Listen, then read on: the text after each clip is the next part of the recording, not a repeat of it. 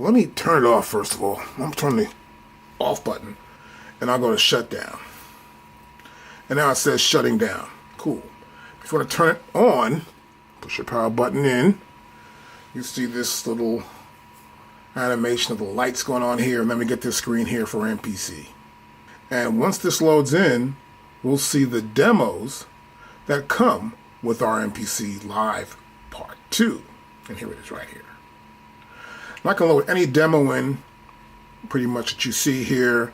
I can go to this hip hop track, I go to there. It loads in, progress bar, samples loading in. I can cancel as well, but I don't. And this is it here. I'll press play start, stop that, okay? That's how it starts out. The beauty of the new MPC Live is the ability to use the speakers. You have speakers right here at the bottom. These speakers are the ones you hear when I press play here. Stop that. Let's go to like solo a track, matter of fact. I'm going to go to here and I'll just press solo, and then I'm just hearing the speakers alone right here. It's kind of cool. And you hear the audio sound coming out right there. We'll press stop right here. Now this is run on batteries, or you can plug it into the wall with the adapter. Pretty simple stuff. Let's turn it off. I push my power button in again, and I'm going to go here. I do not want to save. We're shutting down. Now I'm going to pull out the power cord. Okay? That's it right there. I just pulled it out. Put that on the floor. I'm going to turn it on again. And now this is how it starts with the battery. Same screen as we saw before. This is MPC and AKAI. Logo right here. This is our MPC Live 2. Now you notice here it says hit me. Our start is right here. It says start. Let's rock. A start. So this means I want to hit that button. And this is a touch screen display. So if I press this button right here, it'll go into that mode we saw before, where we will see all the demos that we can load in to our MPC Live Part 2. But if I don't do that, it shuts down. So in order to start it up, you need to press that button. Let's do that again. Go to here. It'll start up. I'll see that button in the middle again. Then I'll press it. And then I know I'm in battery mode. And then it'll work. Now the reason why they do this is to save your battery power. You don't want to drain it out. You might be sitting on a couch somewhere, and I pretty much wouldn't carry this machine around anywhere. You don't want to break it, but if you're in the bed or on a couch somewhere, you want to plug it in, hey, sit down, put a headset on, you're good, or just listen to the speakers right here. I'll press start right there. But it says press and hold. I got to press and hold it down. It completes the circle. It loads up the demos right here, you can see, and I can pick which demo I want to hear. I'll go to pop.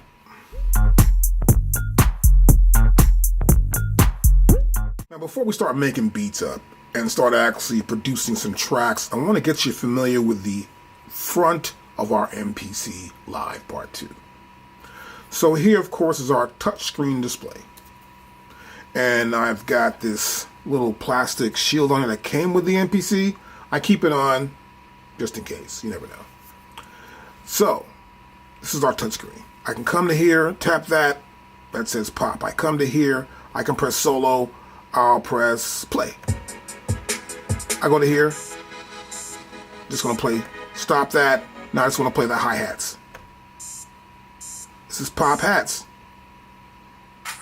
Clap, there's a clap right there in that track.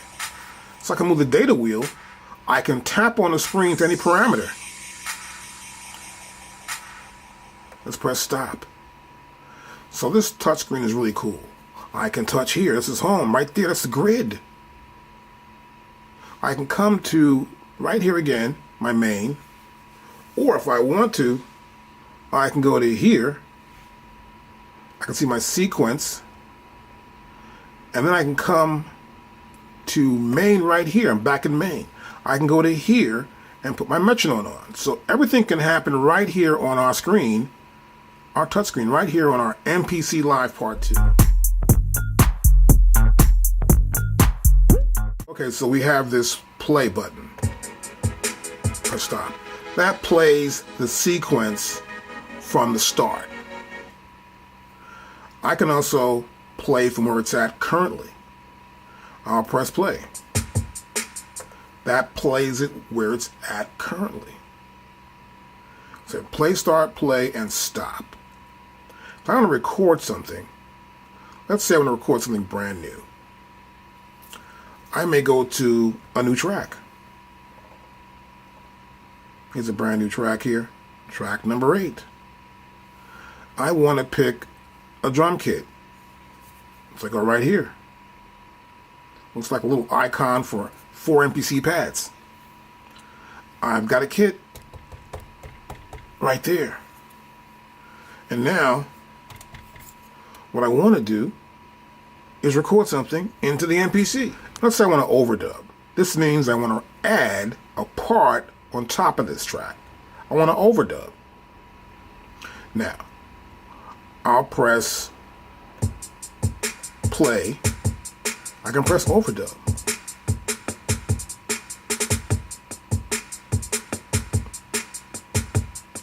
Now we hear the metronome right there. I come to the metronome right here, open this up.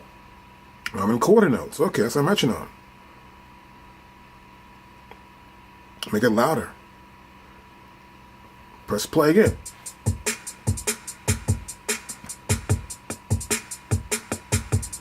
Okay, you hear that.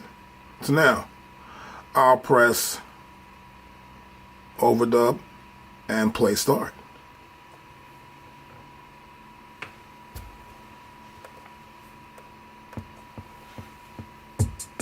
So after 4 clicks, 1, 2, 3, 4, it starts to record, right? So I'll press overdub again and play start.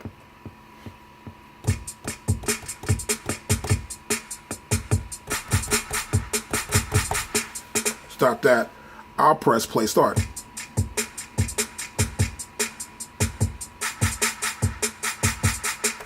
So I've added some tracks to it. That's how we can overdub on top of a track. And that's what this overdub button means. Now, if I want to record on a track, I can record on the track as well. I can come to here, I'll press record, and I'll play start.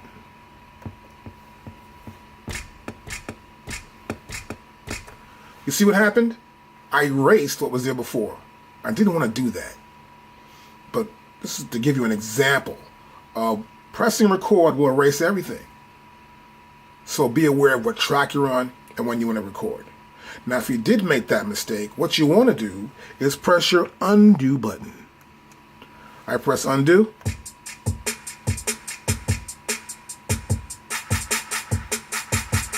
I'll press stop. I'll undo again.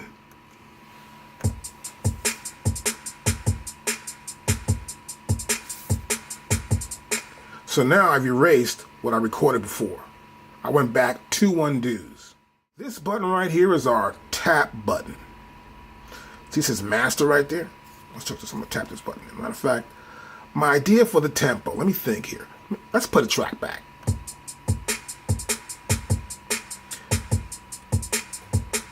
Okay, got an idea. I'll tap it in. Play it back.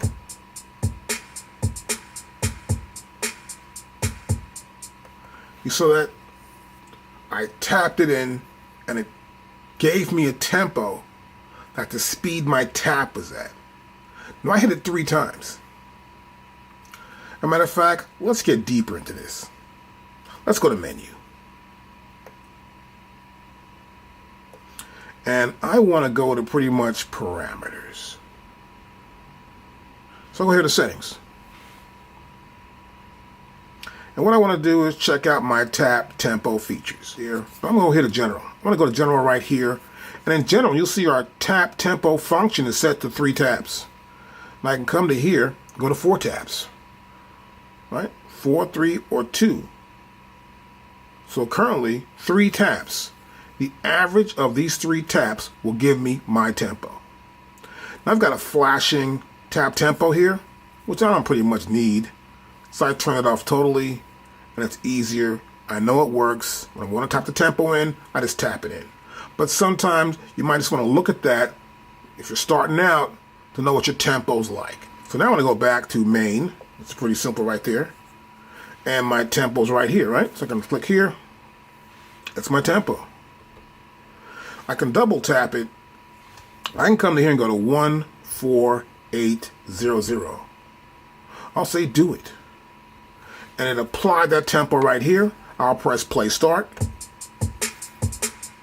The next sequence. This button right there.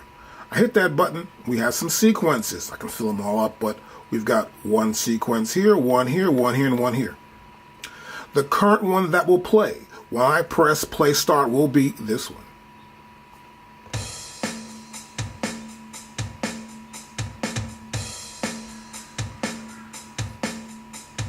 Stop. That one plays, right? I can come to here and let's say, hit that one, play that one.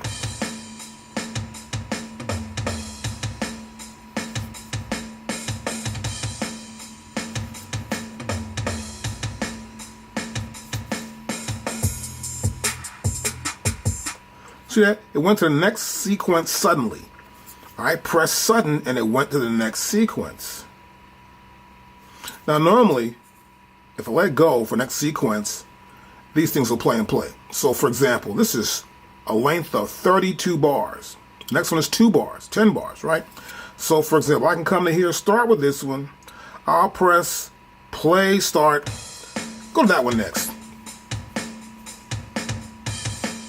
See, it went to this right here.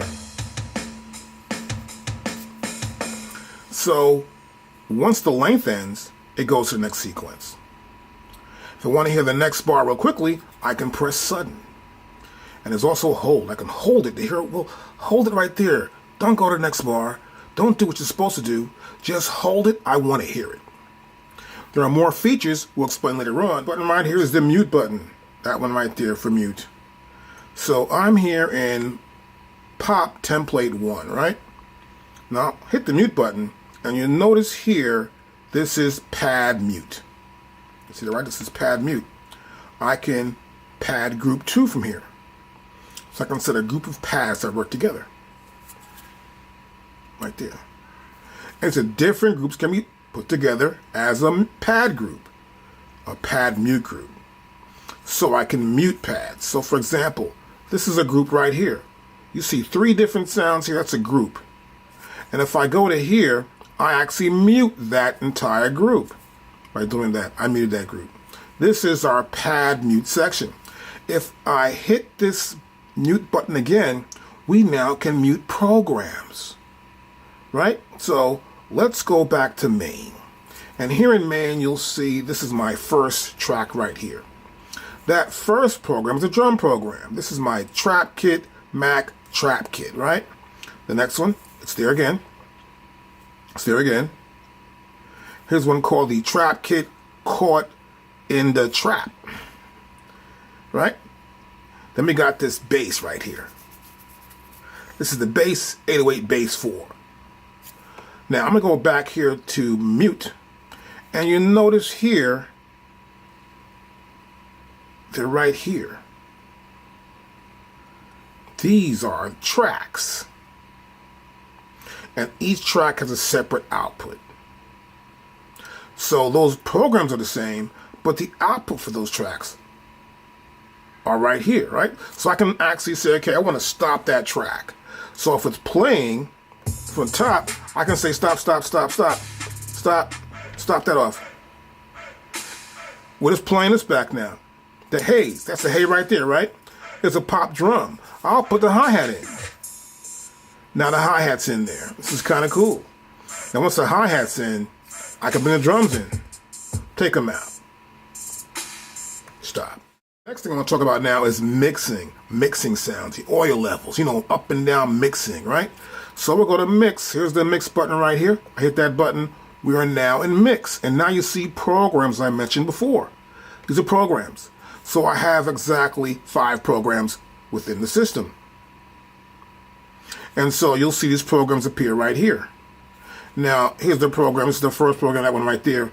I want to go back to main, and I know it's going to be this pop. So I want to go back into this track here, and then I want to press solo. And I want to go back to mix. And here is mix. I'll tip this again, and it has a red outline there. That means it's working. You'll see the name of that program here. You'll see its output, which is 1 and 2. And I can come to here and move the fader up and down. Let's bring this down some, play. So I can control the audio level from here. Now, I never want to go above 0 dB, so I'll pull this down. Right? That's going to pull it down. Now, to control my master audio level, I can come to right here.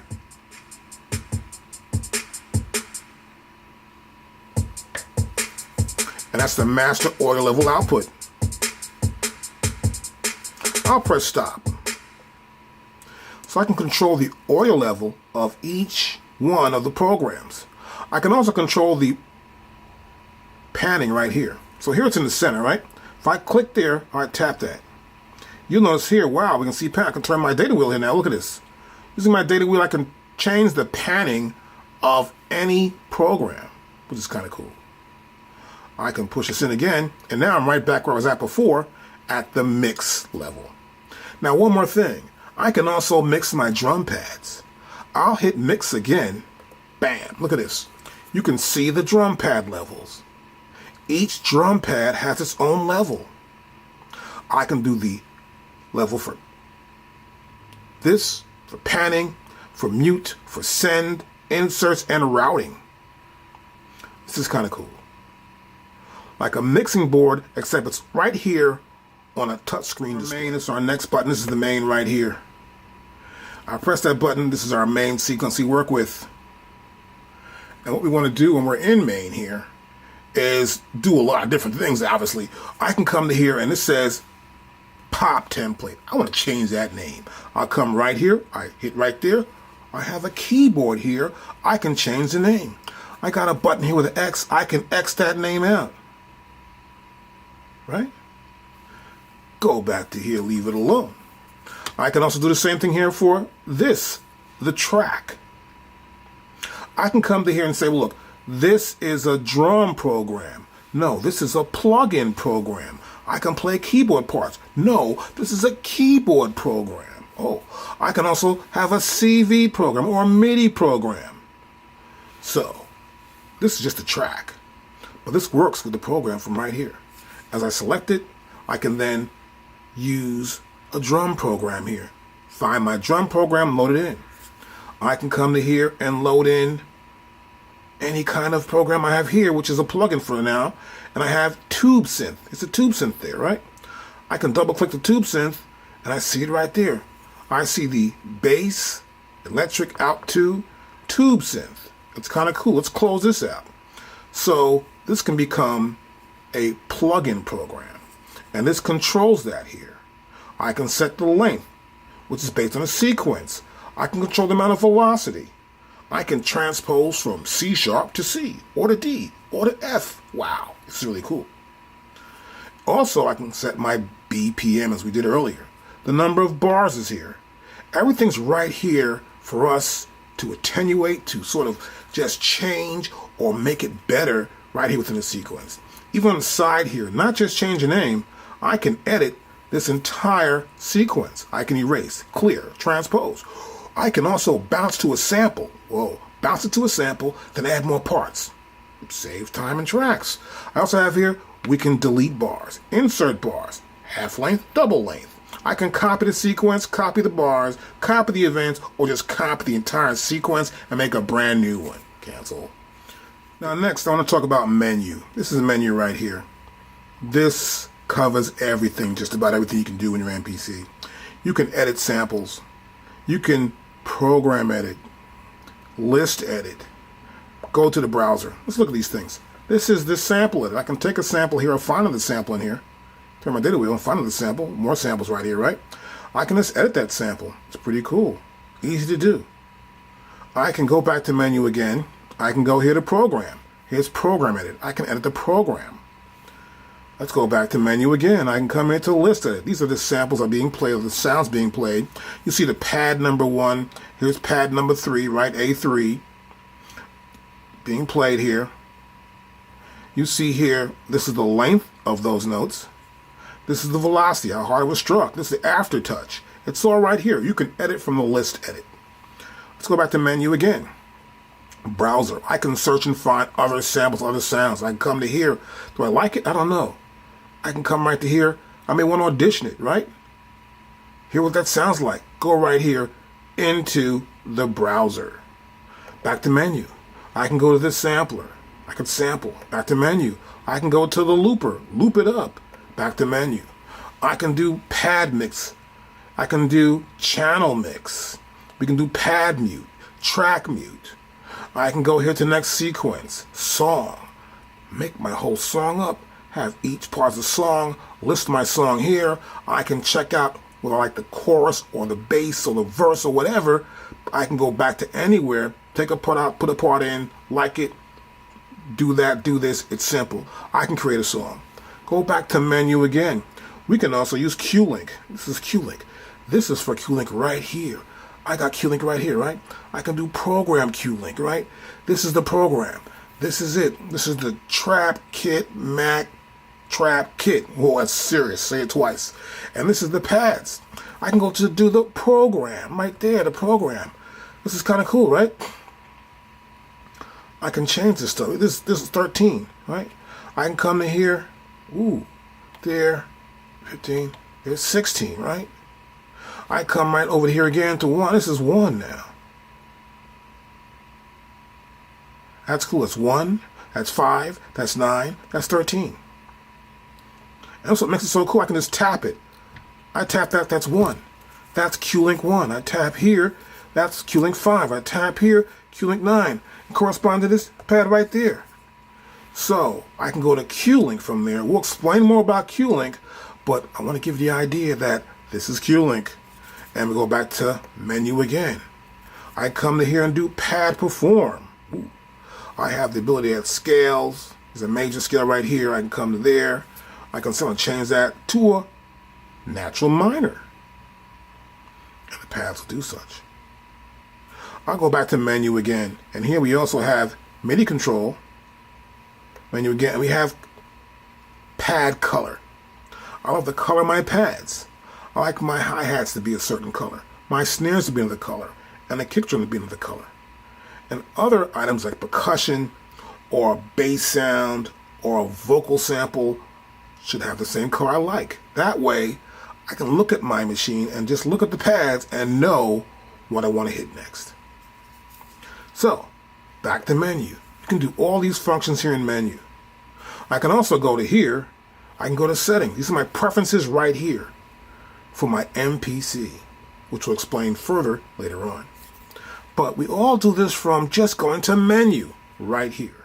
Menu here, we have the functions you also see in main, which is home, our main part right here, right? That's a home.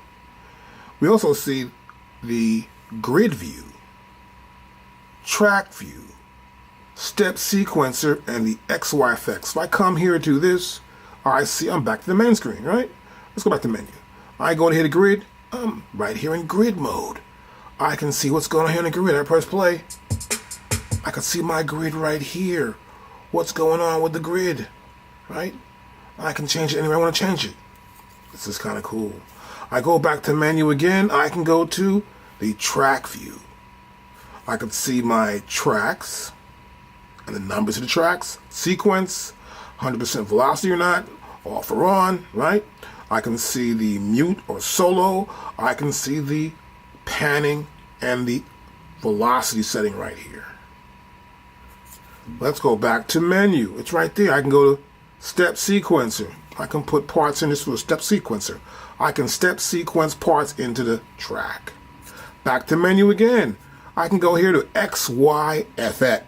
I go to here. I can add effects right here in my XY effect. And that's all done from menu. And by pressing down this shift button right here, now the menu becomes a browser. If I press shift down again, main becomes grid. I hold shift down again, mixer becomes sampler. I hold shift down again, mute becomes sample edit, and next sequence becomes XY effect. Back to main. You see below these buttons, and some of these buttons here, you'll notice it has some functions already labeled underneath in white printing. Even tap. This tap is just for that sequence. But if I press shift and I tap something in here, then tap is a master BPM. And so tap becomes a master BPM for every sequence in the machine by holding shift down. If I hold down shift here, then right here we have latch, we have half level, we have notes. And these buttons here for note repeat becomes latch. Full level becomes half level. 16 levels become notes. See that? And of course, step sequence by holding down the shift button becomes automation. Time correction by holding down the shift button becomes on and off. Undo, redo, copy, delete. You can see that. And also pressing the shift button changes the pads. So if I don't hold the shift button down, that's A bank, that's B bank, C bank, and D bank.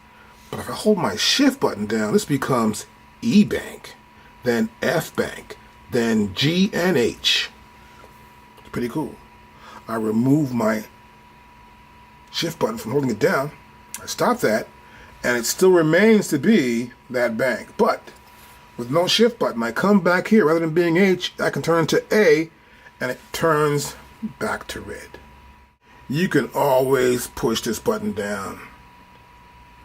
I can push it down, and you see this parameter opened up. I'll push it down again. Oh wow, we got bars right there, right? I'll push it down again. Right there, I can come in and turn that off by opening up another parameter. I can come to here, let's say, and push this down. And now I can see all the sequences that are in the machine. So it's not just a data wheel. I can come and activate also as well. And here, these are all and only for the Q-Link system. So think of this as 1. But this is like pad 13 would be over here. Right? This would be pad 9. This might be pad 5. This could be pad 1.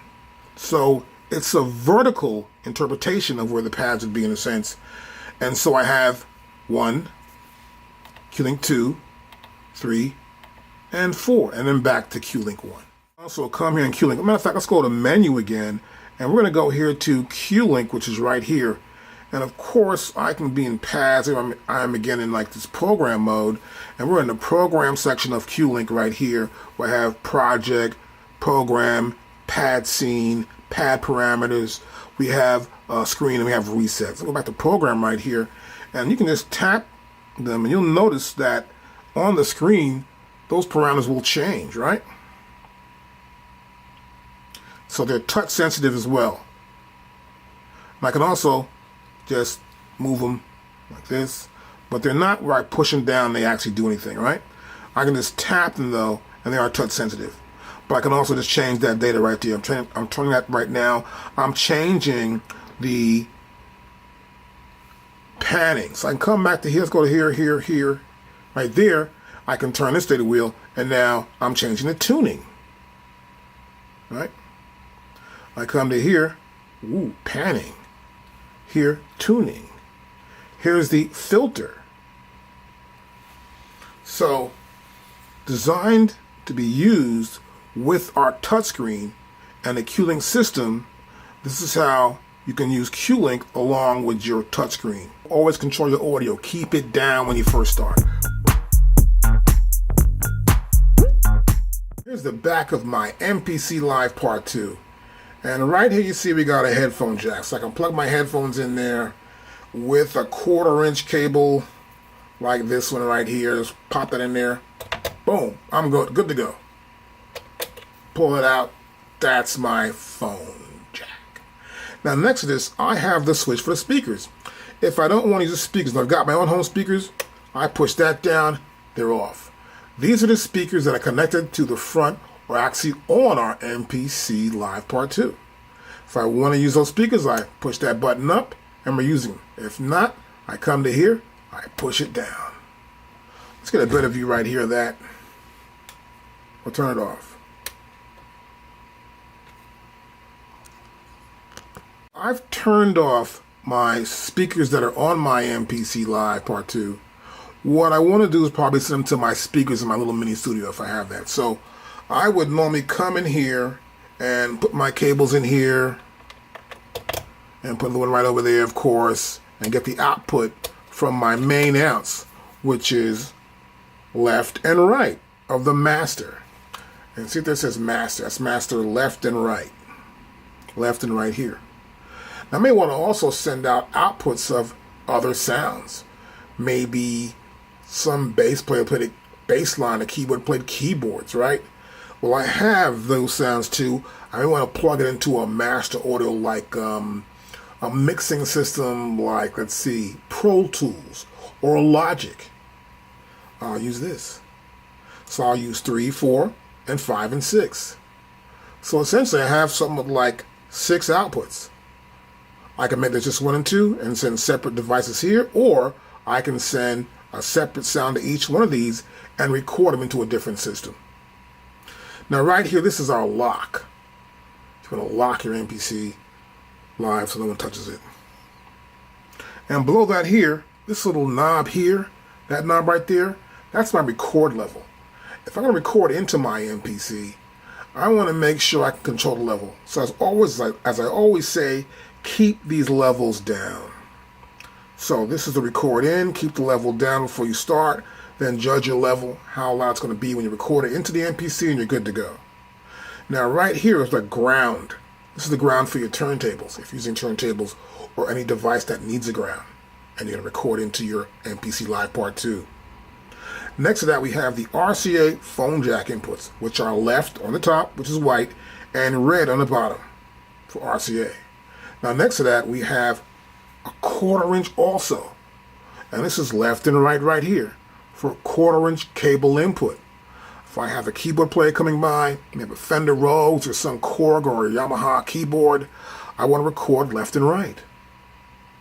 I put the 2 cables in here, and I'll record them into my MPC Live Part 2 system. Sometimes I want to save everything on something. I'll use an SD card. I'll take this SD card here, I'll go to there, I'll push it in a little bit, and it stays in, right? I push it again, and it pops out. I just pull it out like this, and I can save data to an SD card. It's kind of cool. And right here we have MIDI. We have MIDI out, A and B, MIDI in 1 and 2. Now I have to use MIDI a lot because when I use MIDI, I'm using MIDI. I can say, you know what? I'm record the keyboard player. I'm going to put a MIDI cable for them too, right to into here, right here. So record the keyboard player, MIDI cable goes in here. If I don't like the part, at least I have the MIDI information for what he just played.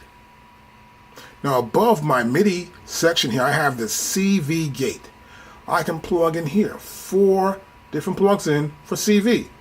This is 1.5, this is 2.6, this is 3.7, and this is 4.8 for CV gate. Right here we have some USB inputs here, right? So this is USB right here, and I would plug my computer right here, right? And over here, I can plug in a MIDI keyboard or another MIDI device right here in 1 and 2. Next to that here we have, this is for our power cable. As it's plugged in, if I am using a power cable, I like to loop it through here, close this back down. Once I close that out, I'm good to go. Here is our link for Ethernet. And here I plug my power cord in. Let's get the power cord out. And here it is. we'll take this right there, that's it, and I'll put it in. And now I'm using the power, and once you are using the power cord, you'll see here, this light goes on. If I unplug this, that light's off. I put it back in, that light is on. There it goes right there. I want to turn my system off. I'm just going to come right here and power it down like that. Then follow my on-screen instructions when I power off my MPC Live Part 2. So here we are, and we got our screen available here, and I'm here because I want to show you how to use your touchscreen. Now, for example, I'm going to go here to Menu. I'm going to go to Sample, Edit. And here we have a sample right here. And so what I want to do is I want to probably look at this sample and see what's available as far as where the begin and the end start. So I can zoom in with my fingers. See this? I can just do it like this way is easier. Let's do it like this. Okay, it's left to right. I can also go on an angle like this. See that? It's on an angle. Up and down, not so much, but on an angle like this, opens it up and closes. So I can zoom in that way. Of course, I can do it here too, but it's faster with my fingers. Go back to main screen. Now here on main screen, which is kind of cool, I can actually double tap sections. So here I can come to this section here, I just do that, and I can move my data wheel. So I turn the data wheel, and I'm going up in increments of 1. Or I can use my plus or minus button and go up and down in increments of 1. Or I can just tap on this, and once I tap, I can go in further and see an easier way to edit the data and move in faster increments. It's pretty simple. So here's the velocities. Here I can say, well, I want to do 120 is my velocity right there. I'll say apply, and then there it is. I'll say do it, and I'm done. I can come back here again. I can write that, well, you know, let's do it 2 times. Whoa, there you go. 200, 2 times, but it went to the max. I was at 120. I suggested double that, but the max is 200. I can say do it, and it's done. I can come back to here again, open that screen again, of course, go to here. Well, matter of fact, let's cancel that. Let's go back to here. Now you'll notice once I get in here and I go that level, I can always go back. There'll be in the left-hand corner an arrow. I'll click on that arrow. It takes me right back to where I was at, which is this home screen, the main screen right here. So I'll go back into here. I'm going to do half of that. That's 100. Do it. I'm back at 100. You can see right there. Now you can also see here that if you go to a page, you can get back to the main page pretty quickly because this is the main page. And so, for example, if I go to Menu, I have the little arrow on the left, and I can go right back to the main, and you see this little house here, so it's like home, right? And if I go to Menu, I can go to here, which is actually Preferences. And I can leave Preferences, and I can go to this little arrow here. I'm here in the menu mode, but also I can go back to the main mode again. So I'm going down in steps, right? And up in steps. But there'll be an arrow to the left to get you back to the main screen. Now on top of my main screen, you'll notice too there's a toolbar section, they call this here. And so, get my pointer here, toolbar's right here. Let's go to Mix. It's a toolbar right here. Let's go to Mute. There's one there. Not much in it, but there's enough there. We have hardly anything here, but we have this right here for the next sequence. If I go to Main, there's a bunch there. If I go to here, there's nothing. That's 16 levels. Nothing at all there. So it mainly happens here on the Mute, the Mix, the Main, and the Menu. And even if I go to Menu and I come here and go to Settings, there's nothing here. So Here in the main, we have the title of the project. It's untitled. Now here we have a folder, right? I click on this folder here, and this folder has project information. Actually, files loaded in. You can see the files right here. These are the current samples. This little triangular arrow points here to the samples. Right here is the program, right? And I come to here's the sequence. The sequence is right there. So I hit that program. You'll see here that this is the program for the drums, the trap kit. This is the program, which is a keyboard program. Notice the keyboard icon right there for the bass, 808 bass. Then again, we have trap kit caught in the trap. And that looks like a little icon for an MPC, for MPC pads. And this is a program, which is a drum program. This is a keyboard program, and this is a drum program as well. Then we have, how many sequences do we have? We have one sequence, and that's pop template. 001 pop template. And you can see here, it looks like a little MIDI data file.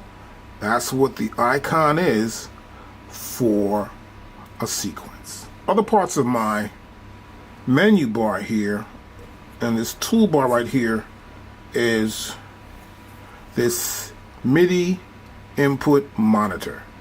The MIDI cable coming in here, I can monitor the MIDI data coming in to my MPC Live Part 2.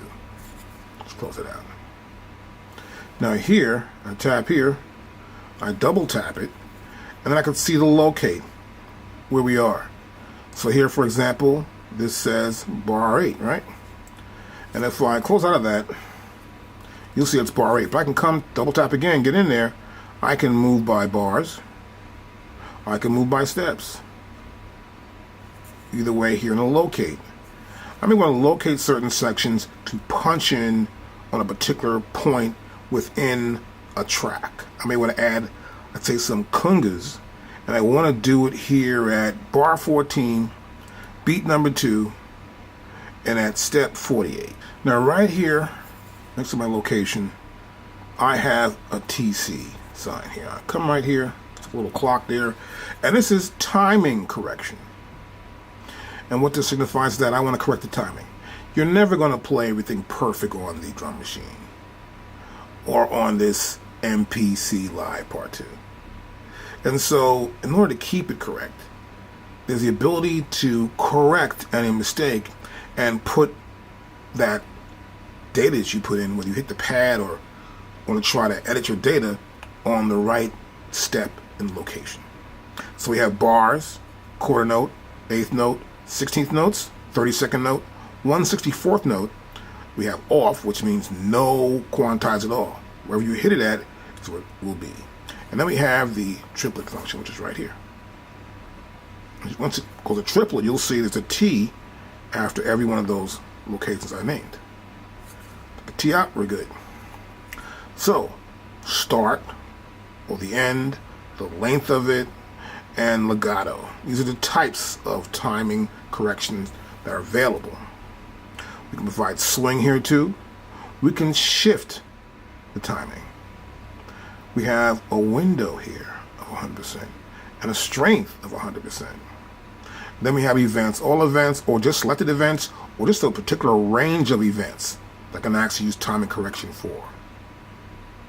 And I can make it for all tracks, not just that one track. If you work on a track, well look, I want the entire thing to have that same feel like a dance record might have it. And we can close it from right here. Okay, the next thing I'll look at here is a metronome. So you'll see it right there. Let's go back in. Right here, you'll see this here. This is my metronome. I'll come to here. And you'll see it here. Click metronome, the click, right? And this sort of measures the tempo of what your song's at, which is called the BPM, the beats per minute. So here we can have the different times we'll hear this click. So we can hear it in record. I can actually tap into here, make it easy. There, tap, and now you see on the left-hand side, I have a list of how to use my counting. This is the counting. In record, I can have a counting, and record and play, I have a counting. So here is off. So I can go to off or double click then, record and play, either way. Now, this is enabled. That means it's totally enabled right there. This is the rate. So it'll be quarter note. So like 1, 2, 3, 4, 1, 2, 3, 4. Get your click. This is the click sound, which is an MPC click, which is right there. And then here we have the volume. Off and on. And the output is coming out of 1 and 2, our stereo output, which is actually left and right. Once that metronome is on, it's no longer grayed out. It's now turned white. So this is where you know that your metronome is on or off. If I go back in here, and I turn it off, and I go back to here, it's off. Now, this little icon here is for automation. Currently it's off, but I can come back to here. Oop, it's on here when it's green. Here, it's off. And here, I can write automation. Now, next at the very end here, we have the top is a battery. And these do the same thing. These two icons are just one icon, actually. And you'll see here, this is a battery. That's 100%. This is my CPU usage.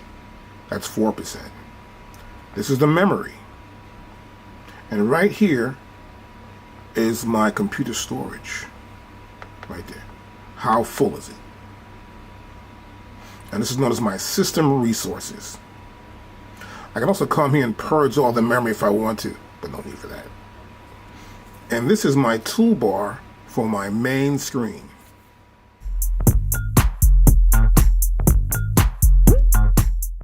Okay, so next thing I'll look at here now is my main window. This is our main window. We must understand everything in here since it is the main window. Pretty obvious. We have the sequence name. The BPM is here, right? And it's the sequence BPM, not the master BPM. If I had a bunch of sequences in here and I want to be the master, I would just come in here and make this master. See that? I tap it, it goes on, it's master. I tap it again, it goes off, and that's sequence. Next, number of bars. It's a brand new sequence, it's blank. Standard is 2 bars. You can change it in your preferences section. Here we have start and end. And it loops, so it won't just go to the end of 2, it'll go back to 1 loop. And here I can transpose, change the key of the entire sequence, right? Okay, now I'm going to talk about putting in data like the name and sort of changing some parameters of the sequence. So we're going to go here. You'll see here on the right hand side we have a little A right here, and I'll click right there. And as you can see, there's a keyboard here to type in, and it says here set sequence name. The name right there, it says unused. So if I want to get rid of that, I can just go to here, go I, him, and I can go here, press this, I can go to here, I can put numbers in, and a sharp sign there, right? That's pretty cool. And I can also delete, and I can just get rid of the whole thing. And I can also go back here, as you can see that was capitals. I can go here back up again, and I'm in capitals by selecting this up arrow. And I'm in capitals. Once I hit a capital key, then it goes back to the lowercase keys right here. I can go back here, and I'm out of it. Now also, if I want to go to here, and you can see here, I can edit the sequence itself. I can also go back to naming the sequence again if I want to. You'll see right here's an icon for a keyboard. If we hit this right here, boom, right back where we started from. Right? So I can go back to here again, and it takes me back to where I was at before, which is right here. So this is the edit sequence section. I can erase an entire sequence. I can clear it. So clear and erase are two different things. I erase all the data. Here I can clear it. Just clear it out and add some more stuff. I might just want to keep the name. I just want to clear out the data. I can transpose that sequence. I can also bounce the sequence to a sample. That means I play the sequence back. The MPC Live 2 will make a brand new sample. And then I can use that sample to add more instruments and more sounds to it. Or bounce that sample out and give it to someone to sing or rap to. I can delete bars. I can insert bars. I can half length. I can double the length of the sequence. I can copy the sequence. It's a copy. I can copy the bars. Let's copy the bars. I can copy the events. And I can save current sequence. And here's save. That means I would save it to a little disk right there. I would save it to the hard drive or to an SD card. And right here in the track section on the main screen is the track number. So I have 1, 2, 3, 4, 5, 6, 7, and 8 tracks there, right? Okay, and you'll notice I keep changing tracks. In this section here, this keeps moving around. And this is a program area where I can signify which track has which program. So for example, see the icon here, which is similar to, like, let's say 4 MPC pads. And this is my drum program. And you'll see it here below the track area, which says program here. This is a drum program. And this is the program being used. And so that's the program. And track 1 is the bass program right there, right? So I go back to here. This should actually be a different program. So I'm going to go into here, track 1, and that should be this program. And the claps of that program too. And so is the pop it, 4. Next one is 5. And we get here to 7. And now we have a keyboard program. So the keyboard there, there's 5 keys, 3 whites and 2 black keys right there. And you see here below my track section, it says key group program. Now you can also have a plugin program. Now this program is a plugin that we're using here. And this plugin has electric, and this is an electric piano case. So electric case piano like a Fender Rhodes. I also have, you notice here, there'll be a MIDI channel here for that plugin. So this will indicate which program is being used for this track, or for any track within this track section of my main screen. I also have the length of this sequence, which is the sequence length, which is this one right here, 1 to 32. Then here we have the velocity setting, how hard each instrument was struck, or each data input was struck for this particular keyboard. Some are louder than others, but this gives you the maximum loudness set for the velocity. I can also transpose this track. It's track 8. Now, so I can come to here in track 8. I can go to here. It just says track 8. I can say keys. I come in and play. I'll just put in keyboards. Oops. Go back again. I gotta make sure I hit the keys.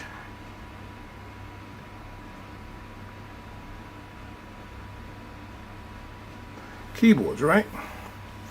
I can put that right there. I can select do it. And now it says keyboards. Now there's different edit functions for the track section here on my main screen. We have edit, and then we have save.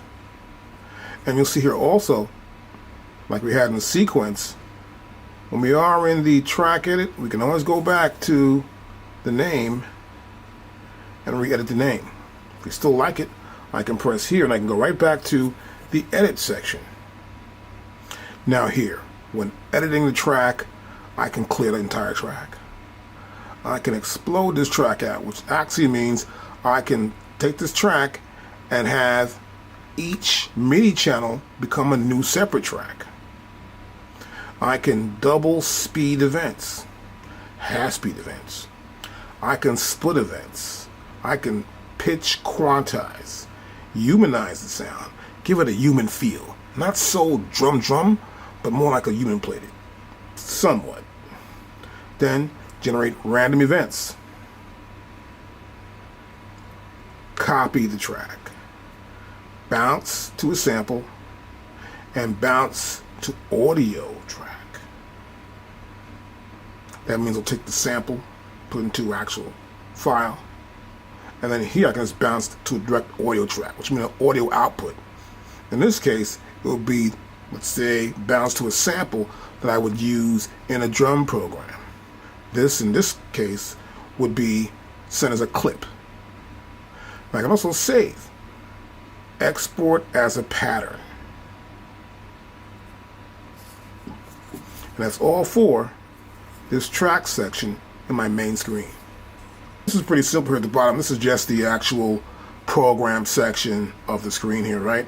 So I have my program section here, and essentially if I go to back in tracks, I'll see this is my trap kit, and I can do warp the samples. That means the samples are warped in this case, which means if I change the tempo, the samples will all comply to that tempo change. I can assign samples in this section. I can edit samples right here. So I'm here in the section here, I can go to here, and now I'm in sample edit. Let's get back out of that. Back to main, here we are. I come to here, sample edit. And you'll probably find some samples that would match up, and I'm good to go. So I'm gonna go right back to main. And then here we have assign samples. I can assign samples. Take a sample and assign to a pad. I'm gonna assign this sample here. I want to assign that there. Assign to pad pretty quickly. Ooh.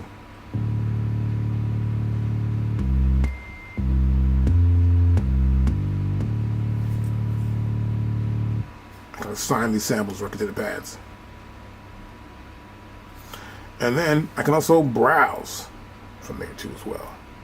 I can browse for samples I want to assign to a pad.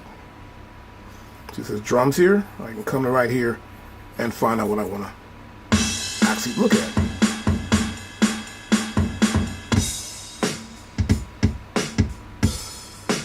And here I'm just auditioning those sounds.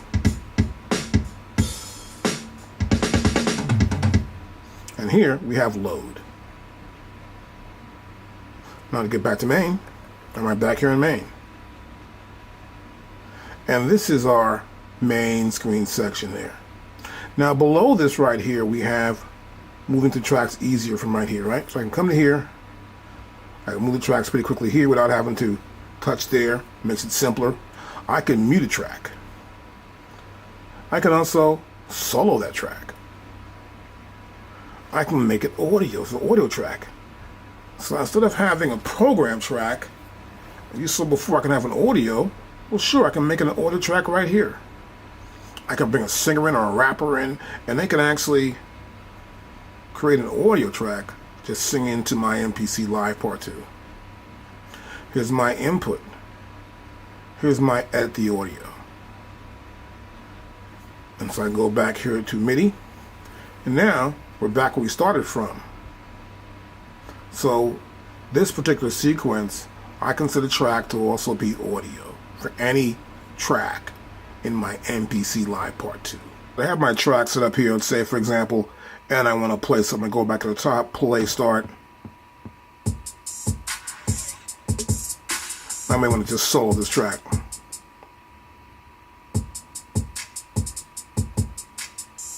Now solo the track here, and that plays. As I turn up, I'm soloing each track on solos pressed.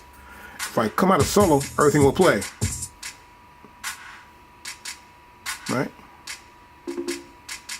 And this plays too as well. I can go up the tracks here. Oop, this track plays now. This track will play. What's over here will play. It plays right there. I can also play the tracks and this mute tracks. Mute. I'm just muting tracks here as it plays back. And that's pretty much all I can actually mix within this main screen, just to mix tracks back and forth and hear how they sound. Next, what I want to do is I want to head back into this right here, which is the grid. And here in the grid view, you can obviously see here we have the drums, right? Now, you can tell because I'm hearing the pop drums. If I click right here, I can select any one of my tracks and I can see the grid for those sounds. Here's one keyboards. This is the pop bass. Let's go to the first one here. Now I can see the different instruments here, of course, as well. So this is a instrument right here. We got this hi-hat there, kick drum there, and I can just click on them right here on this side of the grid.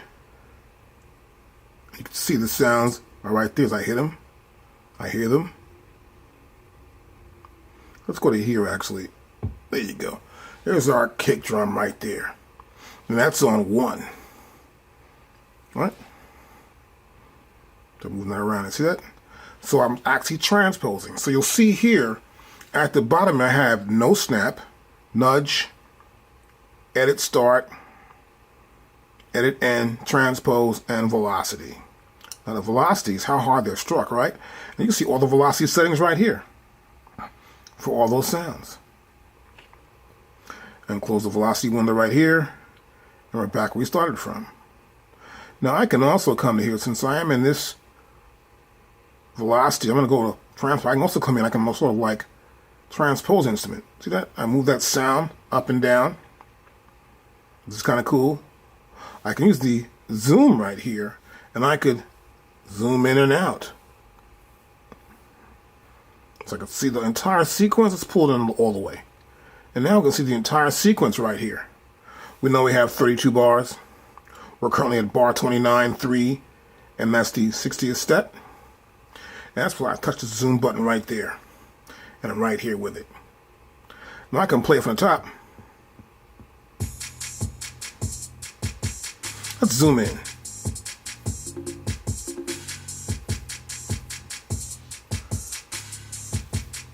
So you saw that I zoomed in while it's playing. So what I can do here too, now that I've zoomed in here, I can scroll up this way. And this is just transpose. Right? So I'm just transposing notes right here. See it right there? I'll see the velocity for those notes right here. The selected notes velocity is right here. You see the little white line on top of the red one here? That's what it is. I can come to here in velocity also. And I can change the velocity for that note. I can make it quieter.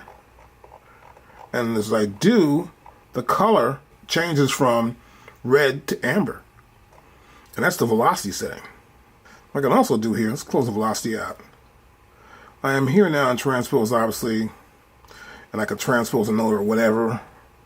I come to where there's no notes at all actually here and do nothing at all, right? But I can also pull it in while in this zoom setting. I can see what's up here or down there, and I can see what sounds I want to see. I can also just come here and just raise the level of these sounds right here so I can see them. Maybe make it thicker too so I can see it and I can actually touch these sounds. Right here, go right there, right, go right there. And I'm right on it as I see these sounds here. Now I can also get to here, let's move to this line right here, right? And then here, in this line, I have sounds. I can take them and I can edit the end of them. Now they're getting smaller, right? I can make the end longer, see that? So I'm changing the length of this sound right here. I can edit the start point and cut the start point down or increase it back out. I could nudge it. I can come to here and nudge it just a little bit. Oops, see that? It's moving at the track. It's moving against the track in the background. They're all staying in the same position to each other, but it's moving in position to the entire track. As you can see right there. I can check out the playback.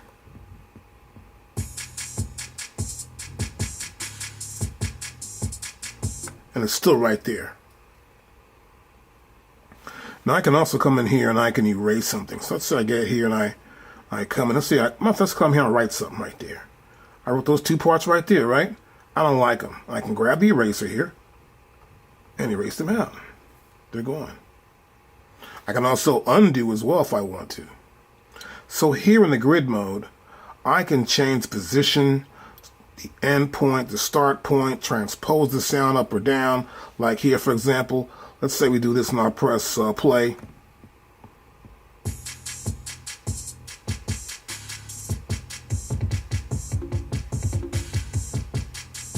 So I just changed these hi-hats into drums by transposing and moving them up and down within the grid. Of course, the same can be done with the velocity. Right there, as you can see. I can bring the velocities down for everything. Those are all the drum sounds. This is a great way to edit. Sometimes I want to scroll. So I come to here, you'll notice that it's scrolling along. As it scrolls along, as the sounds pass this playhead, they play. So I'm scrolling along. I can see what's going on. Let's stop this. To set that up, in case yours is not doing it, you come to here under settings. Here on the settings, I set it up here for follow scroll. See that? It can be off too. Let's go to off. Let's see what off looks like. Close this out and I'll press play start. It's not there, right? It's not following at all. I'll go back here and I want to go to page. And I'll press close. And I'll press play start. So it's a page. The current page comes up and starts from there. So there are several ways to actually view the grid when going into settings when you want to maybe not follow at all, you want to follow along, or you just want to see it page out, one page after another, and let the playback head cross the view on your display. Now here also we can set up our divisions. We can use time correct divisions. Come on, keep in mind it's 16 notes. And here we have absolute and relative. This is for snap mode. What happens here, see snap, do not snap or snap. So currently it's going to snap. So if I put something in here and I come to edit something, I put it in, notice how it snaps directly on the grid. It starts exactly on the beat. Let's undo that. I'll put don't snap.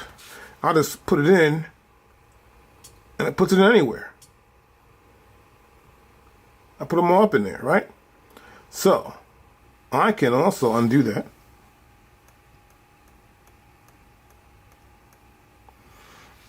And change it. I can come back into the settings and make it relative rather than absolute to where I actually tap it in at. And this is our snap mode. Now here I'm in zoom, and so I can actually zoom in or out, right?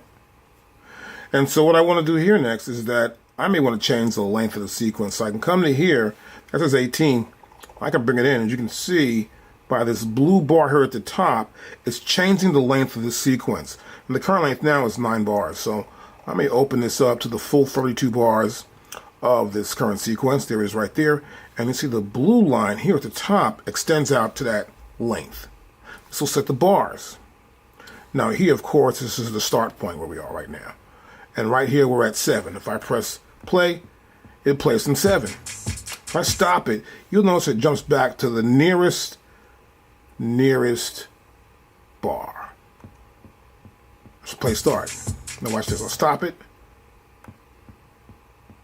Back to 1. No matter what. Now stop it here. I'll press play. It jumps back to the second bar. I'll be aware of that. Okay, so what happens here now? I'm at the beginning here, and you can see I've got my grid open here. We're going to use Q-Link. I'll press the Q-Link button down, and I'll hold it down. Now you'll see parameters that the Q-Link will control. Like right here, we have the program level. the playhead, where it's starting from currently. We have the horizontal scroll, and then we have the vertical scroll, right? So, and one's a zoom, and one is just a scroll. So I've got this first button here, the bottom one here, the first bottom on the Q-Link, and I can extend in and out without touching the screen. The next one rolls up and down. This one can change where the playback head is. I can move the playback head back to here. And the top button here on the screen just changes the volume of the program. So you notice here, once you get into this mode here, you can come to here, you look at it, that's the first one. If I click it again and press it down again, you'll see it's the second row, where I can control the time correct, the swing, the shift timing, and then the time correct strength. And I'll do it again here and hold down this button, and I'm on the next row right here. I'll do one more time, hold down the Q-Link button, and I can see the parameters I can change using Q-Link along with my grid mode right here.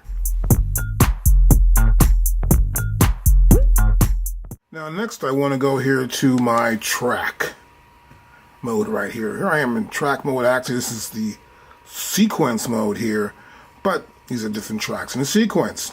Now if I press the play start,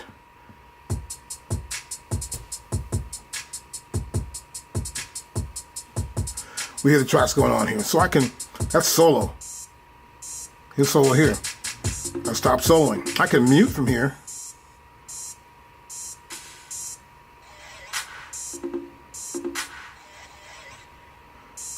So I just solo that track there. I can solo mute. I can change the panning.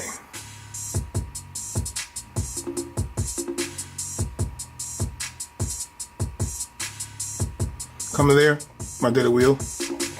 I can go right or left. I see my oil levels right here. Check my velocity if I'd like to come to here.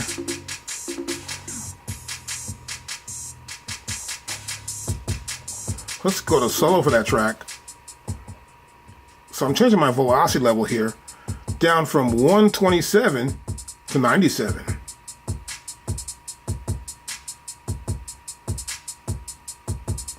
I can transpose it if I want to. So I'm transposing on.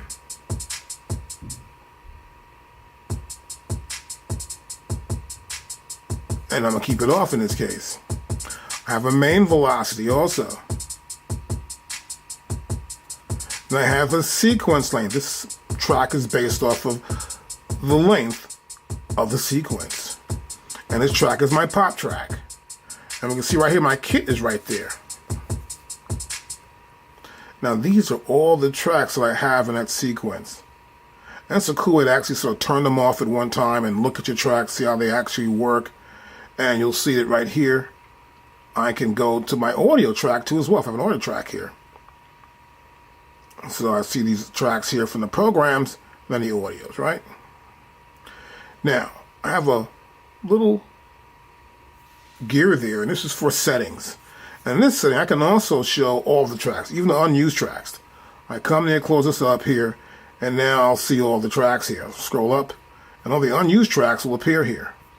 Now, in our MPC Live Part 2, I can have an ultimate number of tracks of 128 tracks in one sequence, right? And you'll see the different tracks here. Like, for example, right here, you see this one here. This is a keyboard track. And this one's a plug-in track. So we'll see that the programs are right here. Now we also have time correction. You can change it here. The start and length. All tracks.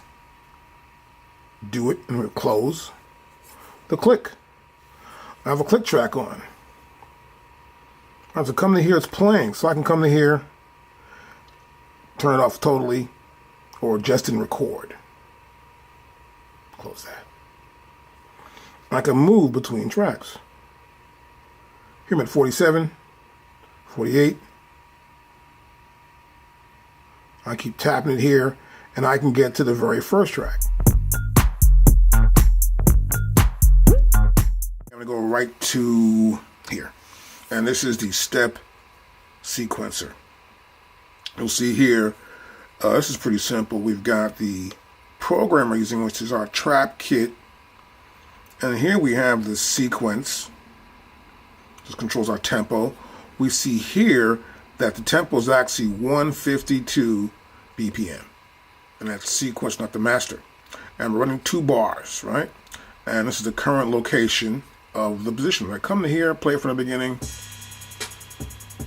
This little thing goes off the bottom, little green little outline for each one of these boxes. Try again. Come back again. 1, 2, 3, 4. 1. So we can see what this is. And this is where it stopped at. Now it's green. See that? So that means that little green outline stopped here last. That's the current position of that little thing. So I can come to any section. Let's say for this, I'm right here. And I just brought the sound down because this is velocity. And so I can do the same thing right here. And now I press play. And it gets louder again, right? So this is the first half. And here's 3, 4. I go to here. Here's 1, 2 section. So you'll notice that here, this is the length. And this is the bar, right? This is the time correction. If I want to correct the time, I can select the pad I want to select to actually put in. So by selecting a pad, this means that this is just one pad. You see this here? It says A01. That's pad 1. So I come in here, I can do stuff like, right now I play from the top. So I had a bunch of drums there, right? I don't want that. So I can undo that. I'll press the undo button. And it's undone. Let's undo this again. Got my levels back again right here. So if you're experimenting, let's say you're experimenting, we're going to go here, we're going to press play. Put 1 here.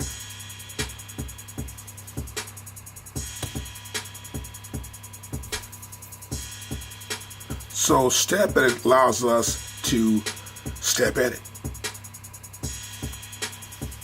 Take that off of there. Let's go to the end of the bar.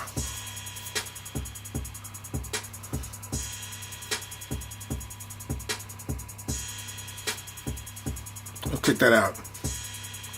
Maybe I want to make some parts of it a little lower. I'll go back to the beginning here.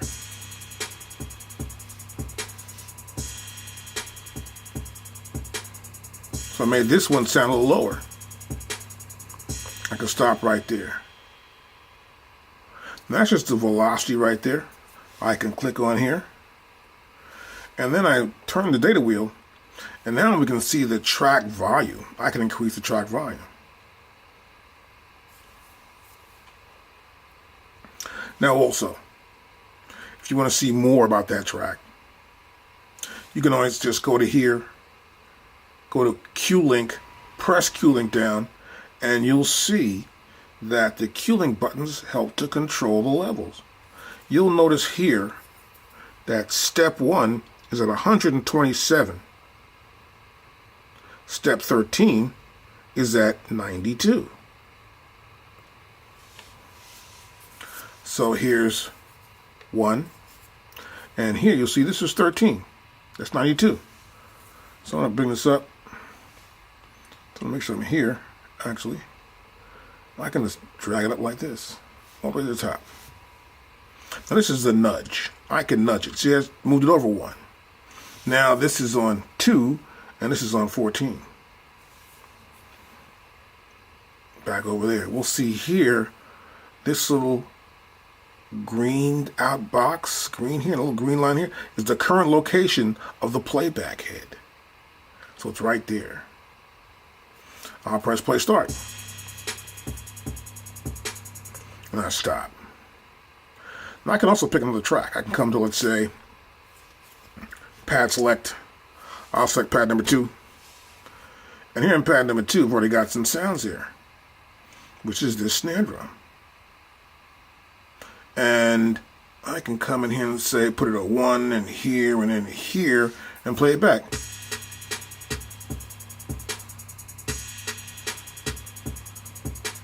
One, 2, 3, 4, and out. So it's pretty simple to actually use step edit to create a track. Now, I'm going to go and erase this off of here and play it back again.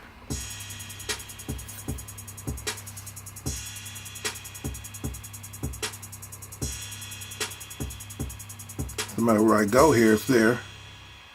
As you can see, it's always here at 9. If I go back to select the track, select the pad, that's the bass drum. That's this drum. That's the hi-hats. Ooh, I found some hi-hats here. Let's do the one thing now. Let's add some extra hi-hats. So I can come in here. I may want to add some extra hi-hats in this track. I don't know. I'll release this again. I go back to my regular position here. Once you actually select pad select, you'll notice too that the time division is gone too as well. So I'll pull this out of here. And now I'll come here and play. I can come in like this.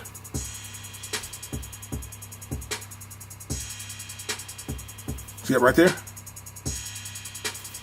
So I've created some hi-hats there in that one section. Now I've got some other stuff for. I'm going to go back in here and go to main, and I'm going to go here to mute. And I want to mute this off of here, and then I'm going to go back into main again, go back to step edit here, and press play. Just add those in. I can take a few out.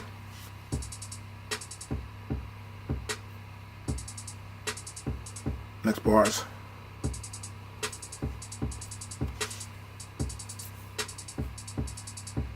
So stop it.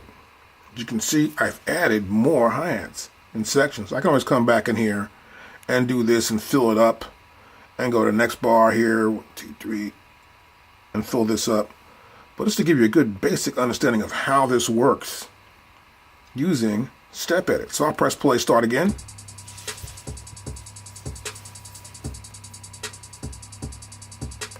Now what I can do also in this one track here, I can do this preset thing. Now I can use it right here, a little sawtooth here. And look what happened. Hit that there. It gives you this same design like this. See that? Just like that. So let's press it here, play.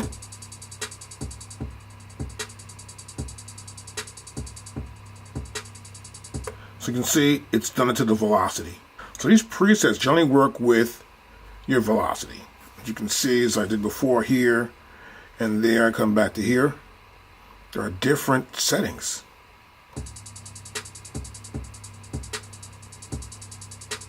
And you can experiment with these. This is kind of cool, actually. You can experiment with them a lot.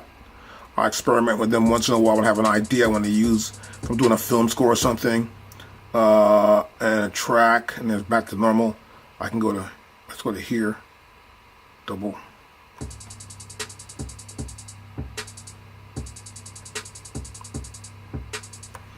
And we're back to undo right there. I'll press play start.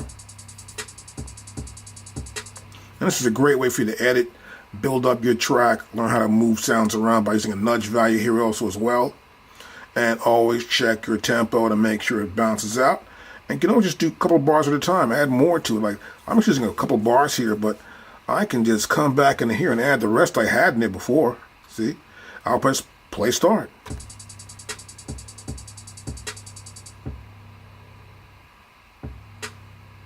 And then come right back in.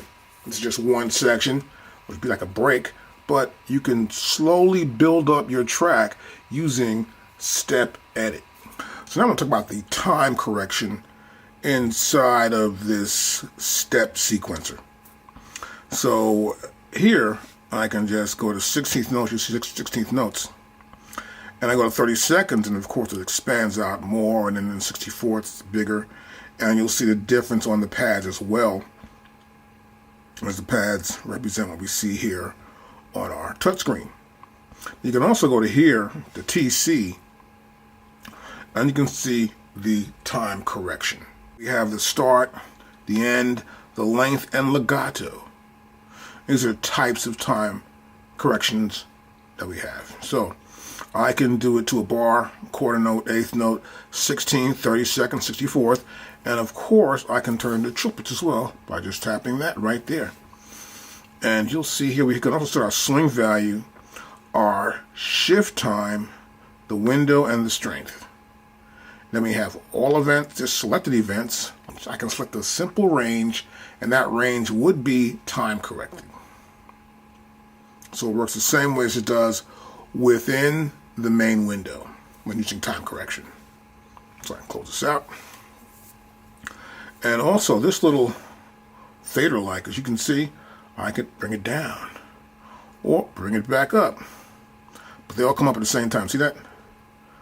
And we've lost the ability to have them. Once I go to the top, you don't have that special ability we had before. We had several, like this first one's down just a little bit. These two are fully red, and so this one. So if I even come down to here, just a little bit, let's say we're going to go to there with that one particular event. If I take this all the way down and go back up, see, it remains the same. But if I go all the way up and come back down, like this, and come back down to here, see what happens? It cuts it off. So be careful of that. So I have a sequence here. It's about 32 bars, and I'm playing it here.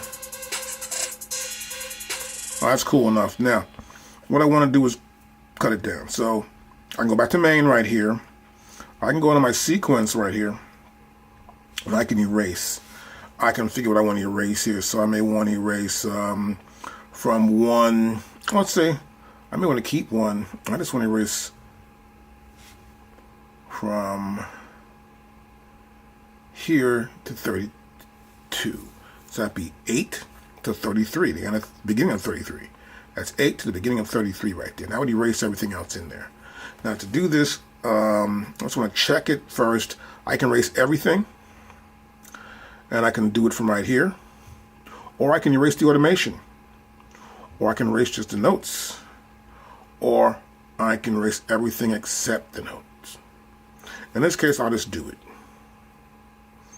And then I'm going to go back to main. I can go back to grid actually, and you'll see here it's all been erased. Now this is all I have left right here is this. Now we still see the 32 there, right?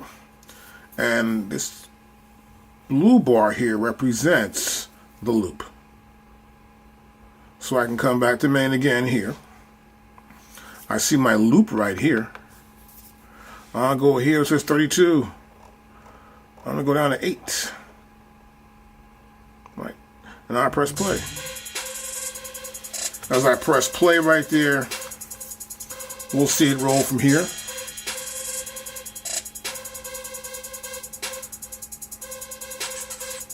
Back to 1 again. If I go to grid, we see it here in grid.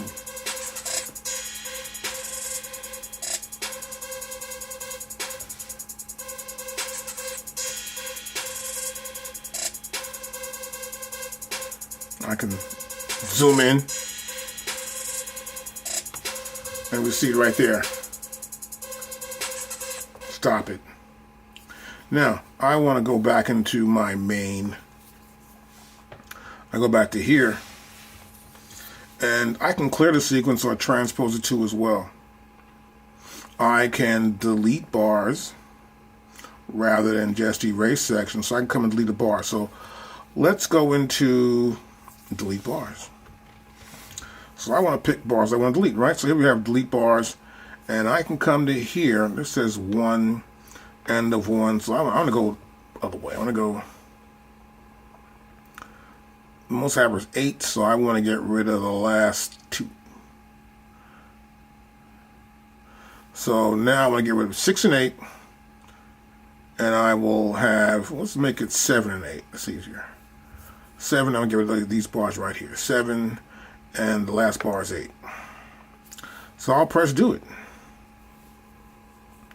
Then I go back to main, then back to my mixer here, and we see here 7 and 8 are gone. So we can delete bars. Let's add those back, and I'll do undo, and I'll go back to main, and I go back to the grid, and now they're back. What I want to do is I want to load in some sounds using the browser. And so instead of loading any one of these demos to get into the software, I'll come to here where it says empty project. And once I go empty project, you'll see nothing's in there. It's all empty. Unused, there's no program. This is the default program name that comes up when you open an unused empty MPC. And now what we want to do now is we want to browse. So to browse, I can go to menu, press the menu button, and I can come right here and press browse. Or, let's go back to main again, I can just press shift and then press menu, and I'm right there. Once I get into this browser window here, we'll see we have this big folder here, and this represents the hard drive, right? And here, it's a separate folder we have here. As you can see, this is the internal expansion, and this is the Vault 2. And that's the folder. And you'll see here is 1, 2, 3, 4, 5. These are pre-selected folders. I'll come to here. This is internal expansion instruments. Then right here, we're going to see expansions. You'll see here clips, instruments, and Vault 2. We'll come as MPC documents and projects. And we come to 5. This is the MPC projects, rather documents and programs. For our programs in, we'll see them. So currently, I'm actually here. I just select that there. I'm in drums, right? And so here we'll see drums. You'll notice here we have that same MPC icon for a drum program. And so you'll see here at the end of each one of these names, the extension is XPM, which is the MPC extension for programs. Now, you normally scroll through here. I'm using my data wheel, or I can use the up and down minus buttons here to get through these kits, but I don't hear anything. So I want to hear what these kits sound like actually. So to do that, it's very simple. You want to come here to audition, and once the audition window pops up, this little area pops up here. It says auto, sync, and warp. So warp means it'll just fall in place with whatever the tempo is. And here we have level as well, right? So it's level there too. So here, that's level. Like if I move my finger here and I pull it down here, the level changes for the output of hearing what's in this program. Now I'll press auto, so it'll automatically play. I'll press audition again so I can pull that down, and then it's not loud enough. And now you can hear it. Now if I move my data wheel down, I'll use the minus button. Right? Plus button.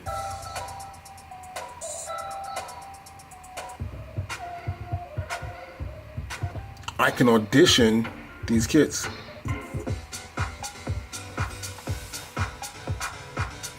And you can hear how they sound, and you can hear the sounds that are inside these kits.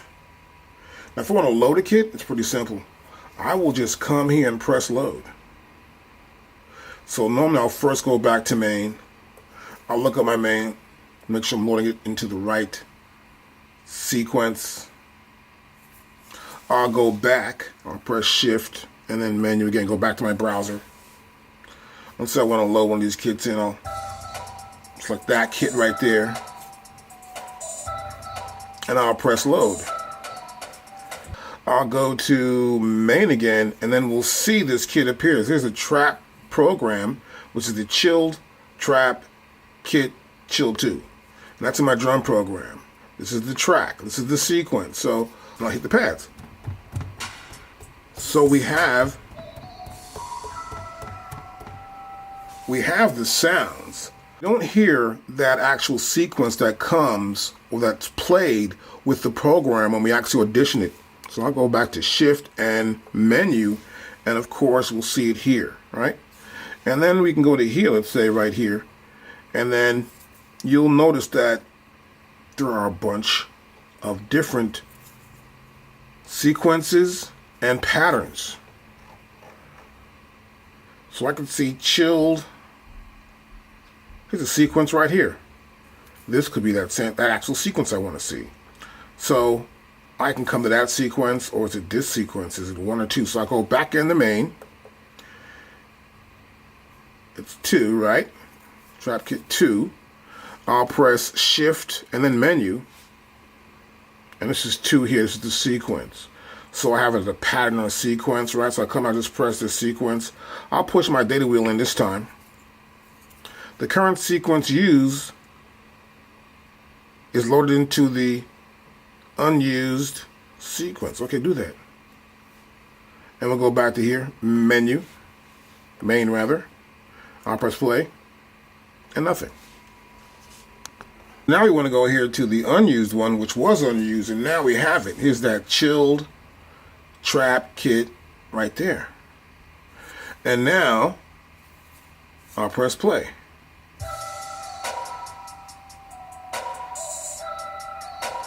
See our BPM right there. So we loaded in the sequence in the next sequence, because the first one was already taken up here. We just loaded only in the program. But just now, I loaded in the sequence, and we're using the same program. Instruments. And here we have instruments. And you'll see here, we start off with basses. This is in alphabetical order. And you can see that we have tons of sounds in here too as well. There's a lot of sounds. So I scroll down to the bottom. I can press audition. We're going to go to auto. You use it at home too. And sort of audition these sounds that you've got there for instruments. You can audition all these instrument sounds here. It's kind of cool.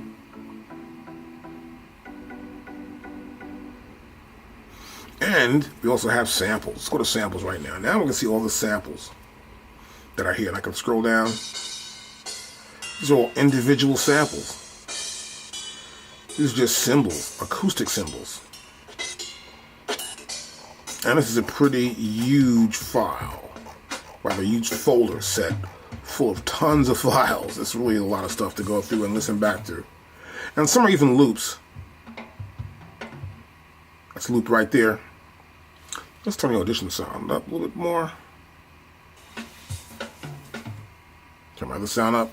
I can hear it better.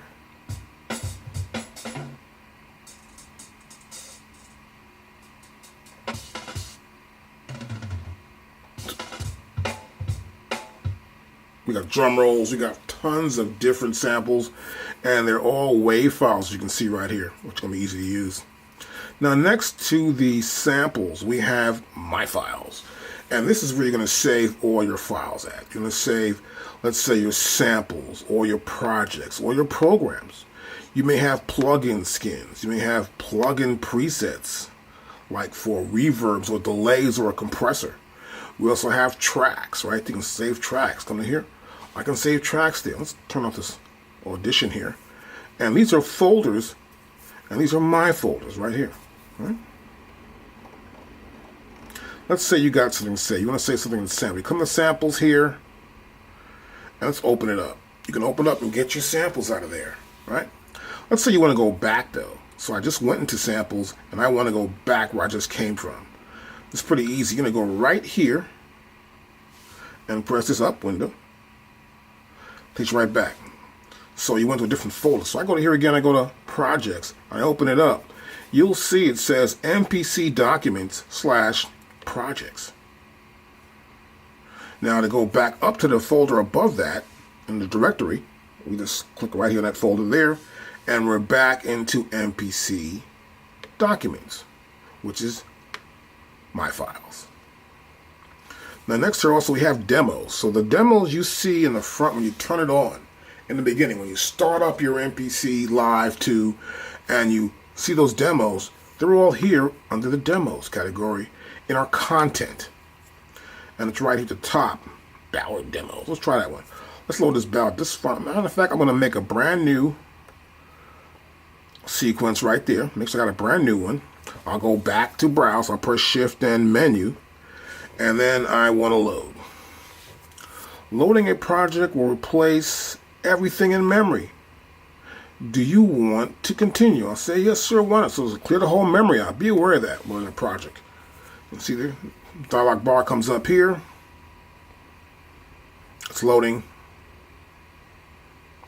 And once it's done, we'll go back to main.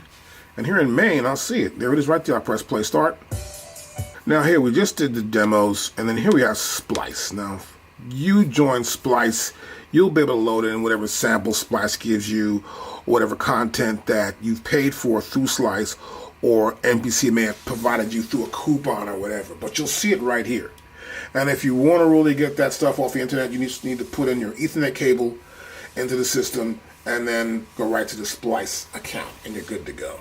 So now I'm going to talk to you about extension names, so you'll know what you're loading in and what you see. So currently I'm in drums, here in the browser section, and you'll notice here that at the end of everything it says XPM. These are the MPC program files. That means there are drums on here.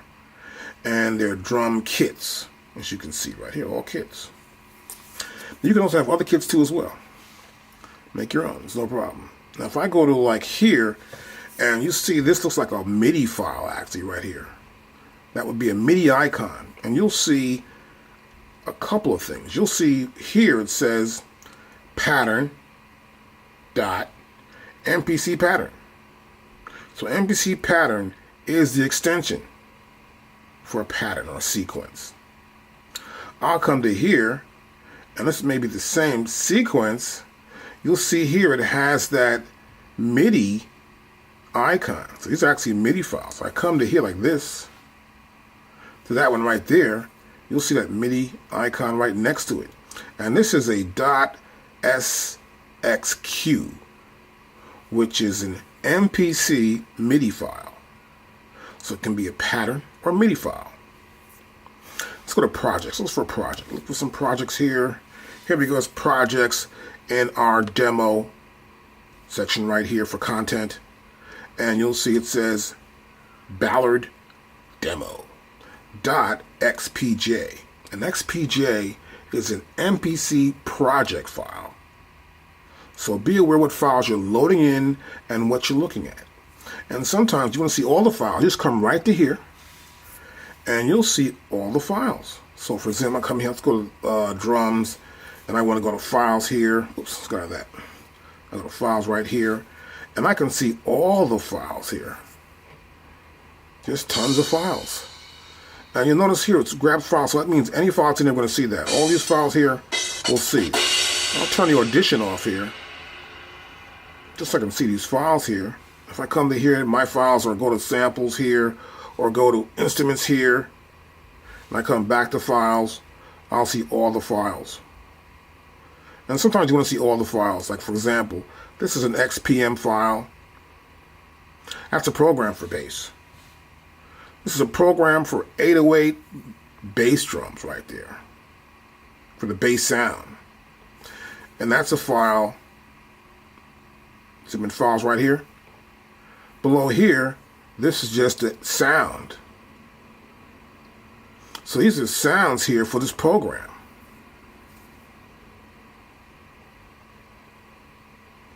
And the program will appear there. So sometimes I want to look in the files to see what files are in here, and I can get an idea that this is a program, and these are probably the files that belong to that program. In case I want to load the files in separately and do something different.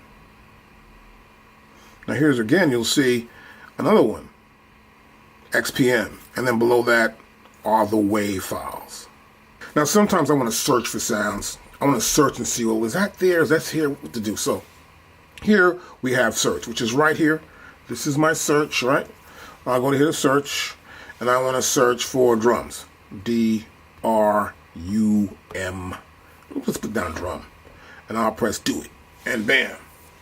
Look at that. I have drum selected here, and now it's loaded up every XPM file that has the word drum in it. Now I can select another content. Let's go to instruments. Well, there's no files that have the word drum in it. I go to samples. Okay. all these files have drum in it. And then look, it's really big. So this is the list. The list appears here. I can see what's going on. Let's go to My Files, nothing. Let's go to Program, nothing. So once you actually fill this out, it will look for drums. You thought your search of the directory. Now, once I come back in here and I just press this X and they're gone, now it loads up everything because there's no more search here. The search for the directory is gone. And now it will load up every bit of content that is in the content area I selected.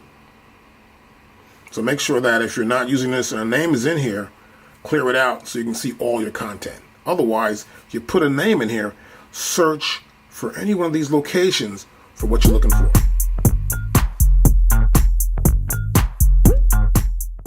And what we're going to do next, we're going to look at this list edit. So I'm going to tap on that. And this is list edit. So I've got a track in here going on. And as you could see, it's scrolling through all the events, and they're all on a list.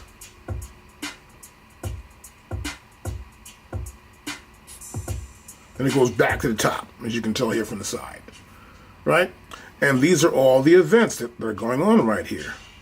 So I'm at an event. And you can hear actually that little sound going in the background. That's a sample also. And it slowly ends. So here at the top, we see it's track 1 right there, right? That's track 1. This is the beginning, where it's the first bar, second beat, and you see here, it's all the events, right? Now we also have up here, we have this little gear, which is the settings.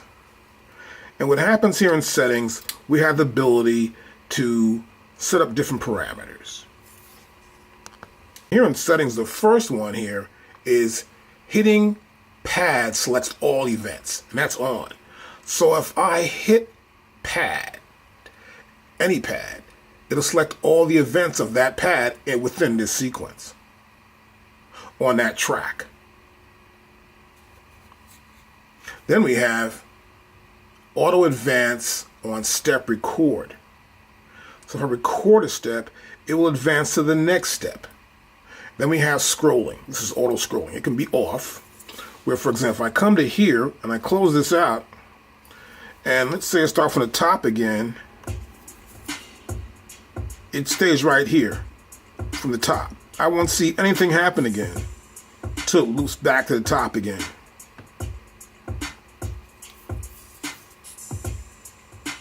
So you won't see the little cursor here on the side do anything at all on the side when it loops back to the top.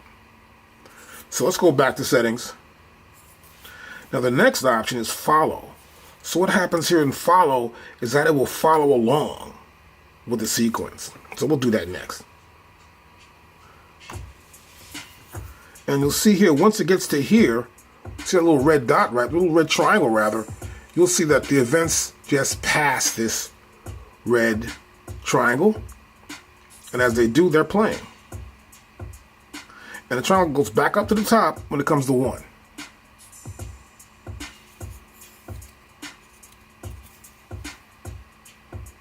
Stop that. This little button right here plays the event. That's right, that triangle there plays that event. I can insert events, I can delete events, I can nudge them up by any amount, whether it's going to be a quarter note, eighth note, a 16th note, a 32nd note. I can nudge that event up a little bit or move it back a little bit by nudging the event right here. Now, if I go back to settings, you'll see here in settings, the next option is page. I'll select page, and I'll close this out, and we'll play from the top. Now, you'll see it'll scroll through each page. See the little red triangle just scroll right through each page.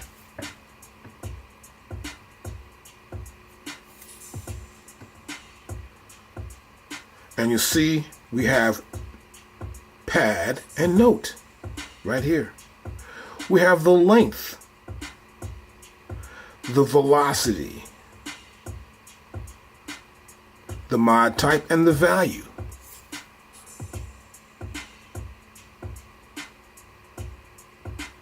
Now I'll stop it.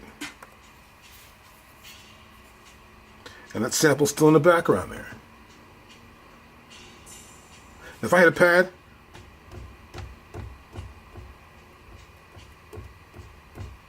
that pad plays. I'm gonna go to 16 levels here, make sure my velocity's good. I'll close this out, so I hit a pad, that pad will play loud. I'm gonna play a pad. I'm gonna play the first pad, which is pad 1. Now when I hit pad 1, all the events for pad 1 I can see right here. And if I were to scroll through these events, I would see them. I can also change info right here. As you can see, the mod type. I'm turning my data wheel, the panning. Let's say I can come to here and change the panning to that one pad strike right here. I can go to right here. I can change the padding for this one. Let's go left here, matter of fact. 5. And between these two drums, I've changed their panning. So this is the mod type that can happen there. I can select the mod, just go to here, select my mod type. Matter of fact, I can just hit the pad. And now, as you can see, mod type selected. Right there. I can change them. This is the value is C, which means center position. This is a cool way for us to edit our sounds within our track, even through menu. I want to talk about the program, and this is really important about having a program and understanding how programs work. So, for example, here I have this kit board up here. I'll play from the top, and this program is right here. R&B kit, Magna Carta, right?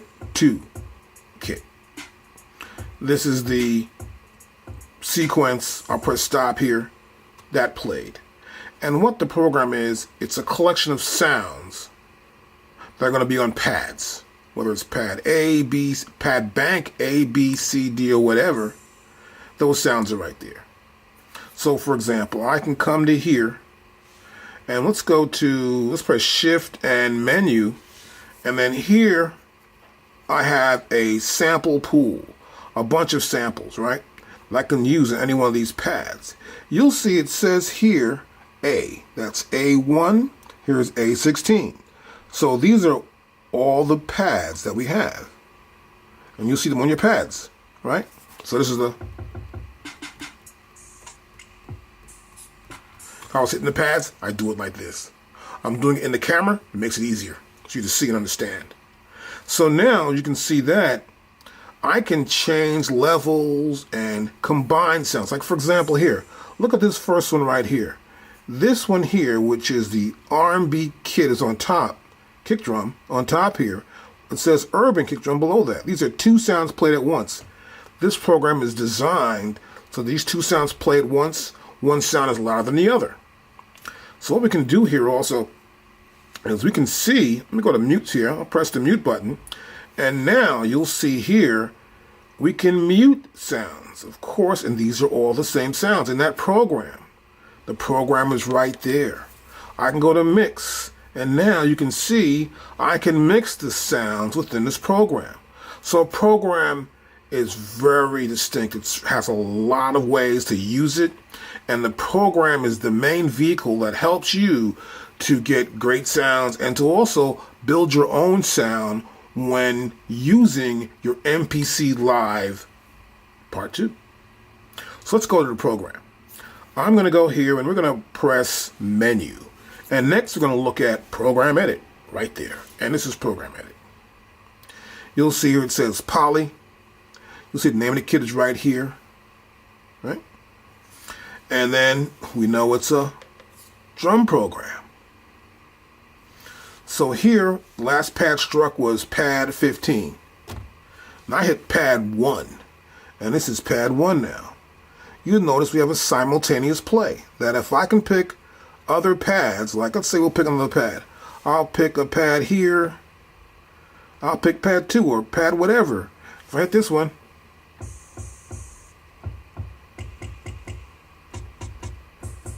you'll hear other sounds play at the same time. Let me turn this up a little bit.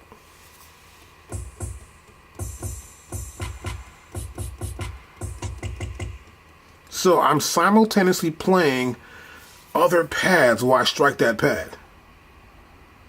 And it's 1, 2, 3, 4. Now here we have polyphonic. So here you can see we have semitones, we have fine tune. So I can fine tune and run in semitones that sound to get the perfect pitch I want. This is the loudness of that pitch. This is the volume. That's set to 0 dB. This is the panning. If I come to here, I tap that, I can change my panning whether it's left or right.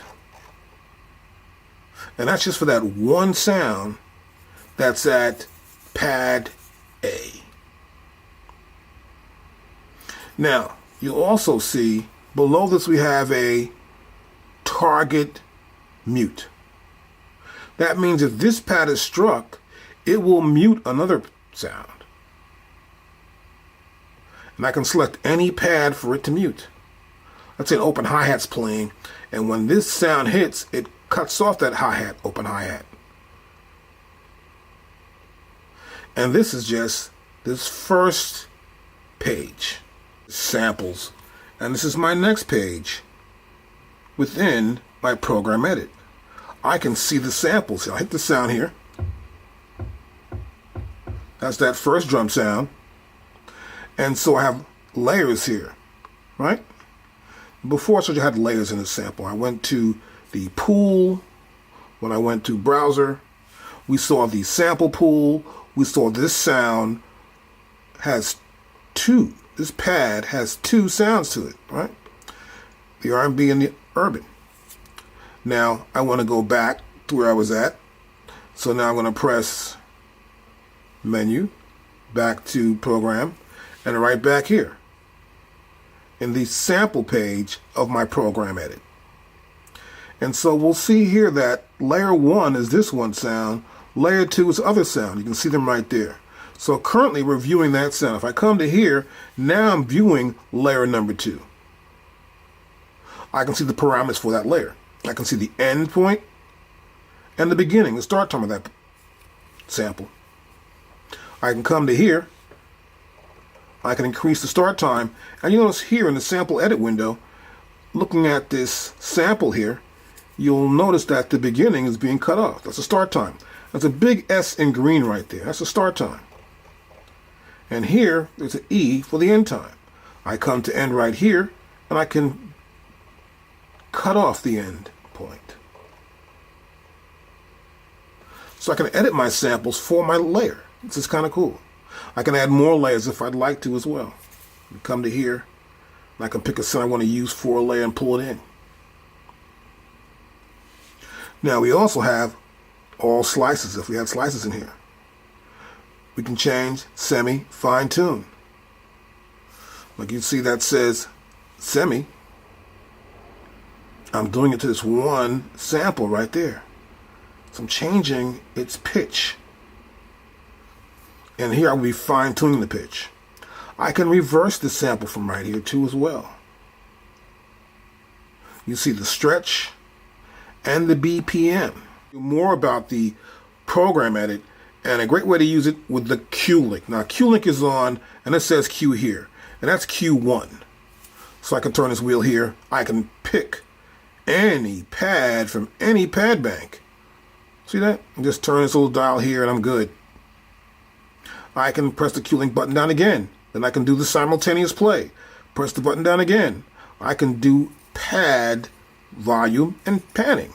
And next, I press the button down one more time, I can do master. So let's go back here to samples. And in samples, we have the Q. We can use the Q right here. As you can see right here, I got slices, pan, slices, right, slice, pan, slice, or go to all. We're in all right there.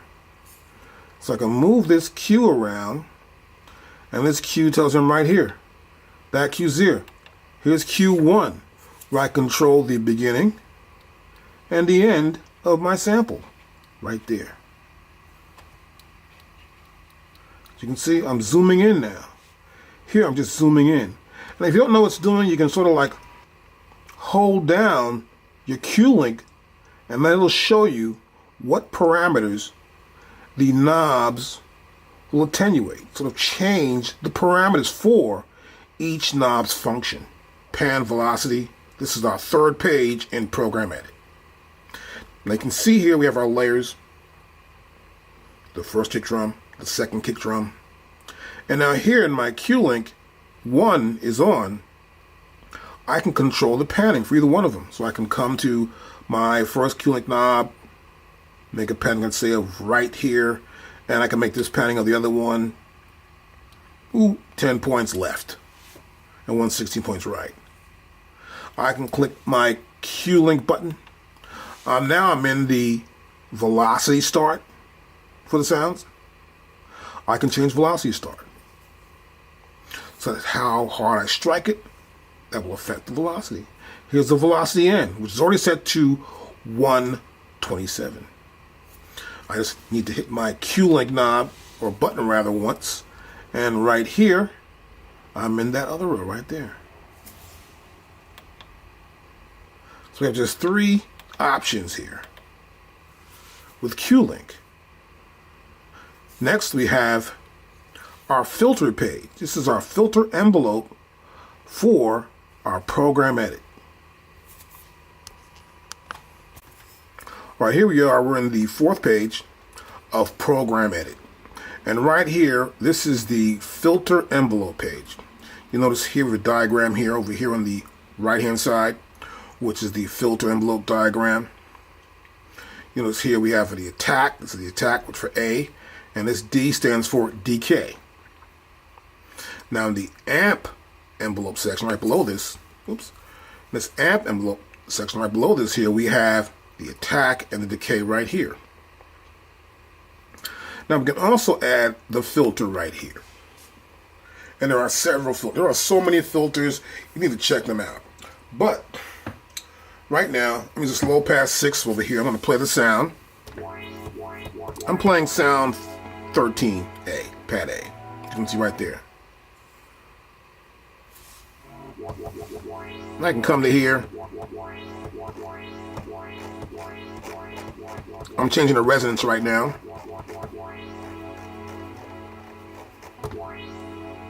I'll change the cutoff now. Much smoother there. What's the type?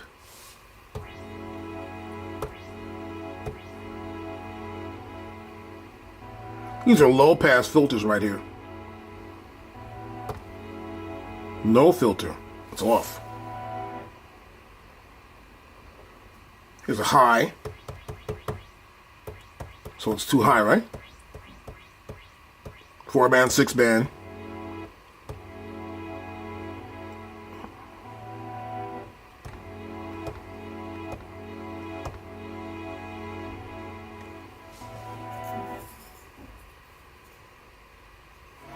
And the sample's being affected by the cutoff, the resonance, and the envelope. And also I could use here the amp, but the amp's just wide open. So here it's open, the sound's just playing through. But I can decay that also as well. I come to decay. And now I'm going to decay the sound a little earlier.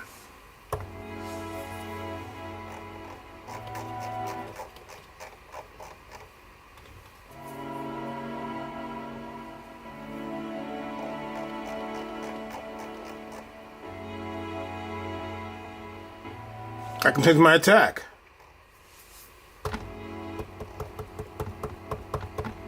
Let's move it in further. So it's amplifying like this, it gets to here, and this little curve here is where it dies out at. Here the filter starts automatically at the attack. Come right here, boom, it's right here, then the filter comes right here, so it's a slow increase of the sound through the filter. And the decay is right here, which just comes here, it cuts off and just decays rapidly. From here to here is my decay. Now this works great with a lot of different sounds, including keyboards, which I use it for, and any sample you want to change the sound quality of and sort of get that sound you feel that works.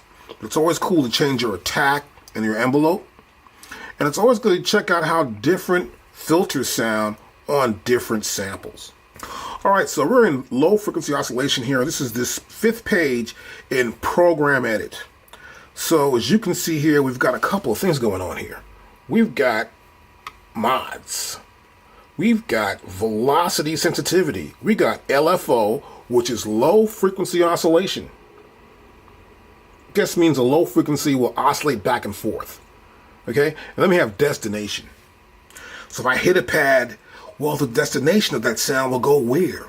And how much will it be affected by the pitch, the filter, the amplification, or the panning? Okay, that's destination right there. And this is a lot to understand for a lot of people who don't really understand this stuff. And if you're a beginner, don't worry about it. Take your time and go over stuff. This is pretty simple. Like here, I'm in my Q-Link, and this is Q-Link light number 4 is lit here. And I know these 4 knobs will affect it. So here, for example, mute group. If I was in a mute group, I could do that. But it's not on, so that's off. Here we have layer, right? So this is my layer right here. I can have my layers. I have a layer for a sound here. That's got layers right there. Okay?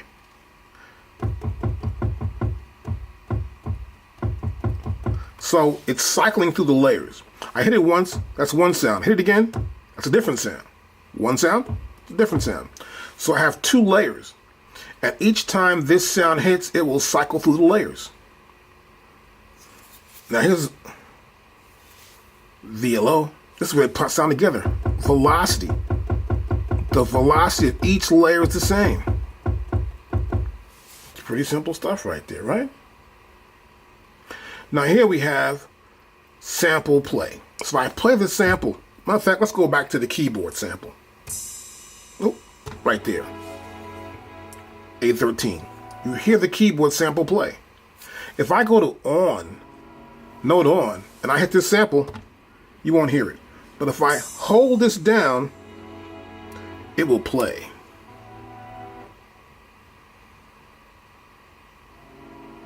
I let go, it stops playing. That's called note on. In this case, I want one shot. So when it's triggered by my programming of this beat, then it'll just play as one shot. I also have this mono right here, set for the pad. I can come to here, and I can change that. It's 2, 3, 4. So I hit it.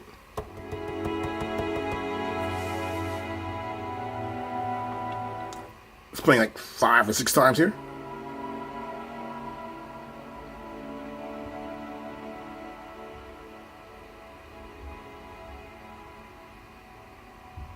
And you hear it just die off there.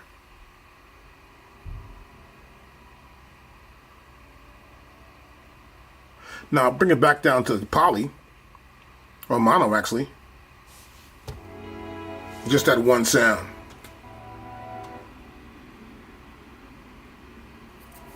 As you can hear there, as it dies off again. Now this is on our LFO modulation. I haven't even done that yet. This is just the modes for it. Now once I set my mode up, I want to set up my velocity sensitivity. So how hard I hit it, how sensitive will it be, right? I come hit that sound. Well, suppose I hit that sound and I added pitch to it. Let's go to pitch right here.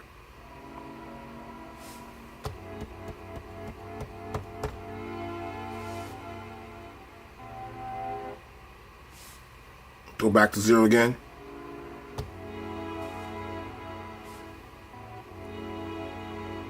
Now, that's soft touch, or heavier touch.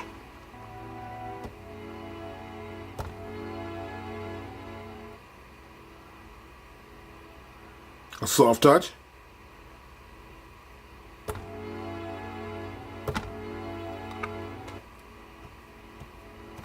You see the pitch change. I have an attack as well. I'm going to attack.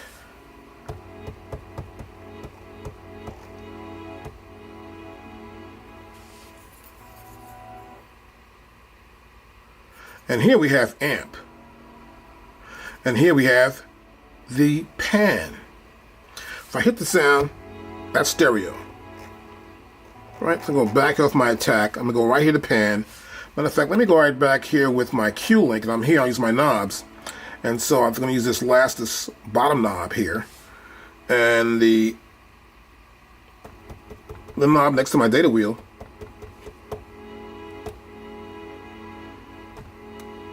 Let's pan to one side. If I hit it again, you hear that fully coming out of stereo. Now I can change the LFO, which is the waveform. I can change the rate, how that wave moves back and forth, how fast it is. And I can also change the sync. I can change the sync timing. Now, for example, here in sync, let's say it's quarter note. I would change it to 16 note or whatever here.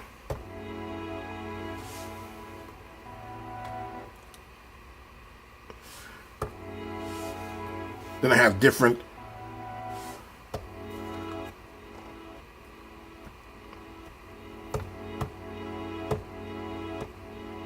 sawtooth, triangle, and sine.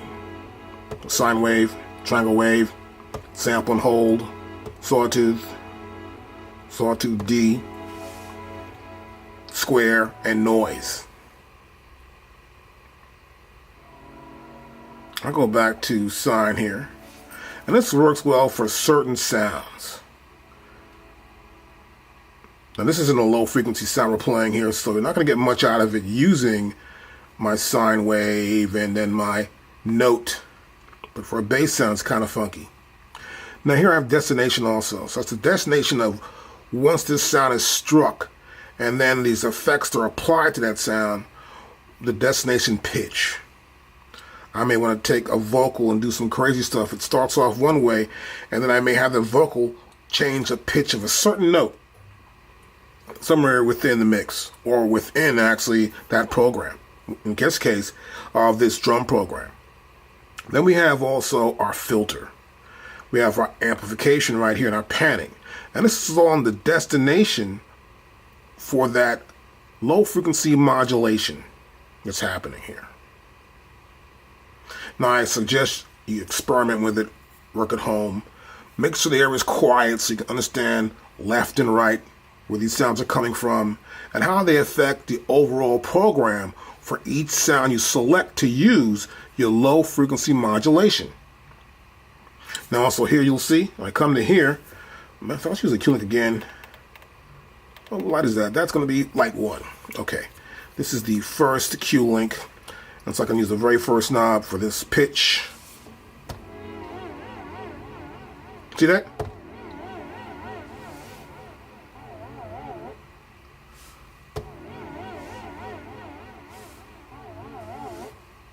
Okay, that's in sync there. That's going at 16th notes. Let's go back here to sync it back down. I'm going to try something else different here. I'm going to do, I can use my data wheel for this, keep my Q link here. I'm able to actually change the parameters for 5 different parameters here. Functions actually. And then here we're going to go back to here and set this again.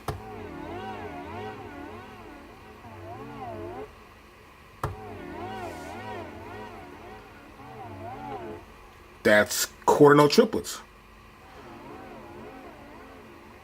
Here's 30 seconds. I'll change my rate now.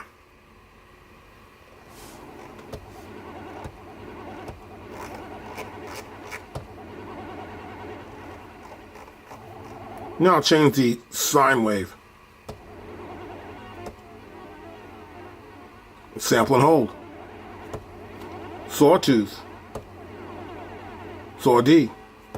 Square. Noise. Just strictly noise. Now go back to sine wave. That is just the pitch. So go back into pitch.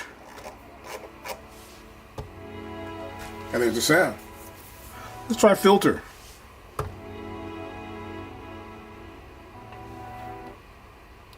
Let's go to filter.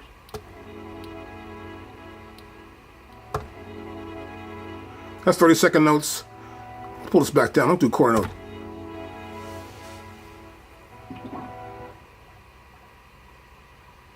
Right.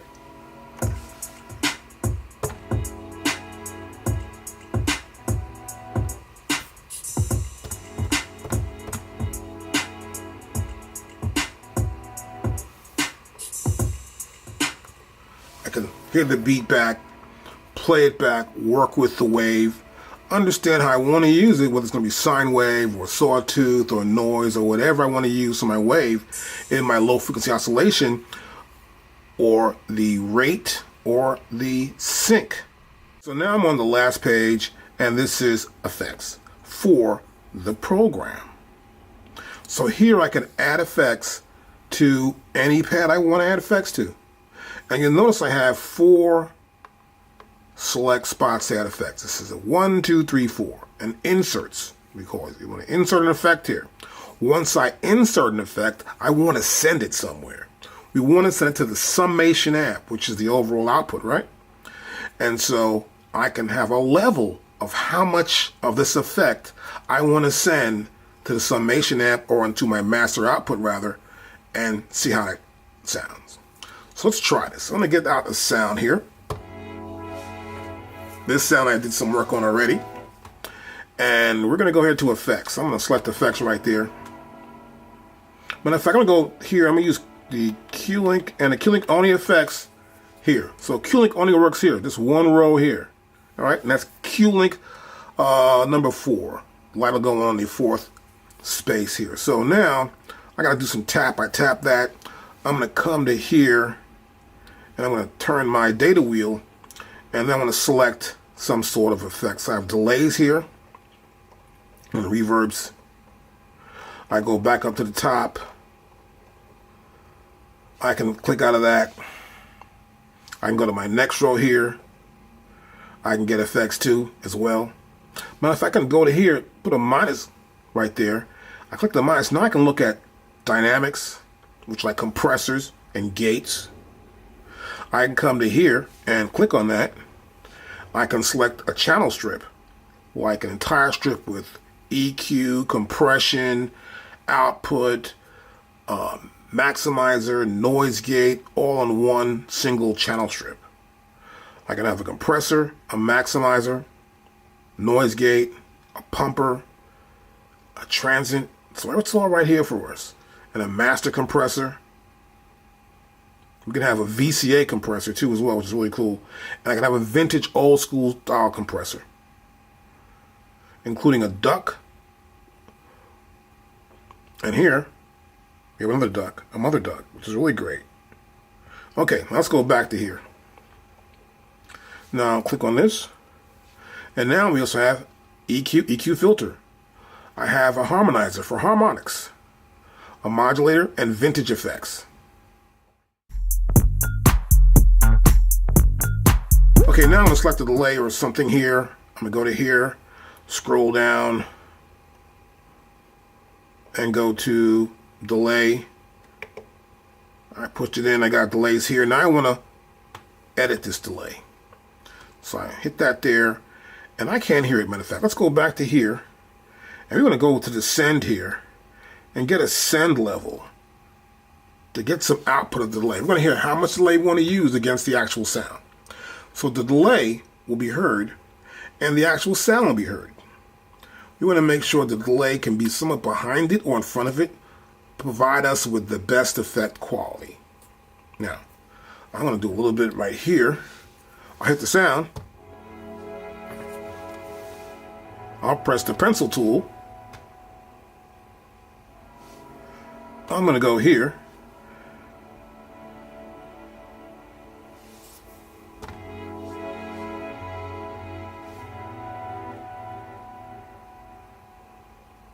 I'll try a dub delay.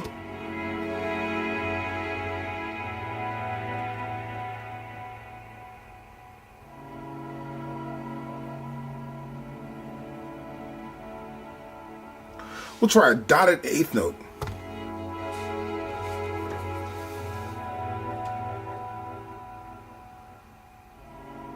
Now I'm going to go back to where the delay settings are. And this is my send.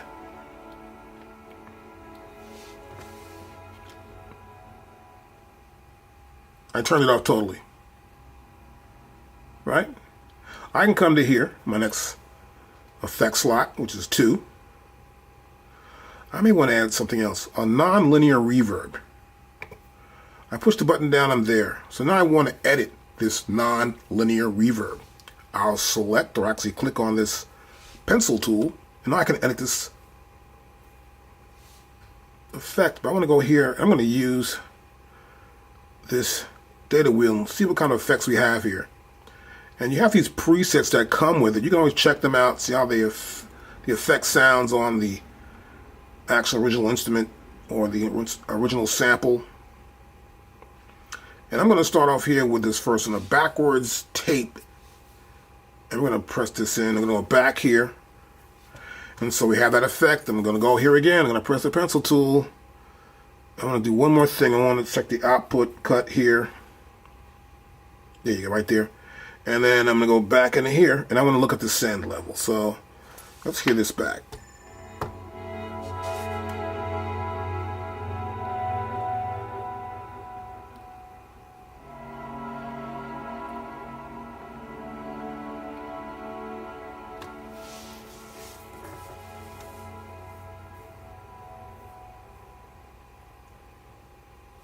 So, let's turn this down a little bit.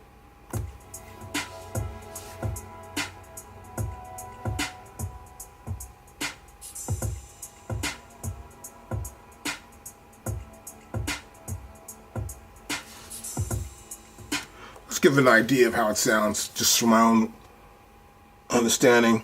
So you can apply effects directly to any one of these samples sounds you have in the program. So in this case, I have 16 pads. I can apply effects to 16 different pads, which makes it kind of cool. You can do a whole lot with the program, but be careful. Let's not overindulge ourselves. Make sure you have a really good quality set of sample sounds and you're good to go. But remember, check your sends. Keep your sends low enough. You don't want to have to just have so much confusion when there's different sounds at different levels and their effects. You want to keep your main sound source where it's at and then apply these effects sparingly. Got something selected, and that is Pad Mixer. I come to Pad Mixer here, and now you'll notice I've got that sound we had before, this one right here. You'll notice the effect is right here. See the effect right there, right? If I go and select it, I'll see it here again. So I can see that actually in Pad Mixer. It's really cool. Because I can see my effects and I can mix my sounds up based on the level and the quality of the effects and how they sound all together as a unit.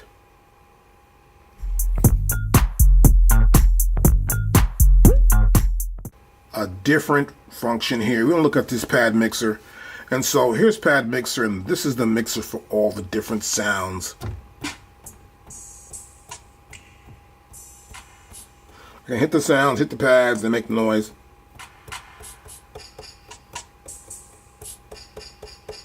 This one sound here, as you can see, is muted. Right? I can grab this sound right here. I can mute it. Look, see, it's muted. So cool. Totally muted right there, right? I can mute that one, mute this one. Oh, let's go back. Unmute this one, unmute that one, unmute this one, and I'm good. I go back here to levels again, and now nothing's muted. I can come in here and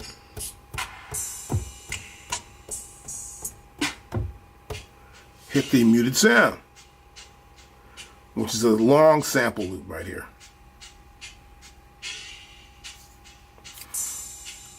I come back in here. I want to mute it.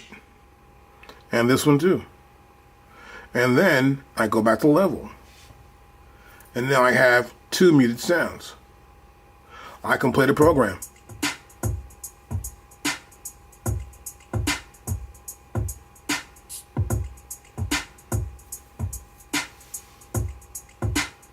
I can solo this one.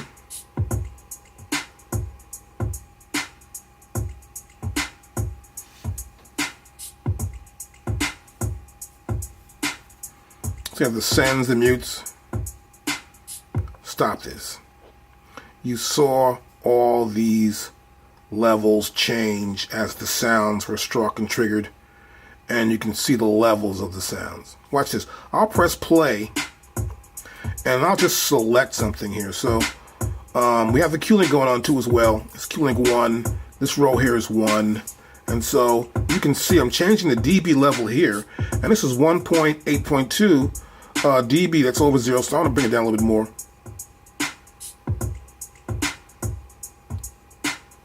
I hit the pad, and I can see it's the pad here.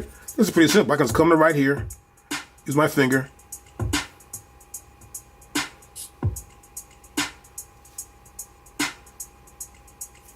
pull that sound out. I'll pull this one back in here. I want to bounce 2 bass drums out.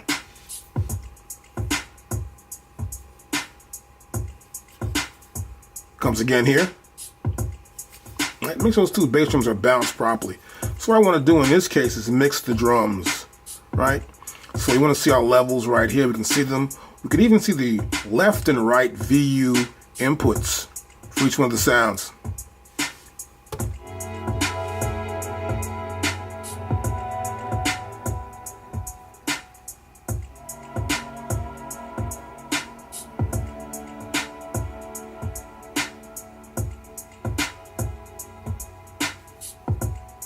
Little delay right there. Let's stop that. This is the mixer. So by hitting a pad, I can also come here and I can look at this level and see if I like it or not. I can change the panning here. Everything's center position right now. I can change it right here, the positioning of that particular sound. If I hit a sound right here, I can see that sound. Before I said, well, let me look at this, I might slow this sound, right? Solo, see the S right there? Well, to solo it, I can go right here to solo that sound, and I'll press play. We hear the finger snap there. I'll pull out the solo. I'll go to here. Matter of fact, let's make this hi-hat. See, my hi-hat is slightly panned to the left here. I can tap that right there.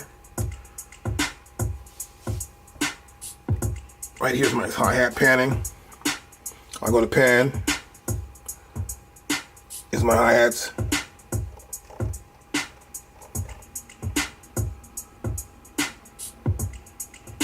I'll solve them. I'll pull out of that, go back to levels. I can also check the sends. Like, for example, I have this sound right here. Those are sends. Hit a little effect on there. I hit it real hard that time.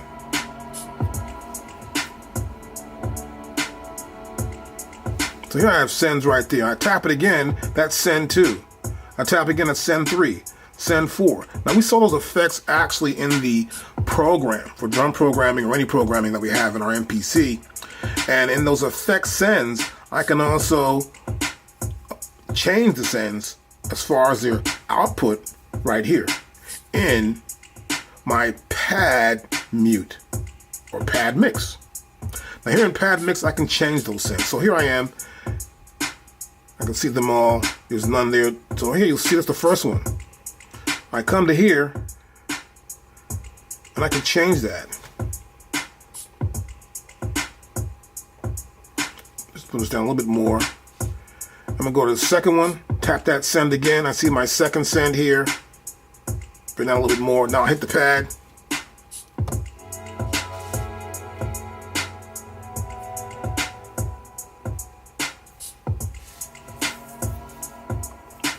Now you'll notice here that I'm in insert, right?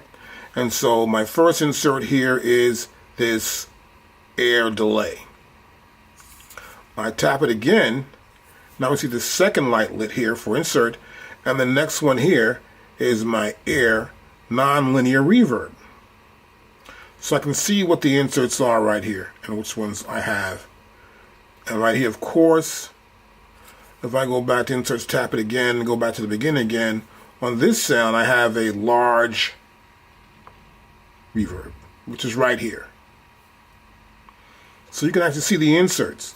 I can come to here and I can see the routing where these are all going to the program, right? So I can select the sound like right here, that's going to the program. I turn my data wheel, I can go to a sub out. 1, 2, 3, 4, 5, 6, 7, 8. I can go to a sub. I can go to the master output 1 and 2. And if I have more outputs I can use, I can 3 or 4, 5, 6, 7, and 8. Or just use them in mono as output 1 through 8. And right back here, I would prefer to go through subgroups if I wanted to. I'd use subgroup 1 and send those particular effects and route them there, or route the entire output of this sound through sub 1. This gets more complicated, but right now I want you to understand that here in the mix window, when I'm doing pad mix, there's a lot you can do. Now, we're in pad mixer obviously, but if I come here and I click the mixer button again, I see the channel mixing. If I press play, start from the top, we can see this is that track or that group of pads, that program, right? You see it right there. And they're going here. And their output's going to output 1 and 2 right there. Now I'll hit mixer again, and these are the sounds. Back to levels. These are the levels right here. It's the individual level for each sound we're seeing. But these sounds are going to program. I hit the mixer button again, they go into this program. This program's output is going to output 1, 2, which is our master output we're hearing back right now, which is known as the summation amp.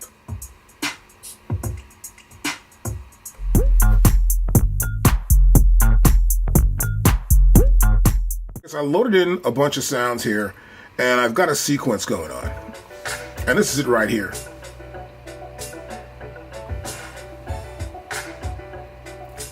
Now I'll stop that. Now you can see that the pads here are blinking as you would see normally on your pads. They'll be blinking, and of course it's just mimicking what the 16 pads are doing on the MPC Live Part 2. So I can mute these sounds. So let's come in, let's go to start from the beginning again.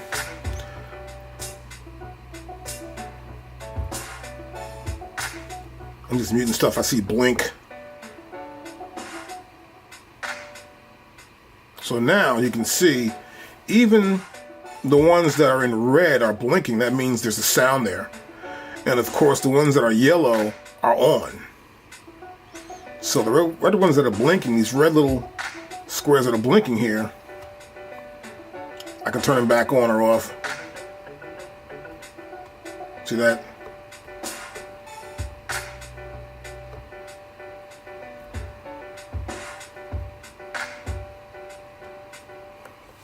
And this is cool. I can actually cut off, put on sounds. Now, I have to base this though on some sort of time correction. That means if I go to a sound and cut it off, that sound may cut off within 1 second. No, it'll cut off in terms of a quarter note, eighth note, a 16th note, and so on. So here's timing correction right here. On the timing correction here, I can change this to the value that'll make it easier for me to mute and unmute sounds at a specific time division. So here's time division right here. And this is time division. And here it's doing it 16th notes. So I can turn this off actually. I'll come in and turn it off. And so I can just hit it and it'll come back on rather than waiting for it to wait 1 beat or 1 bar. Or for example, here's like 1 bar. Let's close this out. And then I'm going to come in here and try and turn stuff at 1 bar. Turn stuff off and on at 1 bar. So it's blinking there. See, it's blinking. Wait, that's 1 bar. Now it's off. There's a piano right here. So I hit it on the bar. Then it cuts off. Stop this. I'll go back to time division, and I want to go to off. That means the minute I touch it, it's going to go right on and right off. So the red ones are already muted, and the amber ones here are not. So let me go here, and I'm going to press play start. Right back in. As fast as I hit them, they're back in. I could do this, and they're all quick.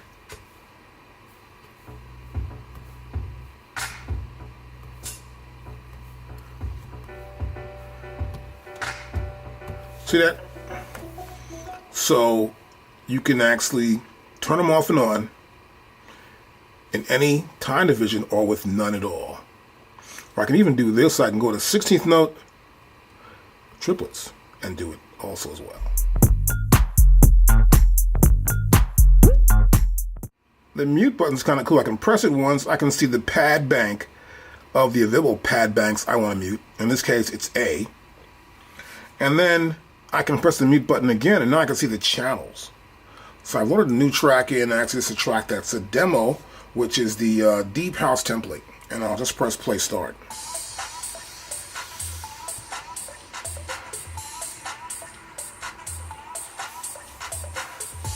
And I can turn tracks off and on.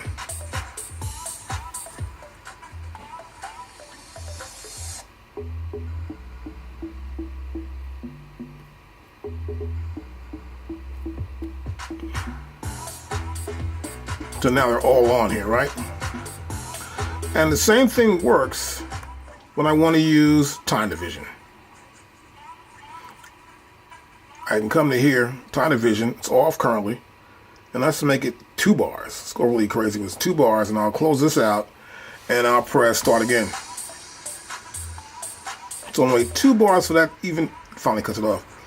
It waits 2 bars for it to cut back on. This is time division. I'll go back to time division, and I'll go to 16th notes. I'll do 16th note triplets.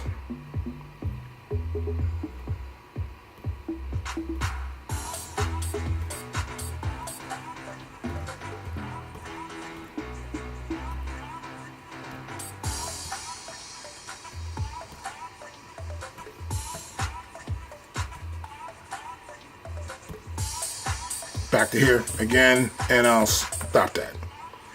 It's pretty cool. So I can actually turn stuff off and on, and this is the output, right? That's kind of cool. So I can see that's the track mute, and I can also have tracks grouped.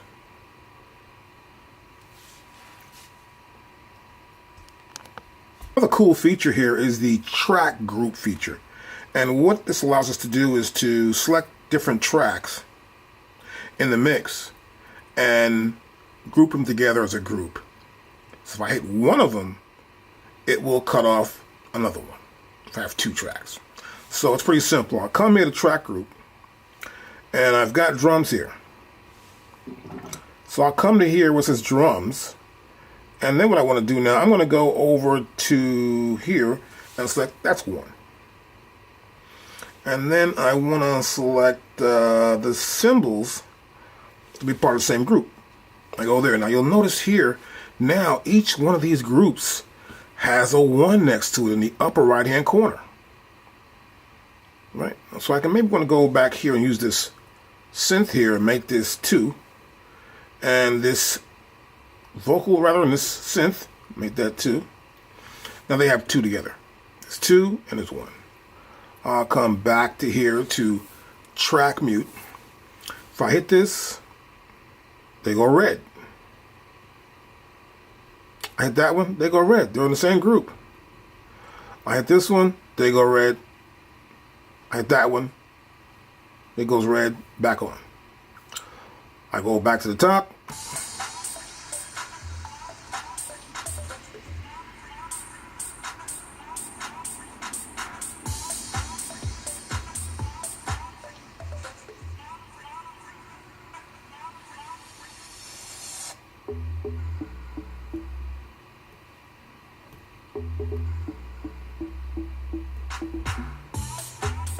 Then they're back in. Pretty simple stuff. Stop this. We'll go to off here.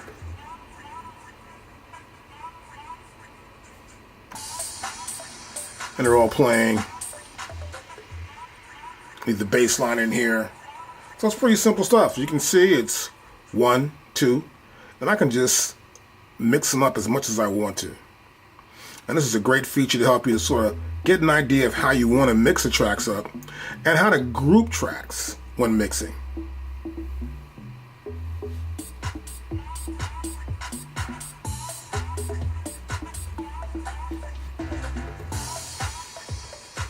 See, I'll just mix that in pretty quickly. That's how you do it. One more feature here that you should check out also, which is the ability to solo a track. So I may even have a group going on here. Like right now, turn everything on. I go to solo. That track's solo. I can solo one thing because it's solo, right? It's the drums right there. Now, just the bass line solo. When it comes in, it's soloed. Everything else is cut off.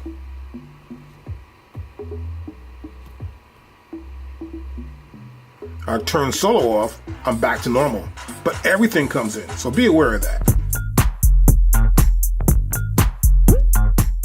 Now the next feature I'm showing you here is colored pads. So let's go back into menu. You'll see colored pads right there. And I'm going to hit that, and now we have colored pads. And this is the colored pads feature that we want to show you right now. Now with this feature, I can change pad colors. I can come to here and go, wow, no color. I come to here, now they're all red, here and there. So you can change the color of all your pads. Now this is fixed right there. So I can come to here, back to my single pads, I have different colors. So what I prefer to do is to have each drum have its own color. For example, I like these drums over here, kick drums, to have their own color, preferably red.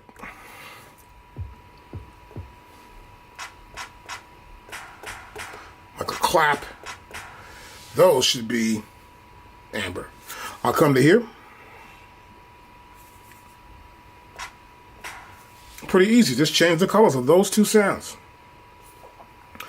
And then pick the sounds that you feel should have a certain color. It'll make it easier for you when you're actually trying to make up a beat or produce a track or something, and you'll know what sound, or tell someone, hit that one while I hit this. Whatever you're going to do, you'll know what you're doing. And you'll see it also blink by simply going back up to here. When this is fixed, I can come to here. We have bright with velocity. That means the pads will be bright. And then when the pad sounds are triggered, it will blink in a way that matches the velocity that that pad was struck at. So let's press play start. And you see, they're actually blinking here, right? Stop that. Now, this is bright to velocity.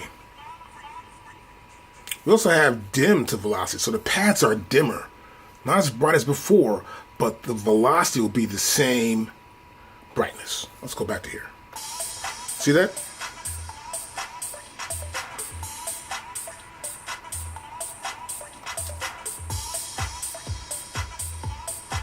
Stop that right there too. Pretty simple to do. Next, we'll turn this down to here, and we'll look at the light is off. There's no lights in any pad. The pads are blank dark, but the velocity is on. Play start.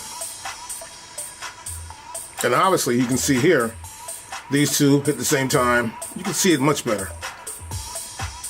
And you can see what sounds are playing without any pad being lit when it's not being played. And it's also just fixed. I went to fixed here right now, and you can see nothing's blinking. Stop. Now, another feature is when you have empty pads, and you come here, empty pads are normal, or empty pads are dim. And you can have empty pads are off, so that means they're not lit whatsoever. So find out what works best for you, but this is a great feature that's in all the MPCs. The next feature I want to talk about here is the preferences. So you'll notice here we have this little gear-like icon right here, next to sync off here in this disc icon. I'll select that. And now we're in preferences right here. These are preferences for our MPC Live Part 2. And you won't see the name MPC Live Part 2 at all anywhere here, but you will see the AKAI logo, the MPC logo. We'll see the firmware version, the serial number, and then the control surface version as well right here. And here we also have legal information. You want to know anything about this machine or any legal problems you think you might have, you go right here, next, see that, to the end, and then I can just close it out. Now next we also have Wi-Fi. And the Wi-Fi is right there, right? And so what I want to do, Wi-Fi, I want to connect to Wi-Fi. Maybe I'm using Splice, and I want to sync it up with Splice. I can do that right here. Look for the right Wi-Fi. Once you find that Wi-Fi, you click on that, and you just want to put back in, you go to connect actually here, and put the password in there, and you're good to go. Now next we also have Ethernet. This is kind of cool. Ethernet's right here. And this is really great for Splice to link in. You're going to have your address path right here. And status unavailable, it says here for enabled. And you have your IP address, the subnet mask, the gateway, and the disk right here. Now next we have Bluetooth. If you got Bluetooth, you can connect to Bluetooth as well. When Bluetooth is on, your MPC can detect and communicate with other nearby Bluetooth devices. So if I have like a Bluetooth speaker, I can send this information or the output to a Bluetooth speaker. The current supported parallels are MIDI devices and quirky keyboards. So we can't do speakers yet. But you see we can have the pair, the connect, the disconnect, and the remove. For our Bluetooth, just gotta put it on, and it'll search for devices that'll work with it. Now next here we have the sequencer. These are just parameters for your sequencer. This is the PPQN, and this is for the distance between each beat, we'll say, right? This is at 96, which is actually the best to have. And come to here, you can go to 9600 PPQN, but no need for that. This is the best. Now, also here we have instant track mute. And I'm going to keep this off. Then we have play, track, mute, and solo events. So that means I can track mute something and solo the events at the same time. So this is how it actually comes when you first get your MPC. I don't change my setup too much at all. So you have track mute and solo events right here is a check for recording. For recording we also have record pad, and this is aftertouch events. And we have here, this is place events recorded during the count-in at the start. So sometimes you're at the start of a beat and you're starting and you hit the pad. You might hit the pad before it even comes in. Well, this will take that first event of you're hitting the pad after the counting and put it right on the 1 at the very first point of that beat, so you never miss it. And truncate duration to sequence length. So the duration of the sound will cut off at that length. Right there. We can also have to sequence end or as played. In this case, I prefer to have it to sequence length. Now next I want to go to Wi-Fi. That's Wi-Fi right there. Now here in Wi-Fi, when Wi-Fi is on, your MPC will detect and connect with a wireless network. Use this in conjunction with Ableton Link, part of Ableton Live software, to synchronize beat, phase, and tempo of a link-enabled application over the wireless network. Right? So you want to go to here, click on, and then your MPC Live Part 2 will see all the available Wi-Fi links. Once you find one, you're going to just go to it. So you go to this one right here. I'll say connect. And once you do, you'll see this screen right here. Just put in the password and you're good to go. Put my password in. I should be able to link. And I'll press do it. And now I'm connected to my Wi-Fi. Now next you want to go to Ethernet, which is right here. So I'll click on Ethernet, and now we're in Ethernet settings. We'll see here we can enable. If you're going to use Ethernet, we'll just tap right there, status, unavailable right now. And so I can either automatically let the machine search, or I can go to here, to my data wheel, and now I'm in manual. I'll have to put in the IP address, the subnet mask, the gateway, and then the DNS. Once you do, you should be good to go. Now next we have Bluetooth, which is right here, of course. So I'll click on Bluetooth, and now we have Bluetooth, and the available option here is off and on. Now when Bluetooth is on, the MPC can detect and communicate with other nearby MIDI devices. Now the currently supported peripherals are MIDI devices and QWERTY keyboards. So I was looking for speakers or something, but no. We'll go here anyway. We'll click on that, and now you'll just see this here. Devices, available devices, right? Ones that are paired and ones that are available. So nothing here is available for it, so we're not going to use it. But if you do, you can go to connect, or disconnect that device, or remove the device, or just pair that device with your MPC Live Part 2. Next, we're going to look at sequence. And this is for our sequencer setup. Right there, I'll tap on that, and now we have sequence. So it displays right here the PPQN. And this is our pulse per quarter note. So currently there are 96 pulses between the first quarter note and the next quarter note. Now sometimes I do prefer to go to 960 PPQNs, pulses per quarter note, because when I'm playing it live, or I want to play some parts and give that live feel, I don't want to quantize sometimes, and what I'll do, I'll use this, I'll hit right on, but it gives me more of a human feel. But currently, most people, as I've seen, particularly beginners, they allow the machine to time correct. Find out what works best for you. Now below that we have instant track mute. Now what instant track mute does, it disables the ability for the track to be muted, which will allow note messages to pass through. For example, if I have a sample and a sample plays, I don't want to hit track mute and it end. I may want to play the entire sample to the end totally. So I don't want instant track mute on.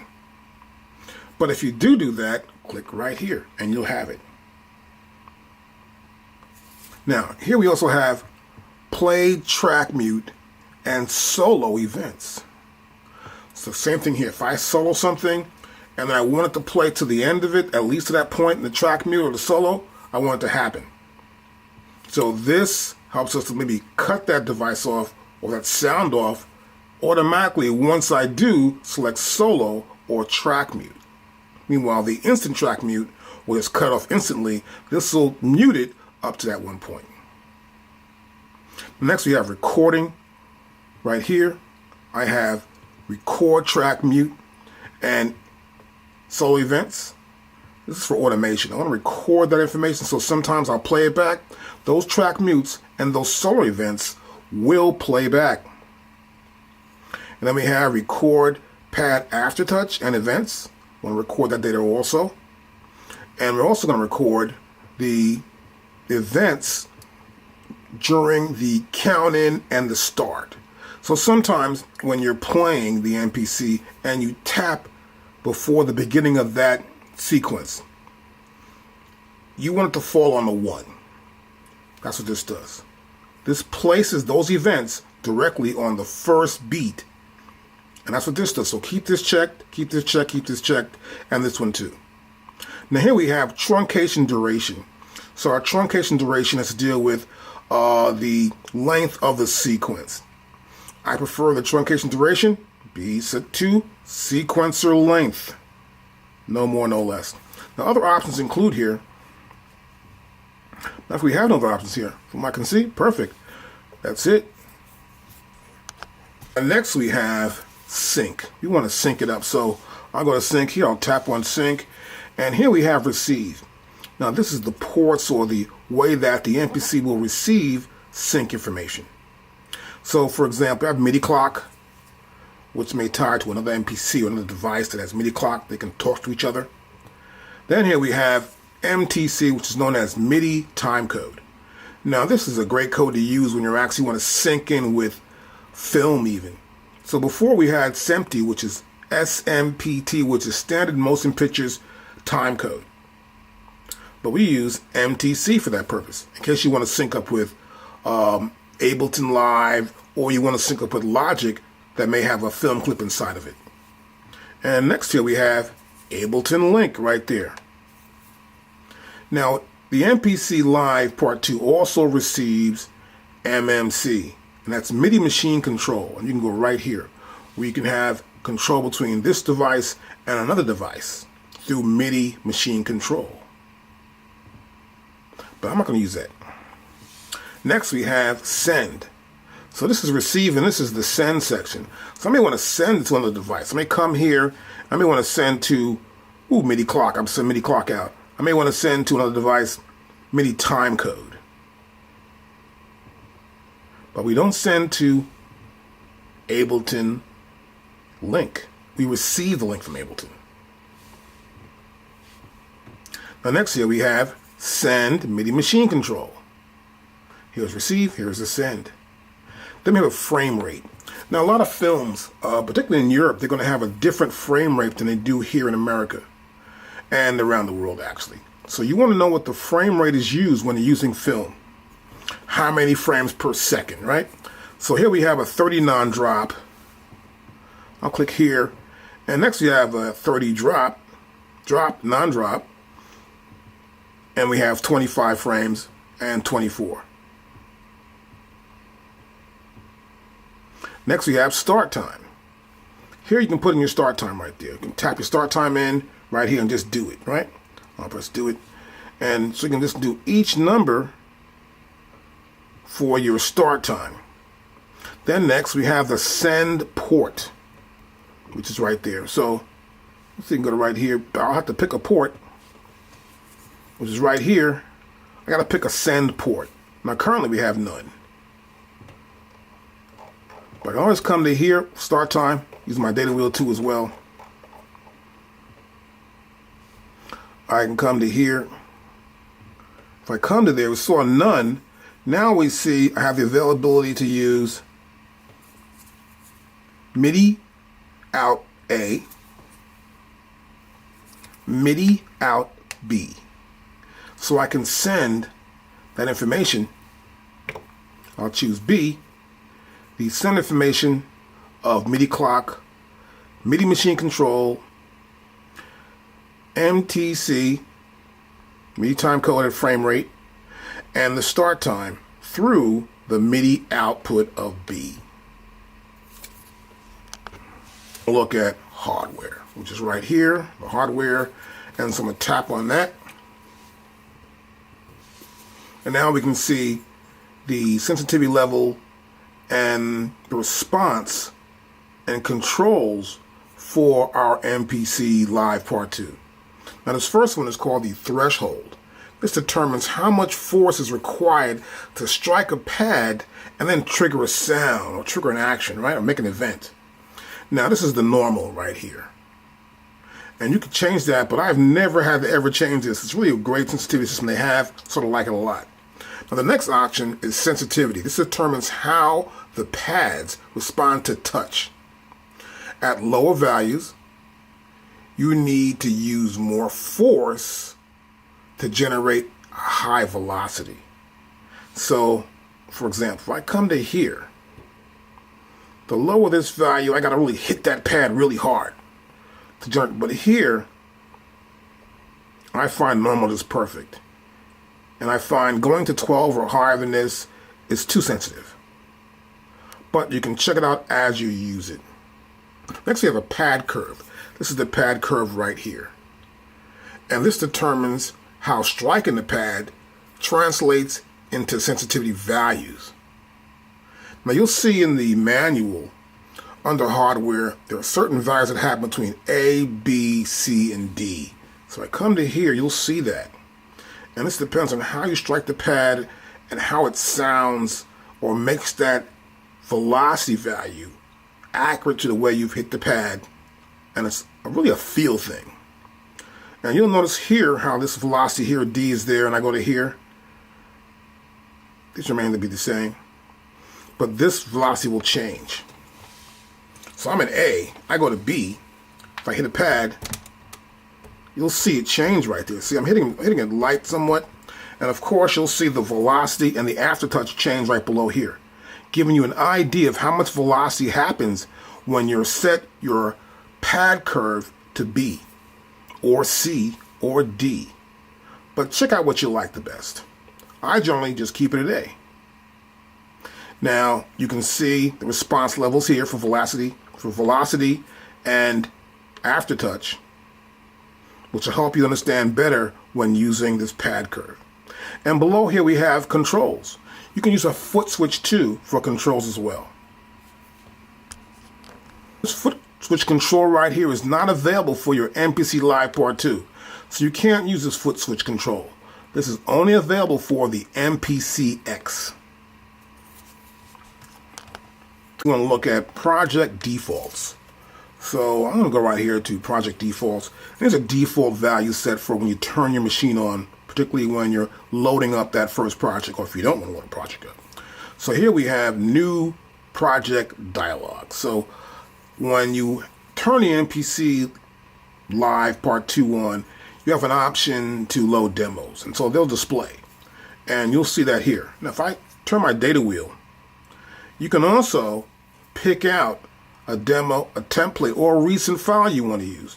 Now sometimes I'll use this, well most of the time. If I'm working on a track and I've been doing something, I want to leave it in there, I want to use it when I come back to my MPC Live Part 2, I normally would like to have that track or that new song or project I'm working on load up automatically. And this will allow it. I just need to find it, show it where it's at, it will open it up for me. Next, we have a default tempo. So whenever it comes on, this is the master tempo. Then we also have default master tempo. I can just click on this, and my default master tempo will always be that 120. If I don't, I can make a new default master tempo. Now below this we have our sequence default values. Now, when I first start out with my MPC, I prefer to have maybe 4-bar sequence. These are set to 2. I'll come to here, I want a 4-bar sequence. I'll turn my data wheel, I'll push down to put it in, that's it right there, I'll press do it, And that's it right there. We also have a default time signature for the numerator and the denominator. So 4/4, set right there. Now you can scroll back up a little bit here and you'll see right here we have program. My default pad slice. See? To the pad. All pads. Or one pad. We also have a default drum right here. This is a key group. So I can use my default filter would be low pass 2-pole. And I can pick any one of them I can use for a default drum or a key group filter. I'll leave the 2-pole in because it doesn't do too much for anything. And my default plugin, you'll see here, default plugin is Tube Synth. So when I start using my MPC, I pull a plugin up, Tube Synth's the first one. But you can always pick others. You can come right in here and you can pick electric or bass. So I'll pick bass. And now we have bass. This is my default synth plugin. And this is in our project default settings. Our next option here is going to be project load and save. I'll come out, click on this, so just tap that, and here we are. It's pretty simple. This says autosave. This says enable. This says timeout. And this is file. So I can enable this. It's ready to go. Timeout means after 2 minutes, it's going to save automatically. Autosave, right? Or I can set it to 1 minute to save. Or I can set it to 5 minutes. Or I can set it to 10 minutes. I prefer 2 minutes. And sometimes 5. But normally just 2. Because this way it saves constantly. Don't have to worry about it. If I'm working on a project and I'm starting the beginning, I want to save every 2 minutes. But once I got the project done, I'm just adding a few things in, I will go to 5 minutes. Because I'm experimenting to see what I like and what I don't like. Now, you want to save to a file, obviously. So you would normally have that file right here. To find your file, you would go to say right here. Your file will be saved in, well, you can save it to internal memory actually. And in internal memory, you would save it right there, but you want to save it here in your MPC documents. Now, normally I would save it in a projects, right there. I would go into projects and I would select the file. I don't have a file in here right now, so I'll cancel that out. And then I'll cancel this out, and I'm right back here in my preferences setting for project load and save. It's that easy. My next option here is record export. Go to here, record export. I'll click on that, and here it is, record export. So to record, I want to record into my MPC Live Part 2. So I want to have a really good bit depth. Now, the higher this bit depth is, the more hard drive space I'm going to require. So you can have 24 or 16, depending on what you really want to have. I myself prefer 24. It's just better for me. I prefer that quality. Find out what works for you. Now, next we have audio bounce. So this includes program volume and pan settings. So audio bounce means that we're going to take this recording we made, this project we're working on, and I want to send it out as a file.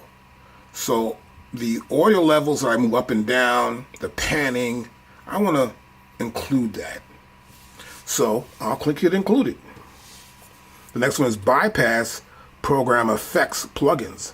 Now, I don't want to bypass the plugins generally unless I'm going to, I don't know, do track by track and then go to a real studio and then take these outputs and then use these bounced out tracks in another audio software like Pro Tools or Logic and then add effects in the studio, right?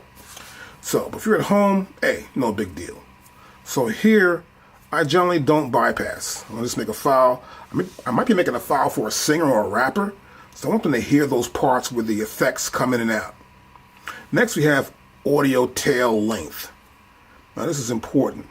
When a song plays, sometimes there's an echo at the end of it. And when the echo comes in, you want the echo to dissipate to the end of the song. You don't want to cut it off. So we add this end tail of about maybe a second or two to the end of the song, just in case something's there. Right?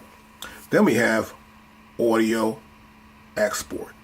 I want to export the full sound out from the master fader output, which is right here. Not the program, but the master fader. Then we have here MIDI export. I can MIDI export from the entire sequence or from a track. I may want to do track by track by track.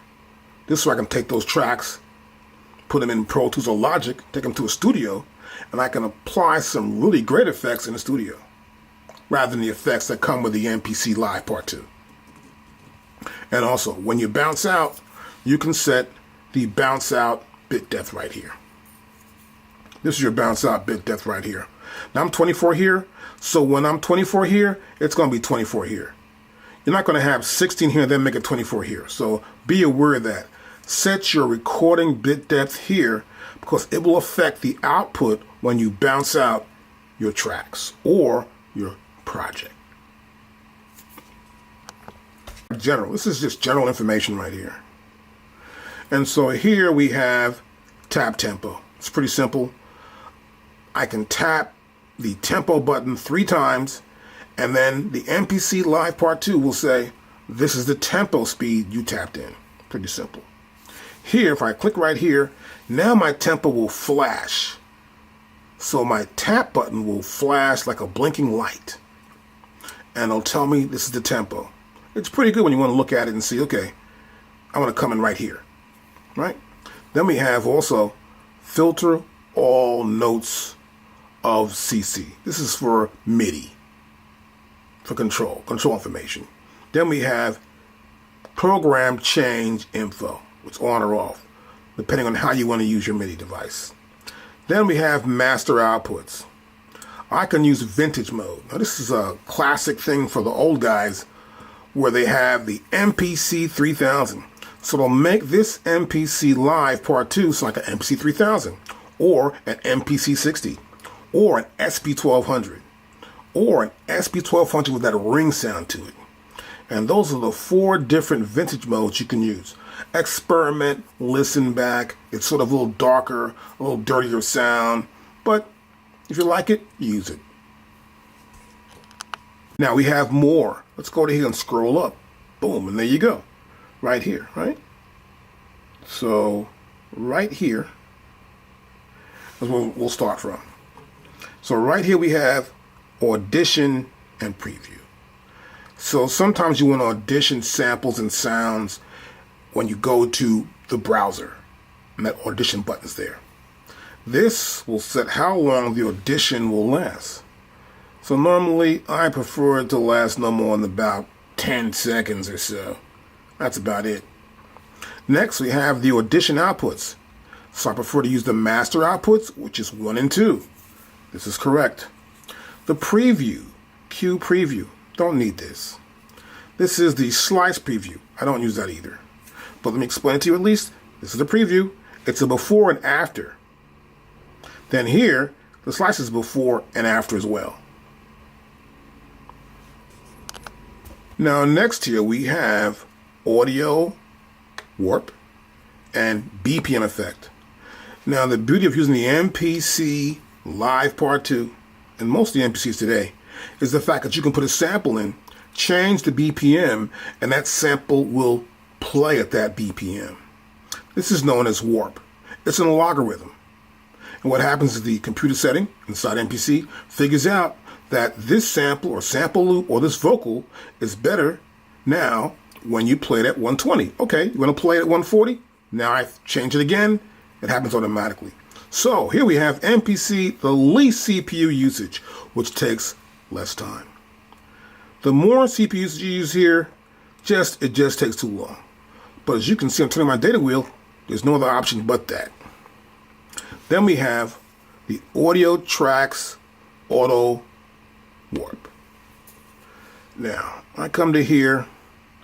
I keep that on. It's take a while to happen, but if I'm going to warp tracks out, I'll do that.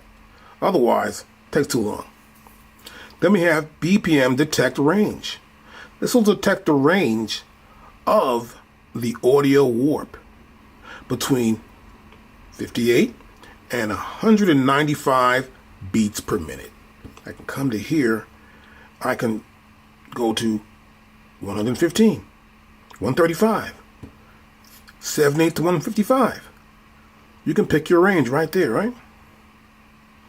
Now, this takes longer, of course.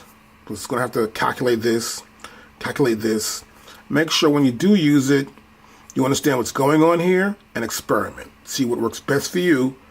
You want to waste your time so much. You want to make sure you can see if you can use that beat or the loop and make sure it works. And that's general. Now below general right here, we have splice. And if you're going to go to splice, you can go to that company right there, connect to the network to access your splice account, and then you can pull down samples and sounds from splice. This video, I want to talk about Q-Link, which is right here. This is our Q-Link. Now if I hit it once, that's 2, 3, 4, and back to 1. So light 1 works with all 4 of these knobs. Now, to know what Q-Link does, you need to hit some sort of parameter, right, or some sort of mode. Here's the mode here. I'm going to go to mix mode. You'll notice here at the bottom, there's a yellow, sort of amber color around these last 4 boxes here, right? And so you'll notice now I'm changing the volume level for this program right here. That's this program, right? I'm in mix, that's program. It's program 1. Here's program 2. I guess it's for this knob, and it is. Look, that's program 2. Now if I click it right there, now you'll see it move. There you go, look at that. Then I can come to here, and we've got program 3. I can change the level of the volume. What if I go to panning? I go to panning right here. Whoa, look at that. This works with panning too as well. 1, 2, 3. Let's go to mute. Mute on, mute off, mute on, mute off, mute on, mute off. So you can see how it works. It's really cool using the Q-Link with the system. Now I can come back the system. I'll hit mix again. And now we see the pads, all 16 pads. And this is the volume for each one of those pads. So I have Q-Link here, right? This is my Q-Link. And I can come right here, and this is, look at that, that's just pad number 1. But here's 2, 3, and 4. Now, if I want to change the volume for these 4 right here, I'll press the Q-Link button in once, and now I'm in 2. You'll notice this yellow or amber line around those 4 pads. I'll come here. That works too. Look at that. I'm changing the volume. So the same thing obviously happens here. And then the last set up here, which is 4. And Q-Link is through the entire system. You just got to find out where. And it's pretty simple. You want to go to, let's say, mix right here.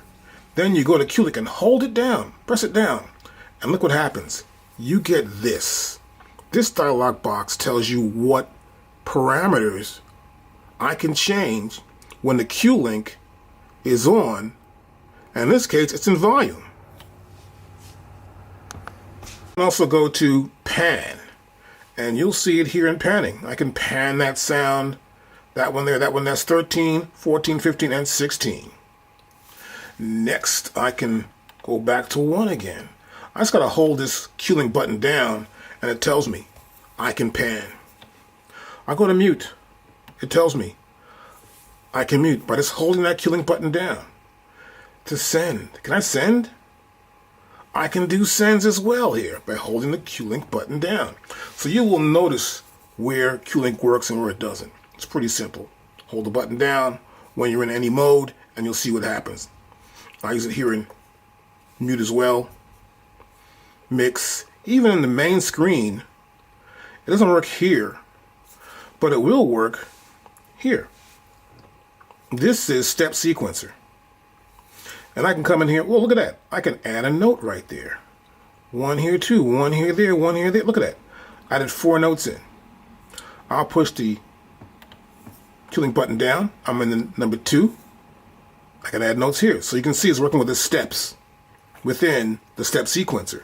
To prove that, I'll push in Q-Link, and now you see the dialog box.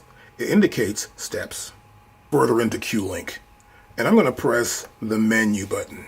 Now, I'll go here where it says Q-Link Edit. Menu button, Q-Link Edit right there. And now we're in Q-Link Edit. Now this is for screen. I'm not using screen. I'm going to go here to Project. And now here in Project, I have project parameters. This is for the entire project. You'll notice if I click this Q-Link button, it covers the rows like before.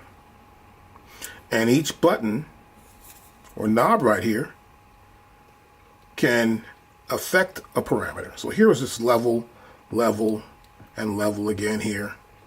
And you notice here, this is pad number 2. Clap. That's a level for that. The parameter is level. You'll see it here. If I go to this one here without using Q-Link, look, it goes right there itself. If I go to here, the Q-Link will go right here. So instead of pressing the Q-Link button down to move between 1, 2, 3, and 4, I can just click the bottom button or any button in that row. It'll take me to that row. So here, this is lit, right? That means this can change the send. This says send. But you know something? I can change that too. I can come here. I can change that parameter to send 2, send 3, send 4. Go down. Pad solo, pad mute, pan, level, and off. So I can change the parameter of this one button right here. This knob can be changed using this right here. You see the pad right there, right? I can go to here, and then we can see the program, right? That says off. I can change it with my data wheel right there. Now I got different parameters. I have off, tuning, filter cutoff, filter resonance, filter envelope amount, amp envelope attack, amp envelope decay. These are all programs I showed you in the programs. These are all functions in the program that we can use to edit a sound. But now it's here in Q-Link 2 as well. So we have inserts. I may have an effect. Inserts right there, on or off. Inserts 2, insert 3, insert 4. There are no effects and I can't put anything there. I have to go back to program and add an insert there if I wanted to. But if there was, I would be able to change that sound or the effect there right here in Q-Link project. Now you notice here that's pad, right? So I got this as a pad here. So I'm going to go back here to mixer where we were before and turn this back on to, let's see, pan. That's good there. Pan's good for that. And then here you can see that's pad number 2. Also, I can come to here and you'll see program. And I have parameters for the program I can change, which is volume, pan, mute, solo, send 1, 2, 3, 4. And this is for the program. Before that was for the pad when I did that. This is for the program. And this is right here in project, the Q-Link edit for project. And you'll see Q-Link 1, Q-Link 2, 3, and then 4, of course, right here. Then we have MIDI track, audio, program, the return, the submix, and the master. So in the project, I can affect the master. My output is 1 and 2. This is the master. This is the mixer output. If I have inserts, I'll see them here too as well. Here's the submix. If I had a submix in, I would see that too. The return for the submix. The program, which is this trap kit, Mac trap kit. The audio track. If I had audio tracks, I would see the audio file right there. The audio track would be right there. And I would say, okay, we want to change something. We're in mixer, and we want to change the level, the panning, muted, solo it, and the sends that affect it. And this is all for the project Q-Link section. We have program. I hit on program here, and now this is program. Almost the same thing here, except we don't see project parameters here at the top. We do see pad, and we do see program.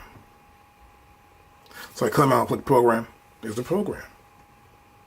But you notice here, it's the track. It's always the track. If I go back to project, that's there. If I go back to here, that's here. The track is set up for this, right? I come to program here. This is the track. I come to here, I can change which track I'm on. I get to here, this is pop vocal. This is the track. So we go back to pop drums. And here it's program. Same kit. So be aware where you are. So this kit is in tracks 4, 3, 2, and 1. And I can affect this program through here. And I can come here again. As you can see, I can switch to any row for the parameters for this track and its sounds. But it's all about the program here. So you'll see here a lot of different stuff. You'll see here tuning, panning, level, filter cutoff, level here, tuning again, filter cutoff here. And this is for the program. If I go to the pad, then I would see it for pads in the program. How it would affect those pads in the program. You see here would be pad number 2. I'm hitting different pads, but not affecting those, right? Because this is going to just affect pad number 2. So I can come to there. Let's say I want to add something here. Pad number 2, and we're going to go to here. And we want to add volume. And I come to here. Then this volume goes down. I could change that's volume. Let's make this something else here. I come to here, and then I can change that with my data wheel to panning. Now also, I can just tap the top, and it just moves right to that particular point in the row, whether it's 1, 2, 3, or 4. It goes to any one of these knobs. I tap a knob, you see it here. It's the first knob. The second knob, the third knob, and the fourth, which is really cool. Then I go come to here and do the same thing. I want to see this knob right here. That's level. That affects pad number 14. I can hit pad number 14.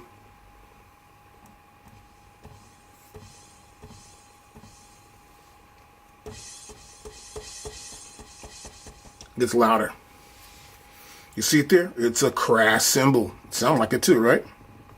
So this is a great way to go through your program and to work with different sounds and to sort of like add these extra features to them, whether you use a cutoff filter or whatever. But this is a lot of stuff I actually do when I'm doing program editing. And sometimes when I want to mix, I may want to mix up some of the sounds using this program with Q-Link. Next I have pad scene. And this is for the pad. So I can hit a pad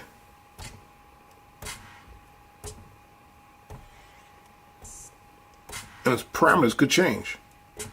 See, this parameter change right here. Each pad has its own parameter. So it's pad scene. I hit that pad. I see how all these parameters are set for that one pad. There's no sends to 1, 2, 3, and 4. We only have this filter right here, which is my frequency cutoff filter. We see right here, we have some other parameters, which is release. Here's decay. This is sustain, attack. And these are parameters: attack, decay, sustain, release for the filter. Next pad. Okay. You see the decay is a little bit longer here. So this is pad scene. This is for the pad. Now if I want to change that parameter, like here, of course I can change the parameter right here. It makes it easier to actually look at pads, hit a pad, see what's going on with that pad. Next we have here, this is pad parameters. Now this is kind of cool because that was pad scene. This is parameters. This means that all the pads. So all the pads here for level. You see here the parameter that we're selecting is level. And we're going to change the level for all the pads. I can hit a pad, change this level.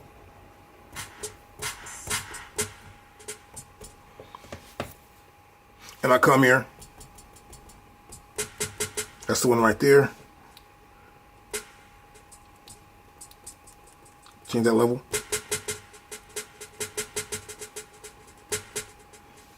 This one right here. Whoops. Change that. Here it is. Trying to find it. That's number 2.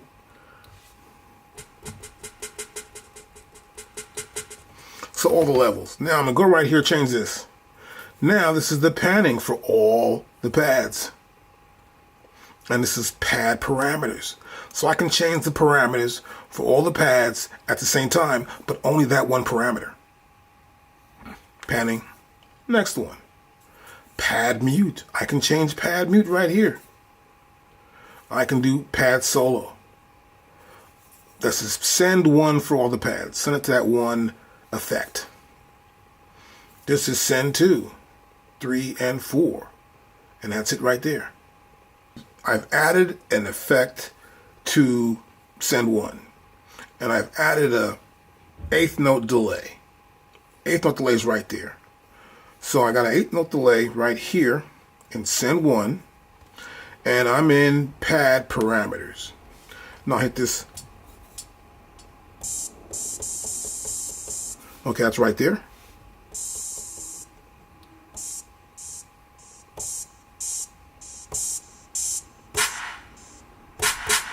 Go right here.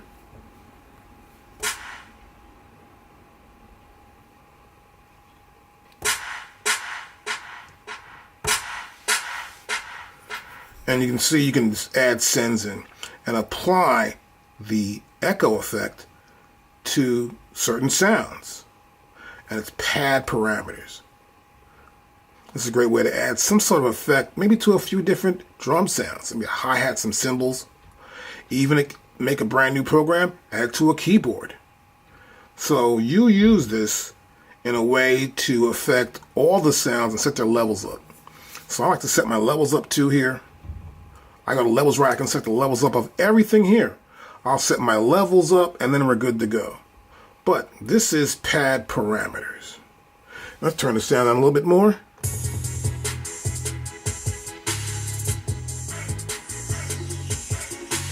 And I've got some effects. And you can hear some of them actually when it's delaying in the 8th note delay. What I have here is screen parameters. This screen. And this means that Q-Link, the links here in Q-Link are fixed to the controls of the mode you're in. You can see nothing's happening here. If I go to mute, you'll see the screen parameters for it, right? I'll click this here, here, here. We see that happening. That means whatever on the screen, these Q-Link parameters are preset. You can press this button down, you'll see them, right? But if I go back to menu and I press Q-Link, and I'm actually in pad parameters, and I go back to mute, wait a minute, you don't see these anymore. They don't affect, you don't see them at all, because Q-Link is now being used by pad parameters. So whenever you want to see the Q-Link setting for any mode you're in, you go to screen, you go back to that mode, and you'll be able to see which Q-Link parameters affect that mode. So I've got my second sequence here. I'm going to play this back a little bit, and then we stop it. Now I want to save this. It's pretty simple. It's untitled. I want to name it probably. But first I want to save it. So I'm going to come right here. I press the folder, right? I clicked on the folder right there. Now I'm going to do save as. I come to here, it says untitled, right there. And I'll put in, let's see, I'll just put in new. Or W, NW. And EW, there you go, new. And I'll press do it. Now it's called new. I'll press save. And it's saving it in the folder. Okay, so let's cross this out here. And now I want to go back to the browser. And I want to go here where it says my files. Now when I save it as a project, it goes right in here. So I hit the folder, I go to the projects. Double tap this, and you see it right there? That's new. So that's how we save a project. Now you can notice here that says my files. So I can save all kinds of files. I can save plugin preset file, plugin skins, programs, projects, samples, sequences, and tracks. If you got tracks, you want to save them, open this folder, save them there. You got samples, open that folder, save it there. I'm going to go to projects. I'm going to press open right here. That's my project right there. I go to here. It loaded it in. I'll press play. I'm going to go back here to main. Sequence 2. That's it. That's how we save a project.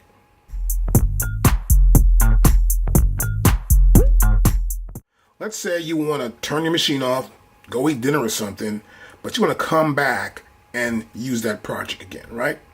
And here's what you want to do. You want to press menu, and you want to go to here where the little gear is right there. Click on that gear, and now we're here in menu. You want to go down to where it says projects default, which I'm already in. You'll notice here that it says new project dialog. I'll just turn this data wheel. Now, when you normally see your machine, it just comes up as demos. But let's say you want to see what else you've got.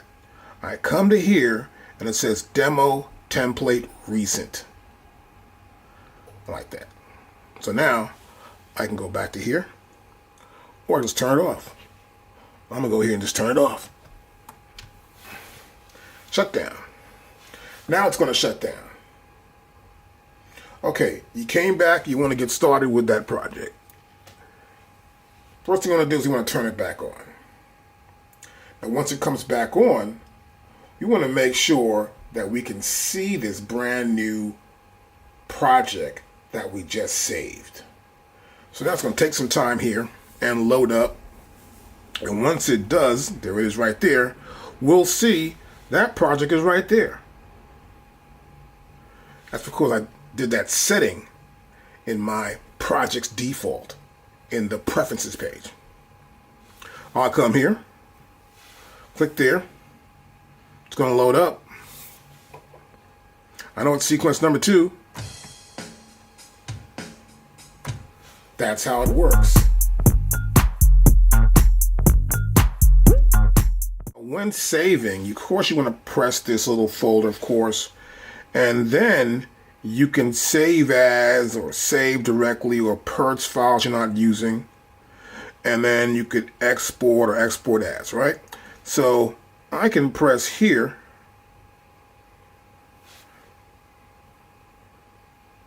and it's new. See that? I'm not saving. I come right up here and find it. So pressing new takes you to this dialog box, which is actually set up in your preferences menu under project defaults. Let's say I want to go back to the browser. So you can't go anywhere else. Once you get here, you can. I can say load up an empty one. I don't care about that. Then I want to go back here to my browser. I can come back here. I can open the projects, then reload what I had before, load it back in, go back to main, then press here, go to the folder, and I pressed that, it said new, right? So save, we already know we can save, and save as. I come here to save as, I can go to here, and I can, don't say save files, save some samples in there. I can go in and save as samples, right? I can do save as a template. Let's go back. So go back here, I can save as a template. Save as. I can click here and save that as a template. What's already in there. New would be my new template. So you can save as a template, or you can also say, forget this. Drop this template thing. Let me see. Ooh. Cancel that, right? I want to go back to here and save as. I can make a brand new folder. I can set new folder name. I can make a new folder and save several different projects in this one folder.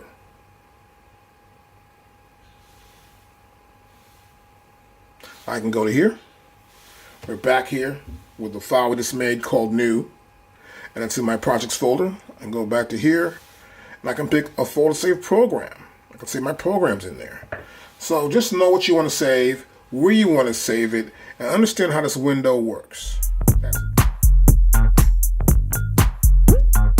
Here I got a sequence here. Matter of fact, I want to get rid of this sequence. So I'm just going to go to here, pencil tool, and I'm going to clear it out. And let's see it now. Okay, it's blank. Nothing's in there. Now I want to go to menu, and I want to go to sample edit. This lesson is about sample editing. So I'm looking samples here, and we got a bunch. I've got this, you can see highlighted here. So in that section there, it's where I'm turning my data wheel, and we see we've got it going on. And there's a loop here. Turn that loop off. Don't need to have that. And then I can play the very first pad. There you go. And I can hear back what we have here with this sample loop stuff. I go back to here and look for some samples here.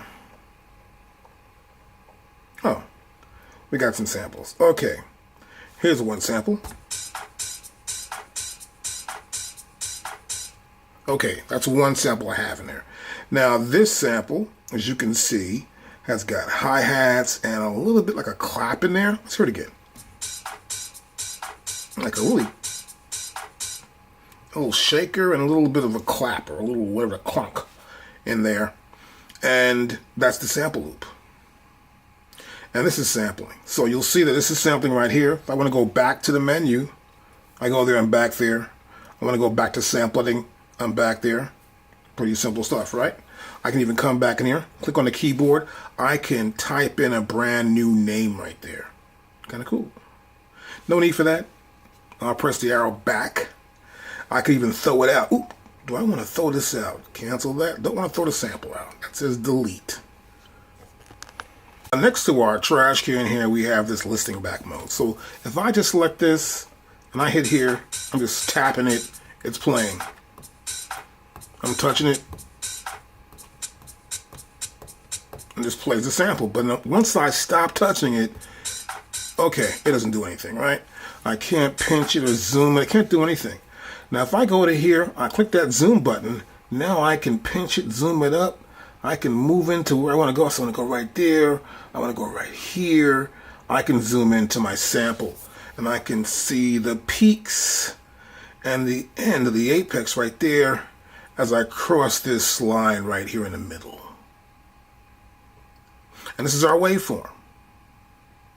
Now on the top here, we see the measurement of that waveform right there. And you can change it also. Just come right back here, and we get in here, I can change the waveform. In this case, this is the timeline units. I'm in samples right now. I could be in time. Let's go to time. And we'll get out of here now. And you see this change in terms of time right there. This little line. This is the waveform. This is our timeline. Now I go back to this little gear right there.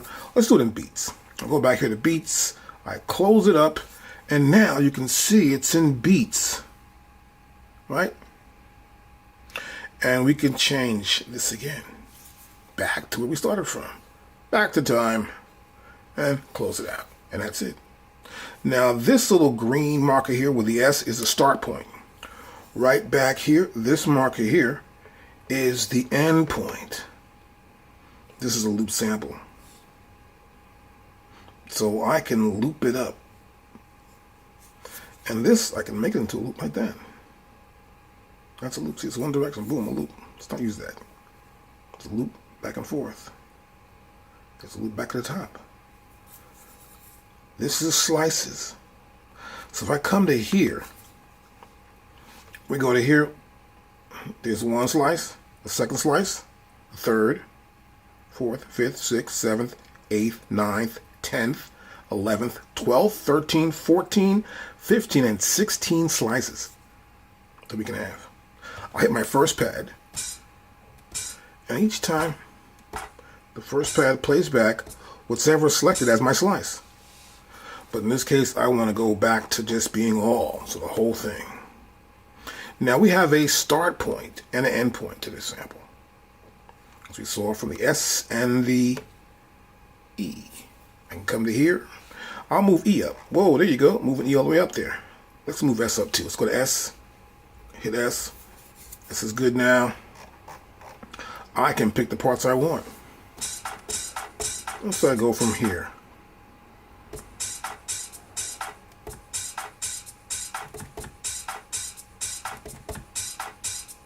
I'm just tapping it twice to go back. But see how easy that was? Pretty easy. Let's go back to the top here. And let's fix the end. Here's my end point right there. Go back to the end. And this will be my loop right here, right? So my loop should go back to 0. So my loop point, as you can see, this little blue loop icon and this blue line here represent where the loop starts. So it loops back to that point. Now if I press the 16th pad, it'll loop. I'll just stop by pressing the 1 pad. It'll stop looping. The Q-Link works great with sampling. So our first row in Q-Link, row 1, I can move the start point rather than using my data wheel. I can move it in smaller increments here. See that? And you can see it right here in the start. I'm using the second one down from the top. Now, I'll use the next Q-Link knob, the third one down from the top. I'm in row 1. You can see it's moving in just 10 increments there, just 10. So it's moved in small increments, as you can see.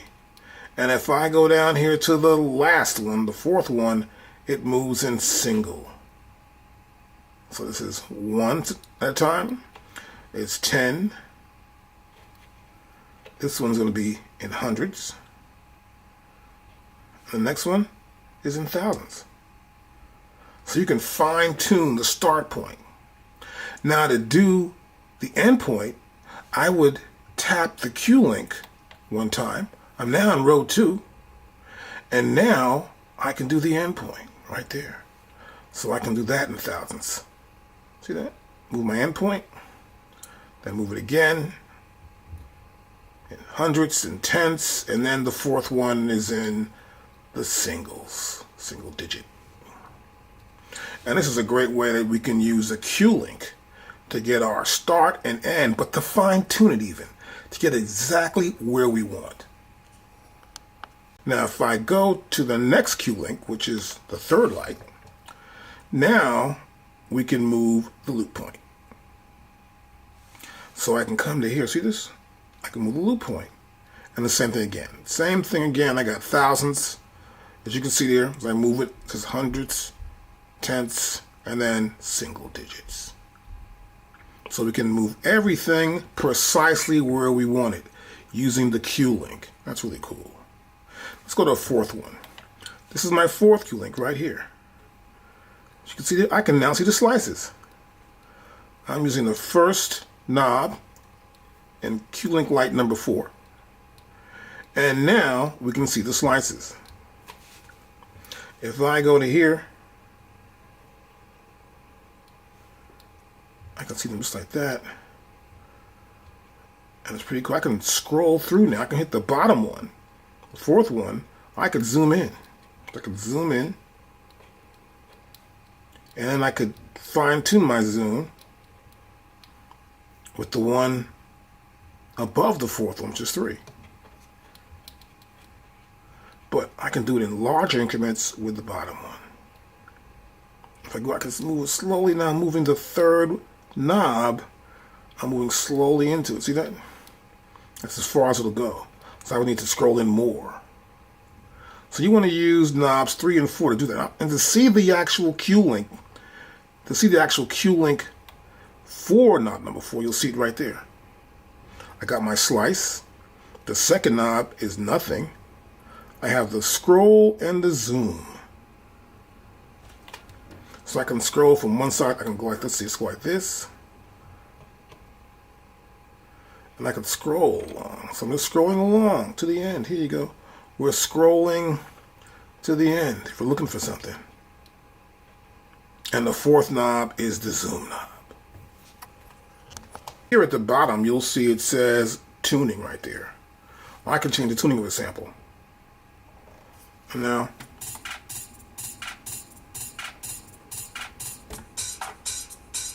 so see, I'm gonna change it again. Whoa, that's the tuning of the sample. So let's bring it back down to normal.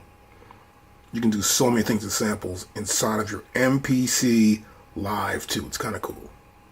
Then I have the root note. This is the root note. If I hit middle C on a keyboard and I'm triggering a sample in a program, it'll play at the current pitch. That's what it'll play at. Anything above or below that, it'll go down by 1/2 step in the audio level, or the pitch of this sample. Now next we have X fade here, which is the crossing point between where actual samples cross each other, right? Let's close it out. And next we have, this is the low samples. And right here we have, this is a lock. So this is pretty simple stuff. As you can see here, this is the loop endpoint. Wait, let's go back to here. In the wrong spot. Okay, I'm gonna grab that first, tap that. And now if I change the loop endpoint here, that's there, right? If I lock it in, then this is gonna be endpoint. Whoa, it locks it in. You'll see both the start and the loop point change at the same time. Then below here we have trim and we have program. So it's not lined up in a program. So there's no program, so I go back to here. Let's find out, there's a sample right there. And we'll play it to make sure. Hit the first pad. Okay, there it is. And you can see now it's changed. Because I went to program, but no, now we're in chop. See that? So if I was to chop it up, this is the chop mode. So we can do a couple things here. We can trim the sample. And I'll make slices back to all. Slices right there, see it? Then the samples change. So I'm going to go back to here. Make sure I'm in here, right? Actually, here, in that section. Then it's back to all. So we see the entire sample length. So this sample edit mode is trim. I'll hit here again. Then, oops, let's get back to here. It's trim. Then it's chop. And program.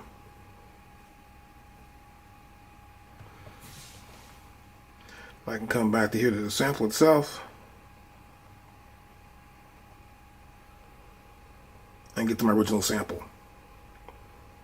We have manual, there's threshold sampling, where now if I press threshold, It's looking at the sample and saying, well, this is the peak, this is the value, stop here, this point there. We have regions. It will chop it up into regions. In this case, it's just one region. But let's say, I'm going to set my regions up so I can keep saying how many regions I want to have this to be. In this case, just one. Based on BPM. I can base it all on just BPM, this whole thing. All right? You see here we got some scissors here. And we can erase something. So, you see these bars. 1 bar. Beats. Quarter notes. This is based on BPM. You'll see that. In the regions, just one whole region here of this entire sample. Threshold levels are based on these peaks.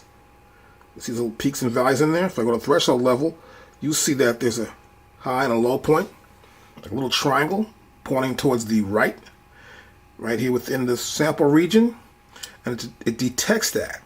It says, okay, I see where that's at and where the end point of it's at. So it's basing on a threshold level of how loud and how low. Then there's a manual. It's pretty simple stuff with the manual. You can set your own sample rates. You can also zoom. From here I can zoom from right there too as well. Pretty simple stuff to zoom. And I can assign it. Assign my sample to a program, assign it to a pad, non-destructive, slice, and then there's a program I can put it into as well. Let's close that out. Ways to process a sample. So here's process. I'll turn my data wheel back to the top. And here in process, I can discard a section of a sample. I can say, I want this blue stuff here in the middle, but I want to cut off the ends. And that's the discarding of a sample.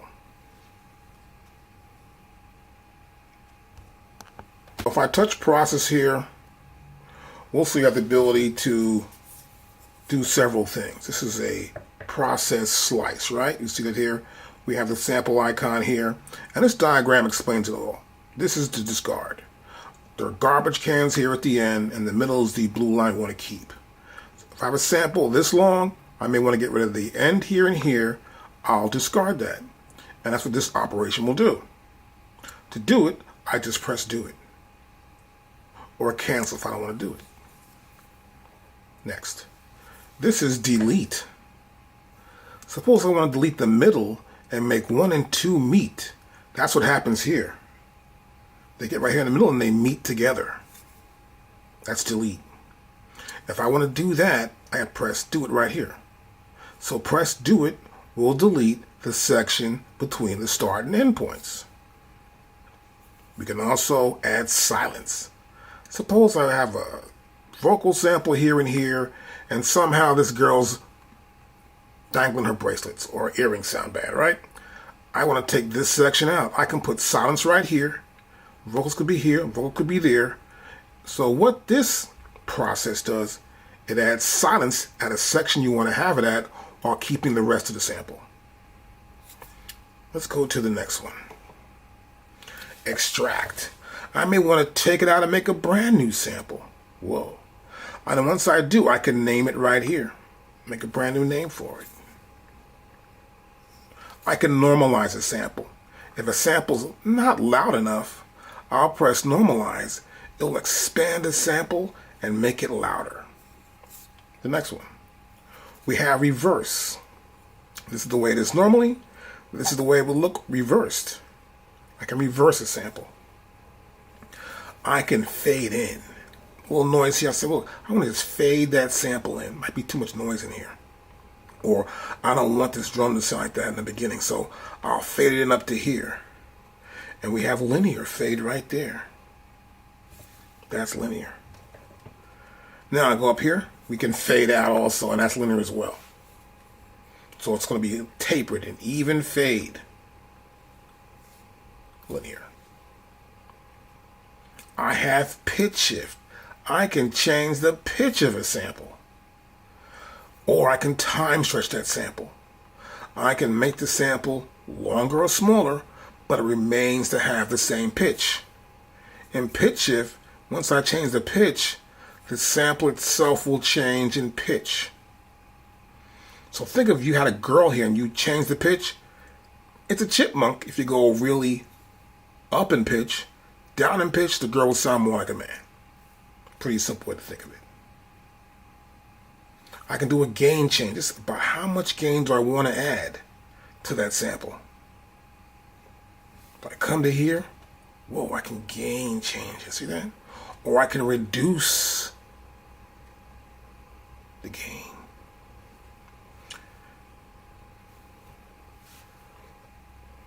I can copy. Make a new sample. Bit reduction. Stereo to mono. And those are the processes that I can do with the sample with my MPC Live Part 2. Yeah, so right here we have a sign. I press right there, this is a sign, and I can assign the sample to a pad. I can hit a pad. As I hit the pad, you see the numbers change. And they change right here, which pad that is, right? I can also make new sample, it says crop sample. And it will be in this current program that's already there.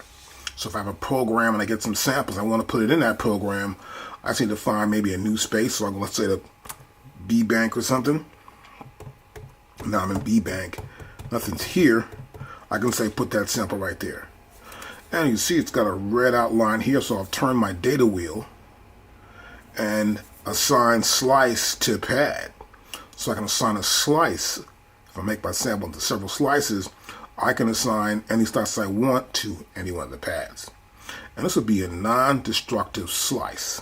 That means it's part of that one big sample, but it doesn't destroy the sample. And it would be assigned also to this program. I'll press close that out. Now I've got a sample here, and I might want to use a sample like this. Right? And so I want to get rid of the end here, or the beginning here and the end here. Now I could go to process, right here, process, and pressing do it will discard the data beyond the start and end points. So you can see here, trash can here, trash can here. I would keep the data right here.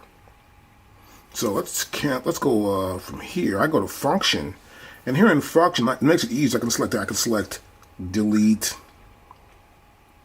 Go back to function again, process, and I go back to function here. I can just pick the process I want to use right here. And it makes it much easier. So I'll actually do discard. I want to just discard here, and I'll press do it. And there you go. I've got the size of the sample I like. And that's how you can edit your samples inside your MPC Live. And that was just discard. Once I discard, I press do it. I discard it. If I don't like that, I can press undo. And it's right back where I had it. So if you don't like it, you can always undo it. Now I go here to function again. Let's say I want to delete that part out. I come here, yeah, delete it. I'll press do it, and that part's gone. And now I come back to here, undo, and it's back. I go to process again. I'll do function. I want to put silence there this time. I'll press do it. And now you'll see here there's silence right there. The part that is there is gone. We have the beginning and the end, but this part is silence. You can't hear it as I play through it. Now if I don't like that, I'll select undo. It's right back. This is non-linear and non-destruction editing. So it's sort of non-destruction editing, totally. Let's go back to here. Let's do the process again. We'll look at the next option. Extract. I did that already. Let's do this. Well, normalize is good. Reverse. Let's do this. Reverse.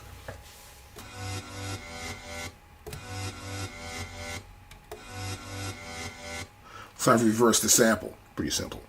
And if I don't like that, of course, I can select undo, and it's undone. Now this time I'll just fade in.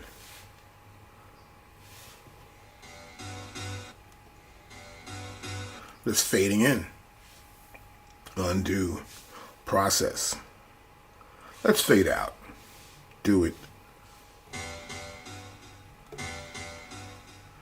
So it's linear. Slowly going down, but the same rate. I'll do pitch shift. Let me see what I'll do right. Let's go right here. And press do it.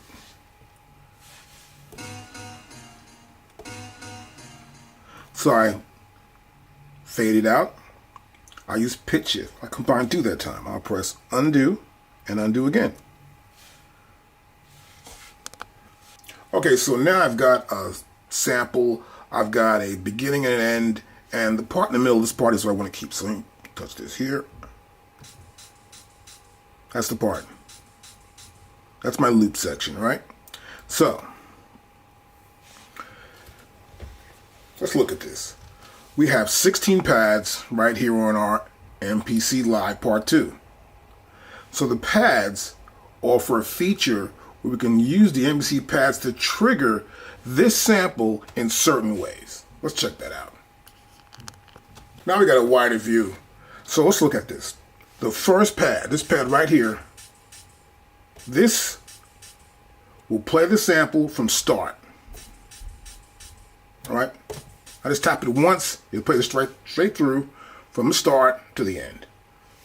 Now pad number 2, play the start. So it's playing towards the start. It's playing this section here that I don't want to use, but it's playing that section from the start, before the start. Okay? Now this one, this will play to the end. This will play from the start. Seems the same, right?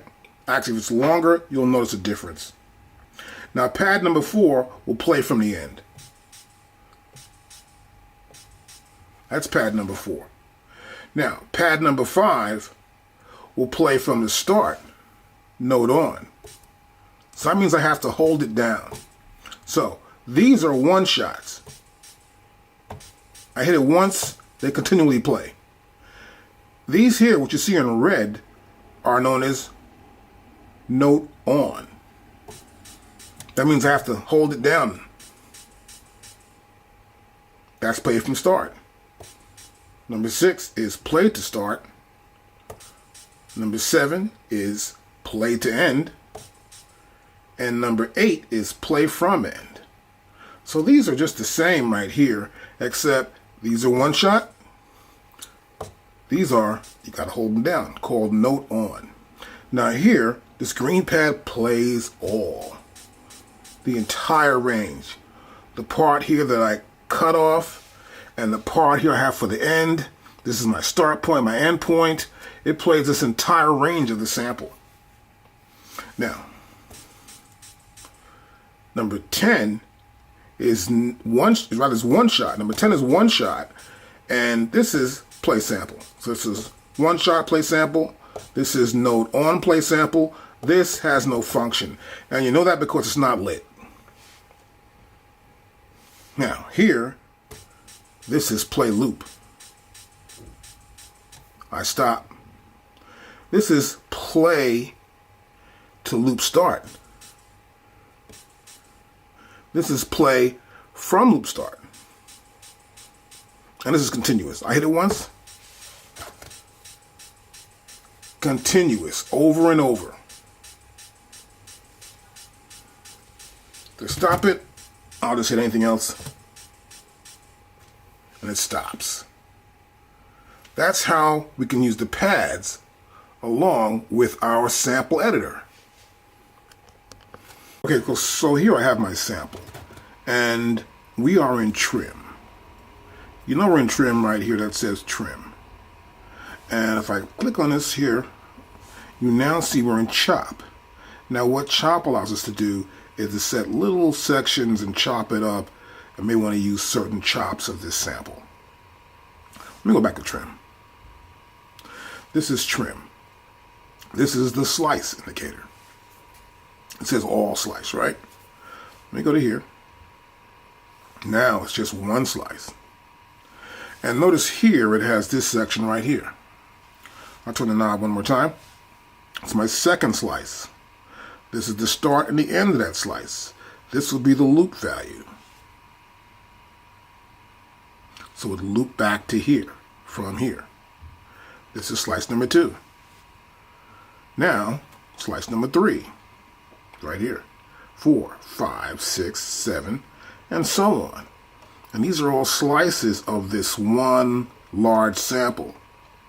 So what's happening here is the MPC Live Part 2 has an logarithm, and it mathematically figures out the distance of what a slice should be. Like right here, this is the peak here, and right down here is where it's the quietest of this one sample in this range.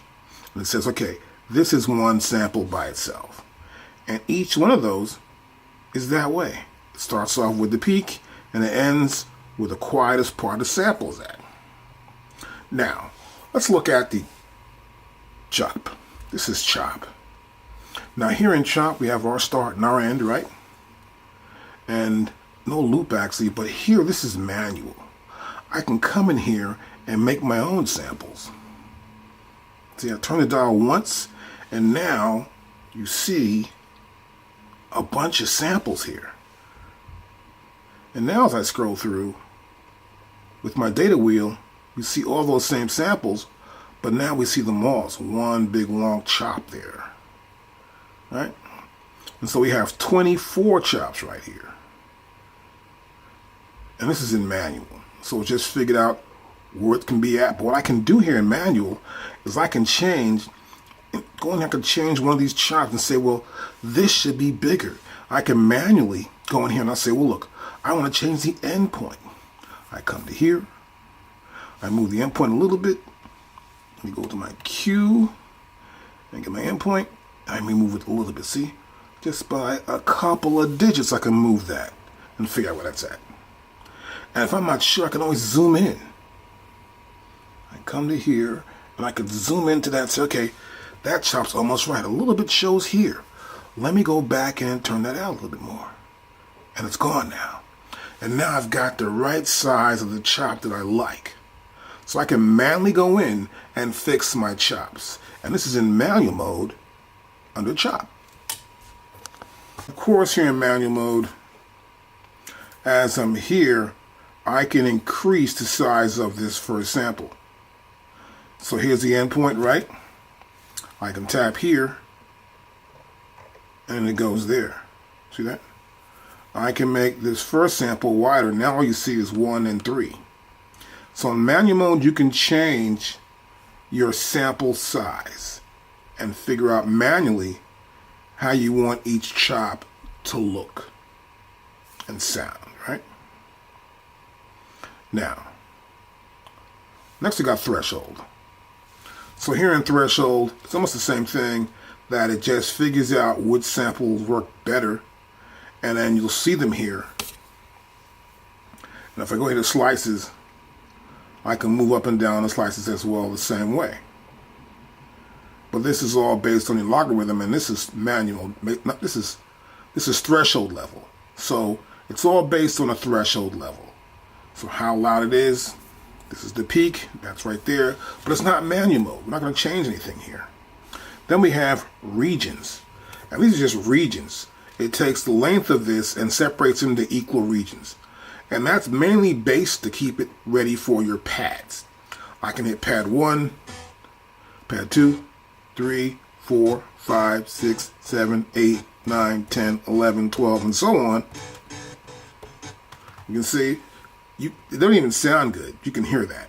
But all it does, it chops it up into 16 different sample chops. That's about it. Then we have BPM. This is BPM. And this is all based on the BPM, the obvious.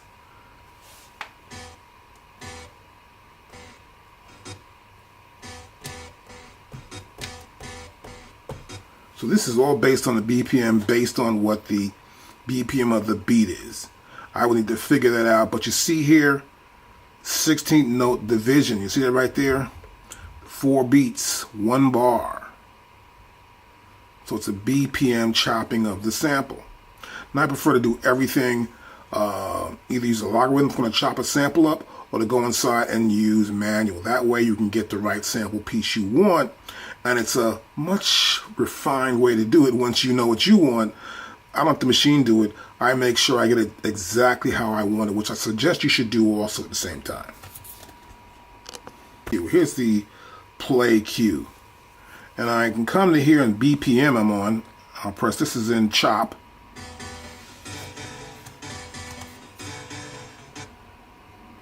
And I want to go to region next. Sounds the same, right? 16 regions. I'll go to threshold. This will sound different.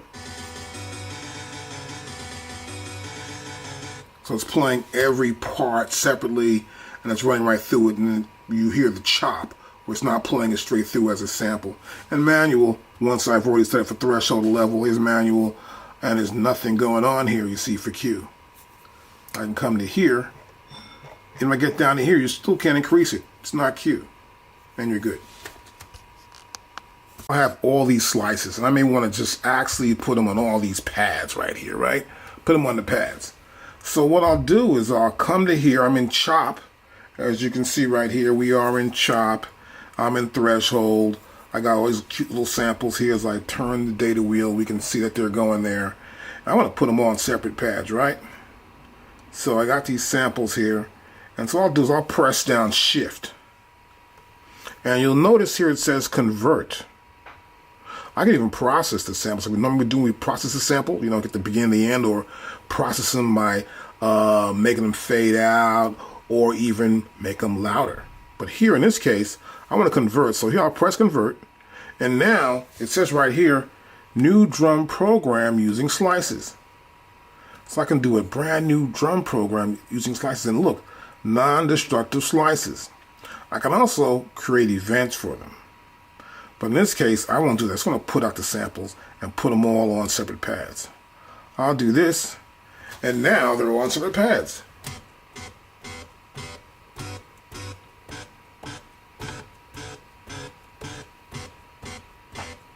Okay, I got up to this point. Let's go to B. And B's here, see that?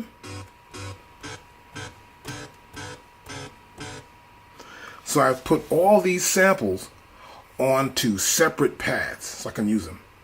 So we have 24 samples. We use bank A with 16 and bank B with the last 8. I want to undo that. We're back here. And we can hit that. We'll see that belongs there, right? But I want to do something else different. I'm here in regions. I'm going to go back to threshold. I'm in chop, and the thresholds are right there. Now what I want to do is I'm going to press shift, and then I'm going to press convert, and this time we're going to use create events. And see, it's 2 bars. So talking about creating an event, that this will be 2 bars. So that means 12 slices is 1 bar, another 12 slices another. That's 12 bar. Wait, this gives you 2 bars. So that means that 1 bar is 12 slices, and the second bar is 12 slices as well. The last 12 slices.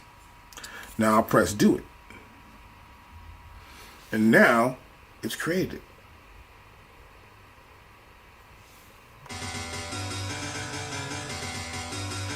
I just press that button down, it plays straight through.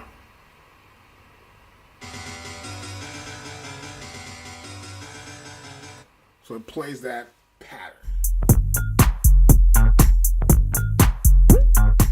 Now I want to use pad perform, and I want to get some plugins and use some sound. So this is in our MPC Live Part 2, and I want to go right here, and that's a plugin program. That's a plugin program. So you'll see here in the program section it says plugin program. And here we're on MIDI channel 1. Here, this is the plugin, so electric is what I'm using. I can come to here and change it too as well, to whatever. You can see that right there. Electric, tube synth are right there as well. I'll close this out. And then I want to go to here, and this will be my sound, soft tines.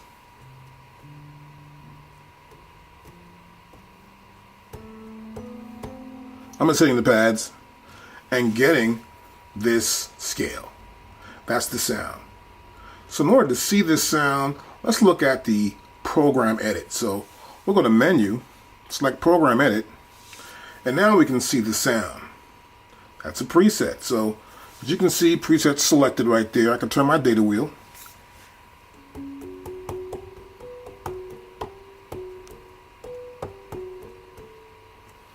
I'm hitting the pad so you can hear the different sounds going on.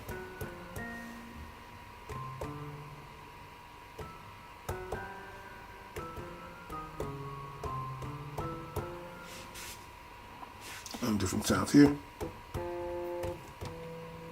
So it's a chorus. So you can see the best keyboard sounds. And so we're able to play these sounds. But we have pads, right? So you don't want to hit the pads and sort of make a sound up. It takes forever, like almost. But what you can do is you can do pad perform.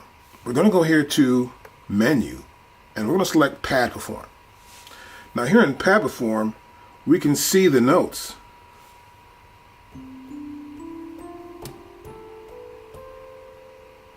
And we can see which pads will trigger the notes. You can actually play the touchscreen. Right? I can even change my key. Let's say the keys, I can change the key. Matter of fact, I'm going to do a natural minor. And I'm playing a natural minor right there. Or I might want to play a harmonic minor.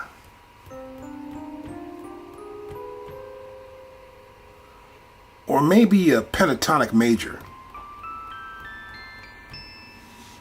Okay, you get the idea. We can do just about anything musically. Now that's just using the notes, right? I can also do chords. But before I do that, I want to explain the screen. So here on the screen, you'll see here we have these notes, of course, and it tells you what notes they are. And then here on this side, we have chromatic, we have notes, we have chords. So for example, if I go here, which I already am, I'm going to go back to my major scale, and I go to chromatic, we will now see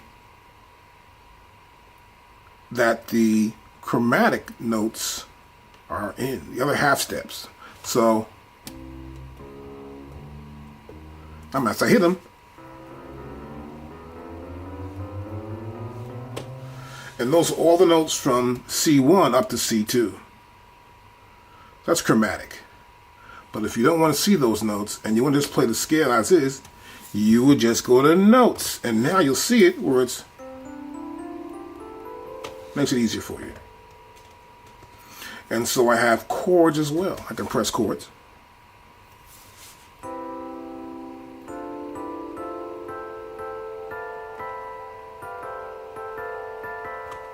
And those are the chords right there. I can have chromatic chords as well, and progressions. Now, here you'll notice also we have scale and octave. So you can see it's a C. I can increase that octave right there. I can come here octave. So I hit this here, you'll notice that goes to 0 now, right? I can play this. That's up higher. So I don't want to be that high. I go down 1 octave. I'm 1 octave down there.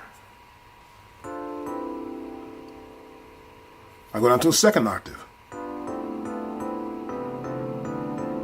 As you can see. And we are in chords right there. I'll go back to notes. Now I'll go octave, 1 octave up. So we can actually do octaves, and we can do chords inside the software. So, start on root. I can change the start point. I come to here. I can make it continuous.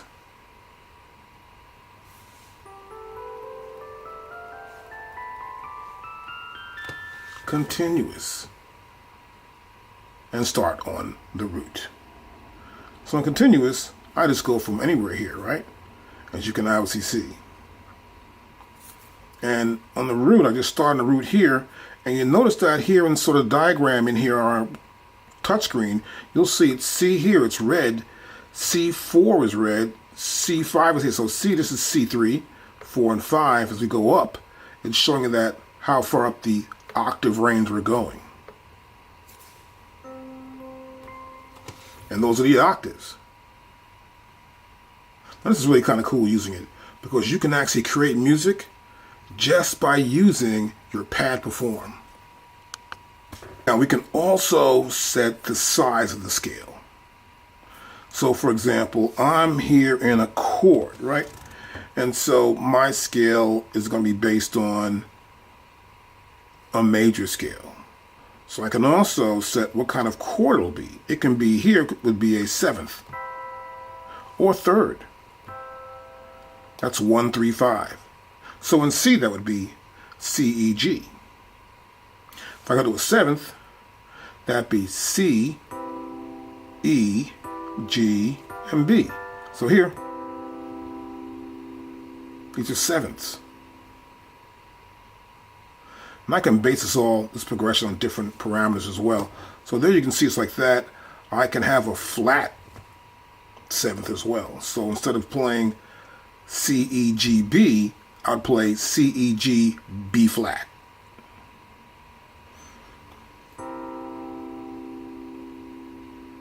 There you go.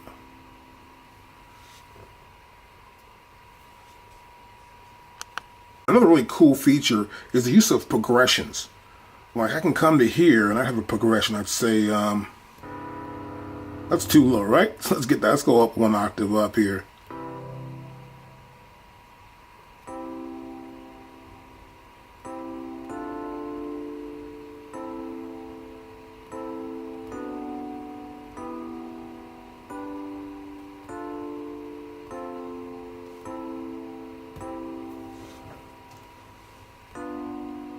Okay, so progressions, right? So you see it, you have these progressions are.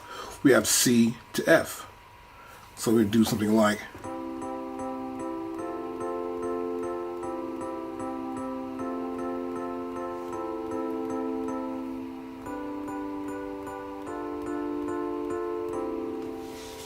a progression. You can create songs inside the software. There are progressions built in here, so it makes it easier for you to actually work. And to sort of build your song up, to get an idea of a song, and just use the progressions to get around and construct it how you'd like to hear it. From that point on, you're good to go. I have chords, classic chords 2 here, so we went to major, right? I can go to classic chords. Here's a major classic. Here's a classic minor. And I'll bring this down. The octaves are up there.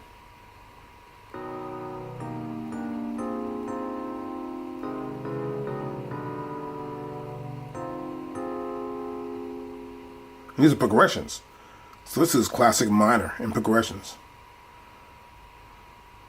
Classic major. So it'll come out an octave again, it's too loud. So be aware of that when you actually start working with this.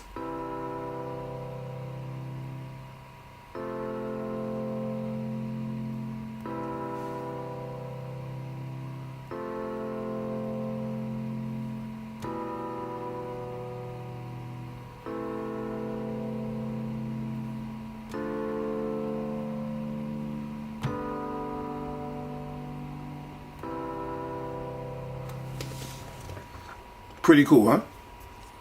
Here in plugin program, you have several options here, as you can see. That's because I've already picked out that I'm going to be an electric. Right, so I have bell tones. I can add noise there.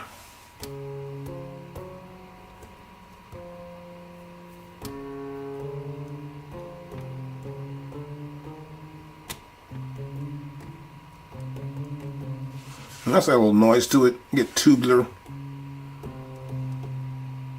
Some delay. Take the delay off. Spring reverb off. And as I do, the sound changes. So I have an attack. Now I could use my Q link. You see the Q right there, right? I use my Q link as I hit the pad. And I'm changing that. I have distance here too as well. Q link right there. So let's see where that's at. Okay, there we go. I can change this. The height of the sample.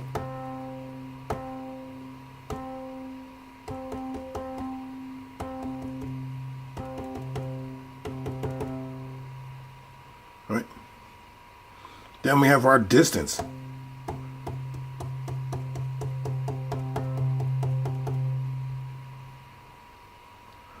This is kind of cool. And we have our envelope right here as well. And we're going to bell and noise. So I can change a lot of the parameters of any sound that's here inside my MPC Live Part 2 that's in my plugin program. So what you want to do is you want to select the sound, sort of see how it works. Here's delay. I can turn on delay right here. That's delay. See that blink on there? This goes on, and then this light goes on. Turn this off here. That means it's off. So be aware of that. You may turn the parameters, your tune, and you may turn the mix in a little bit, but you won't hear it, or the resonance. In order to hear it, you want to make sure you trigger it.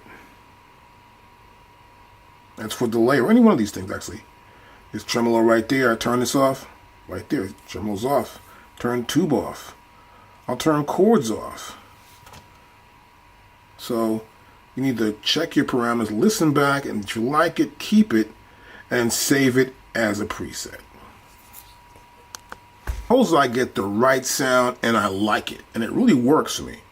What I want to do essentially is just save it as a preset. So I would come into here, turn a few things on here, play it back. I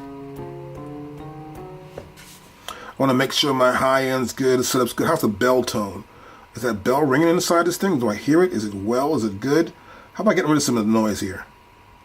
And then play it.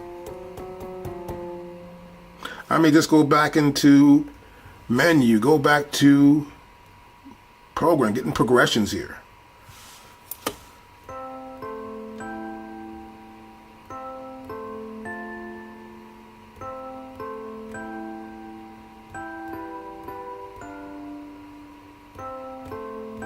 And hear how it sounds. Now, if I like that, I will just go back to menu, then I'll head over here to the pad perform, menu, then I'll head to program edit.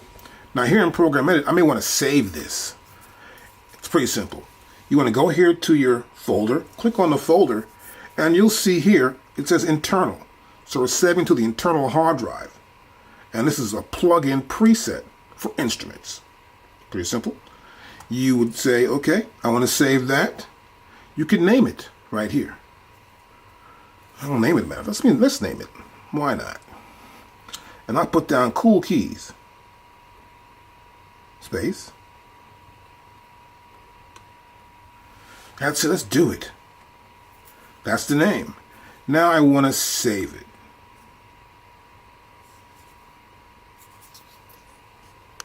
I want to save this sound. I think. So I'll come to here and I want to save it, and I'm going to call this preset something else, right? So I'm going to come back here. I'm going to take this out of here.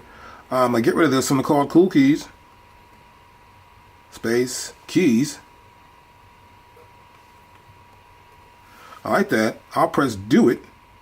That's it. Now I want to save it. I'll be saving it here into the internal Air Music Technology for my MPC. And then I'll just press save. And now it's saved. So I want to load it up. I go to here, the folder. I see it right there, cool keys. And that's the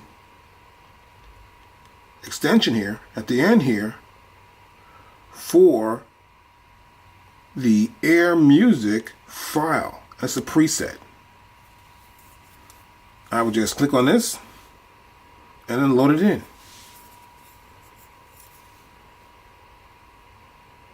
We already have it right here.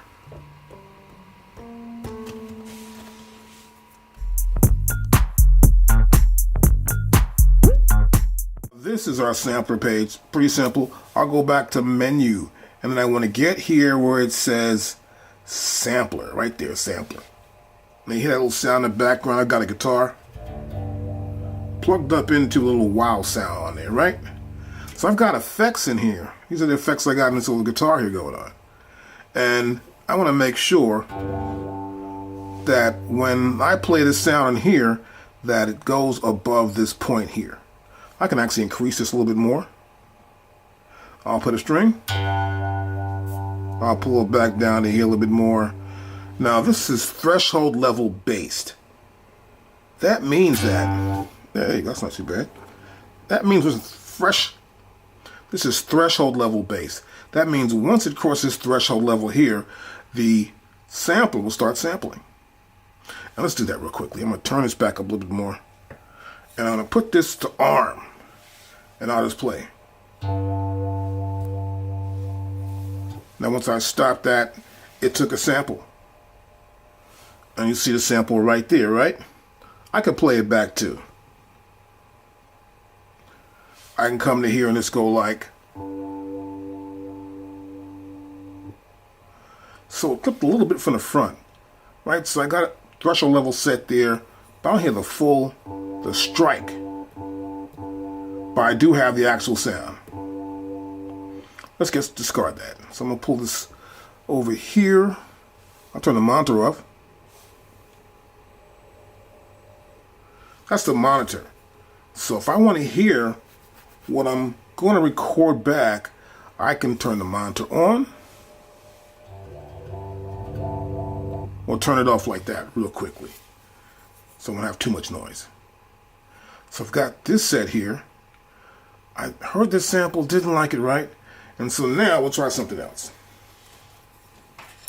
I'll pick the bass up and we'll just sample.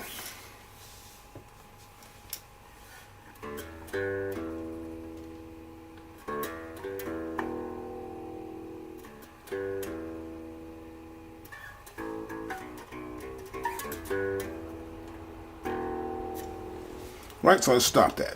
Now, I want to play it back.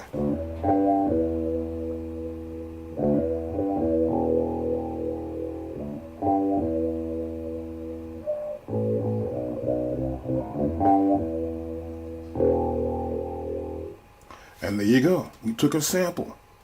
Now, if I want to keep the sample, I can keep it and put it in a program. I can create a brand new program called Sample One Channel.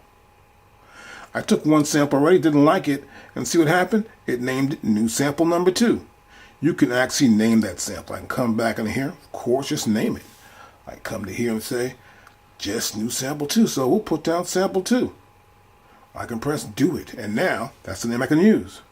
This can be the new program. This will be the pad it's assigned to. So it's assigned to this pad right here. This is assigned to pad A1. This is the root note, which is C3. And actually that was a E, but that's okay with me. And that would be the note. I could play it back here, or I could discard it here, or I could keep it, or I could edit this sample. And there's a sample right there. I could edit this sample down, pick what I like, go through the editing as we showed you before, and edit this sample down to the bare minimum, or just to get the exact sound you want from the sample. Now I can go back, hit click here, and I'm back in the sampler, right here, in the sampler, of course. I'm sampling again. Let's do that again. We're going to go here. I want to monitor this signal. There's a signal right there. I want to monitor the signal. And next, what I want to do here, I could tap tempo. All I'm going to do is I'm going to just take a sample in, right here. I press arm, and I start sampling. Slice. Slice.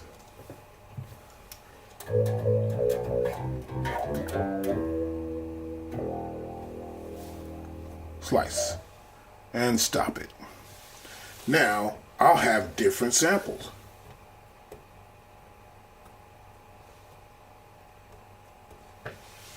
And I'll say, yeah, I'll save the sample. It's one whole sample. And here it says New sample channel 1. That's the program. I'll say keep it.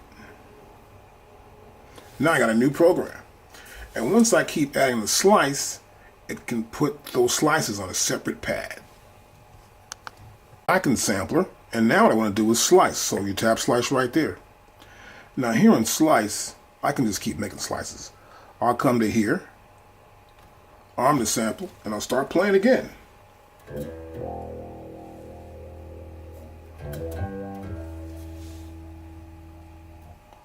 Slice.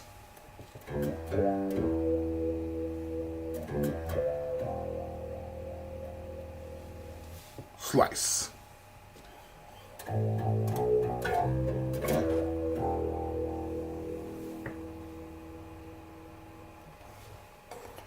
Now, as you can see, it stopped because it was set for 20 seconds. Let's play it back.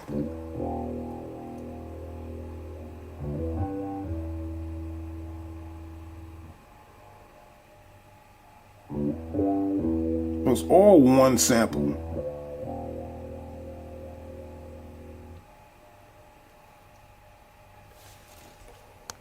See what it says right here? This is keep or discard sample. I want to keep it. And this is the sample name. And I can create a new program with pad parameters, with non-destructive slices. So I have or none. So these are 2 or 3 options actually. I'll create with pad parameters. I'll press create. And we've created that program with those slices from the sample. Those samples. Here's the first pad.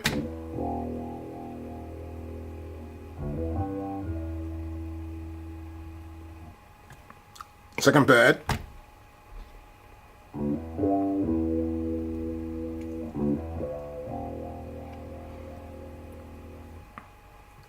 Third pad. So you can see we recorded on 1, 2, 3, the cutoff here, because we set up a 20-second sample. So make sure your length is correct if you're going to take a pretty long sample like that, and if you want to create slices. You can see it created a program which is called Sample3CH. A brand new track has been created. And I can just hit the pads. I hit it one time, it's going to play straight through. So it's note on. See, my level comes up right here as audio.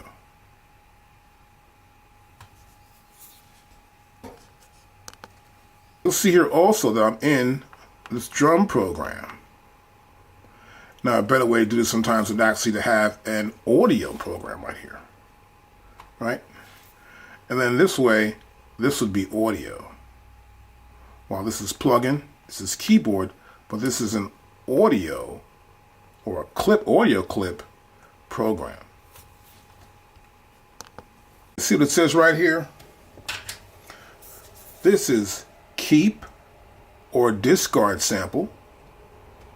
I want to keep it. And this is the sample name.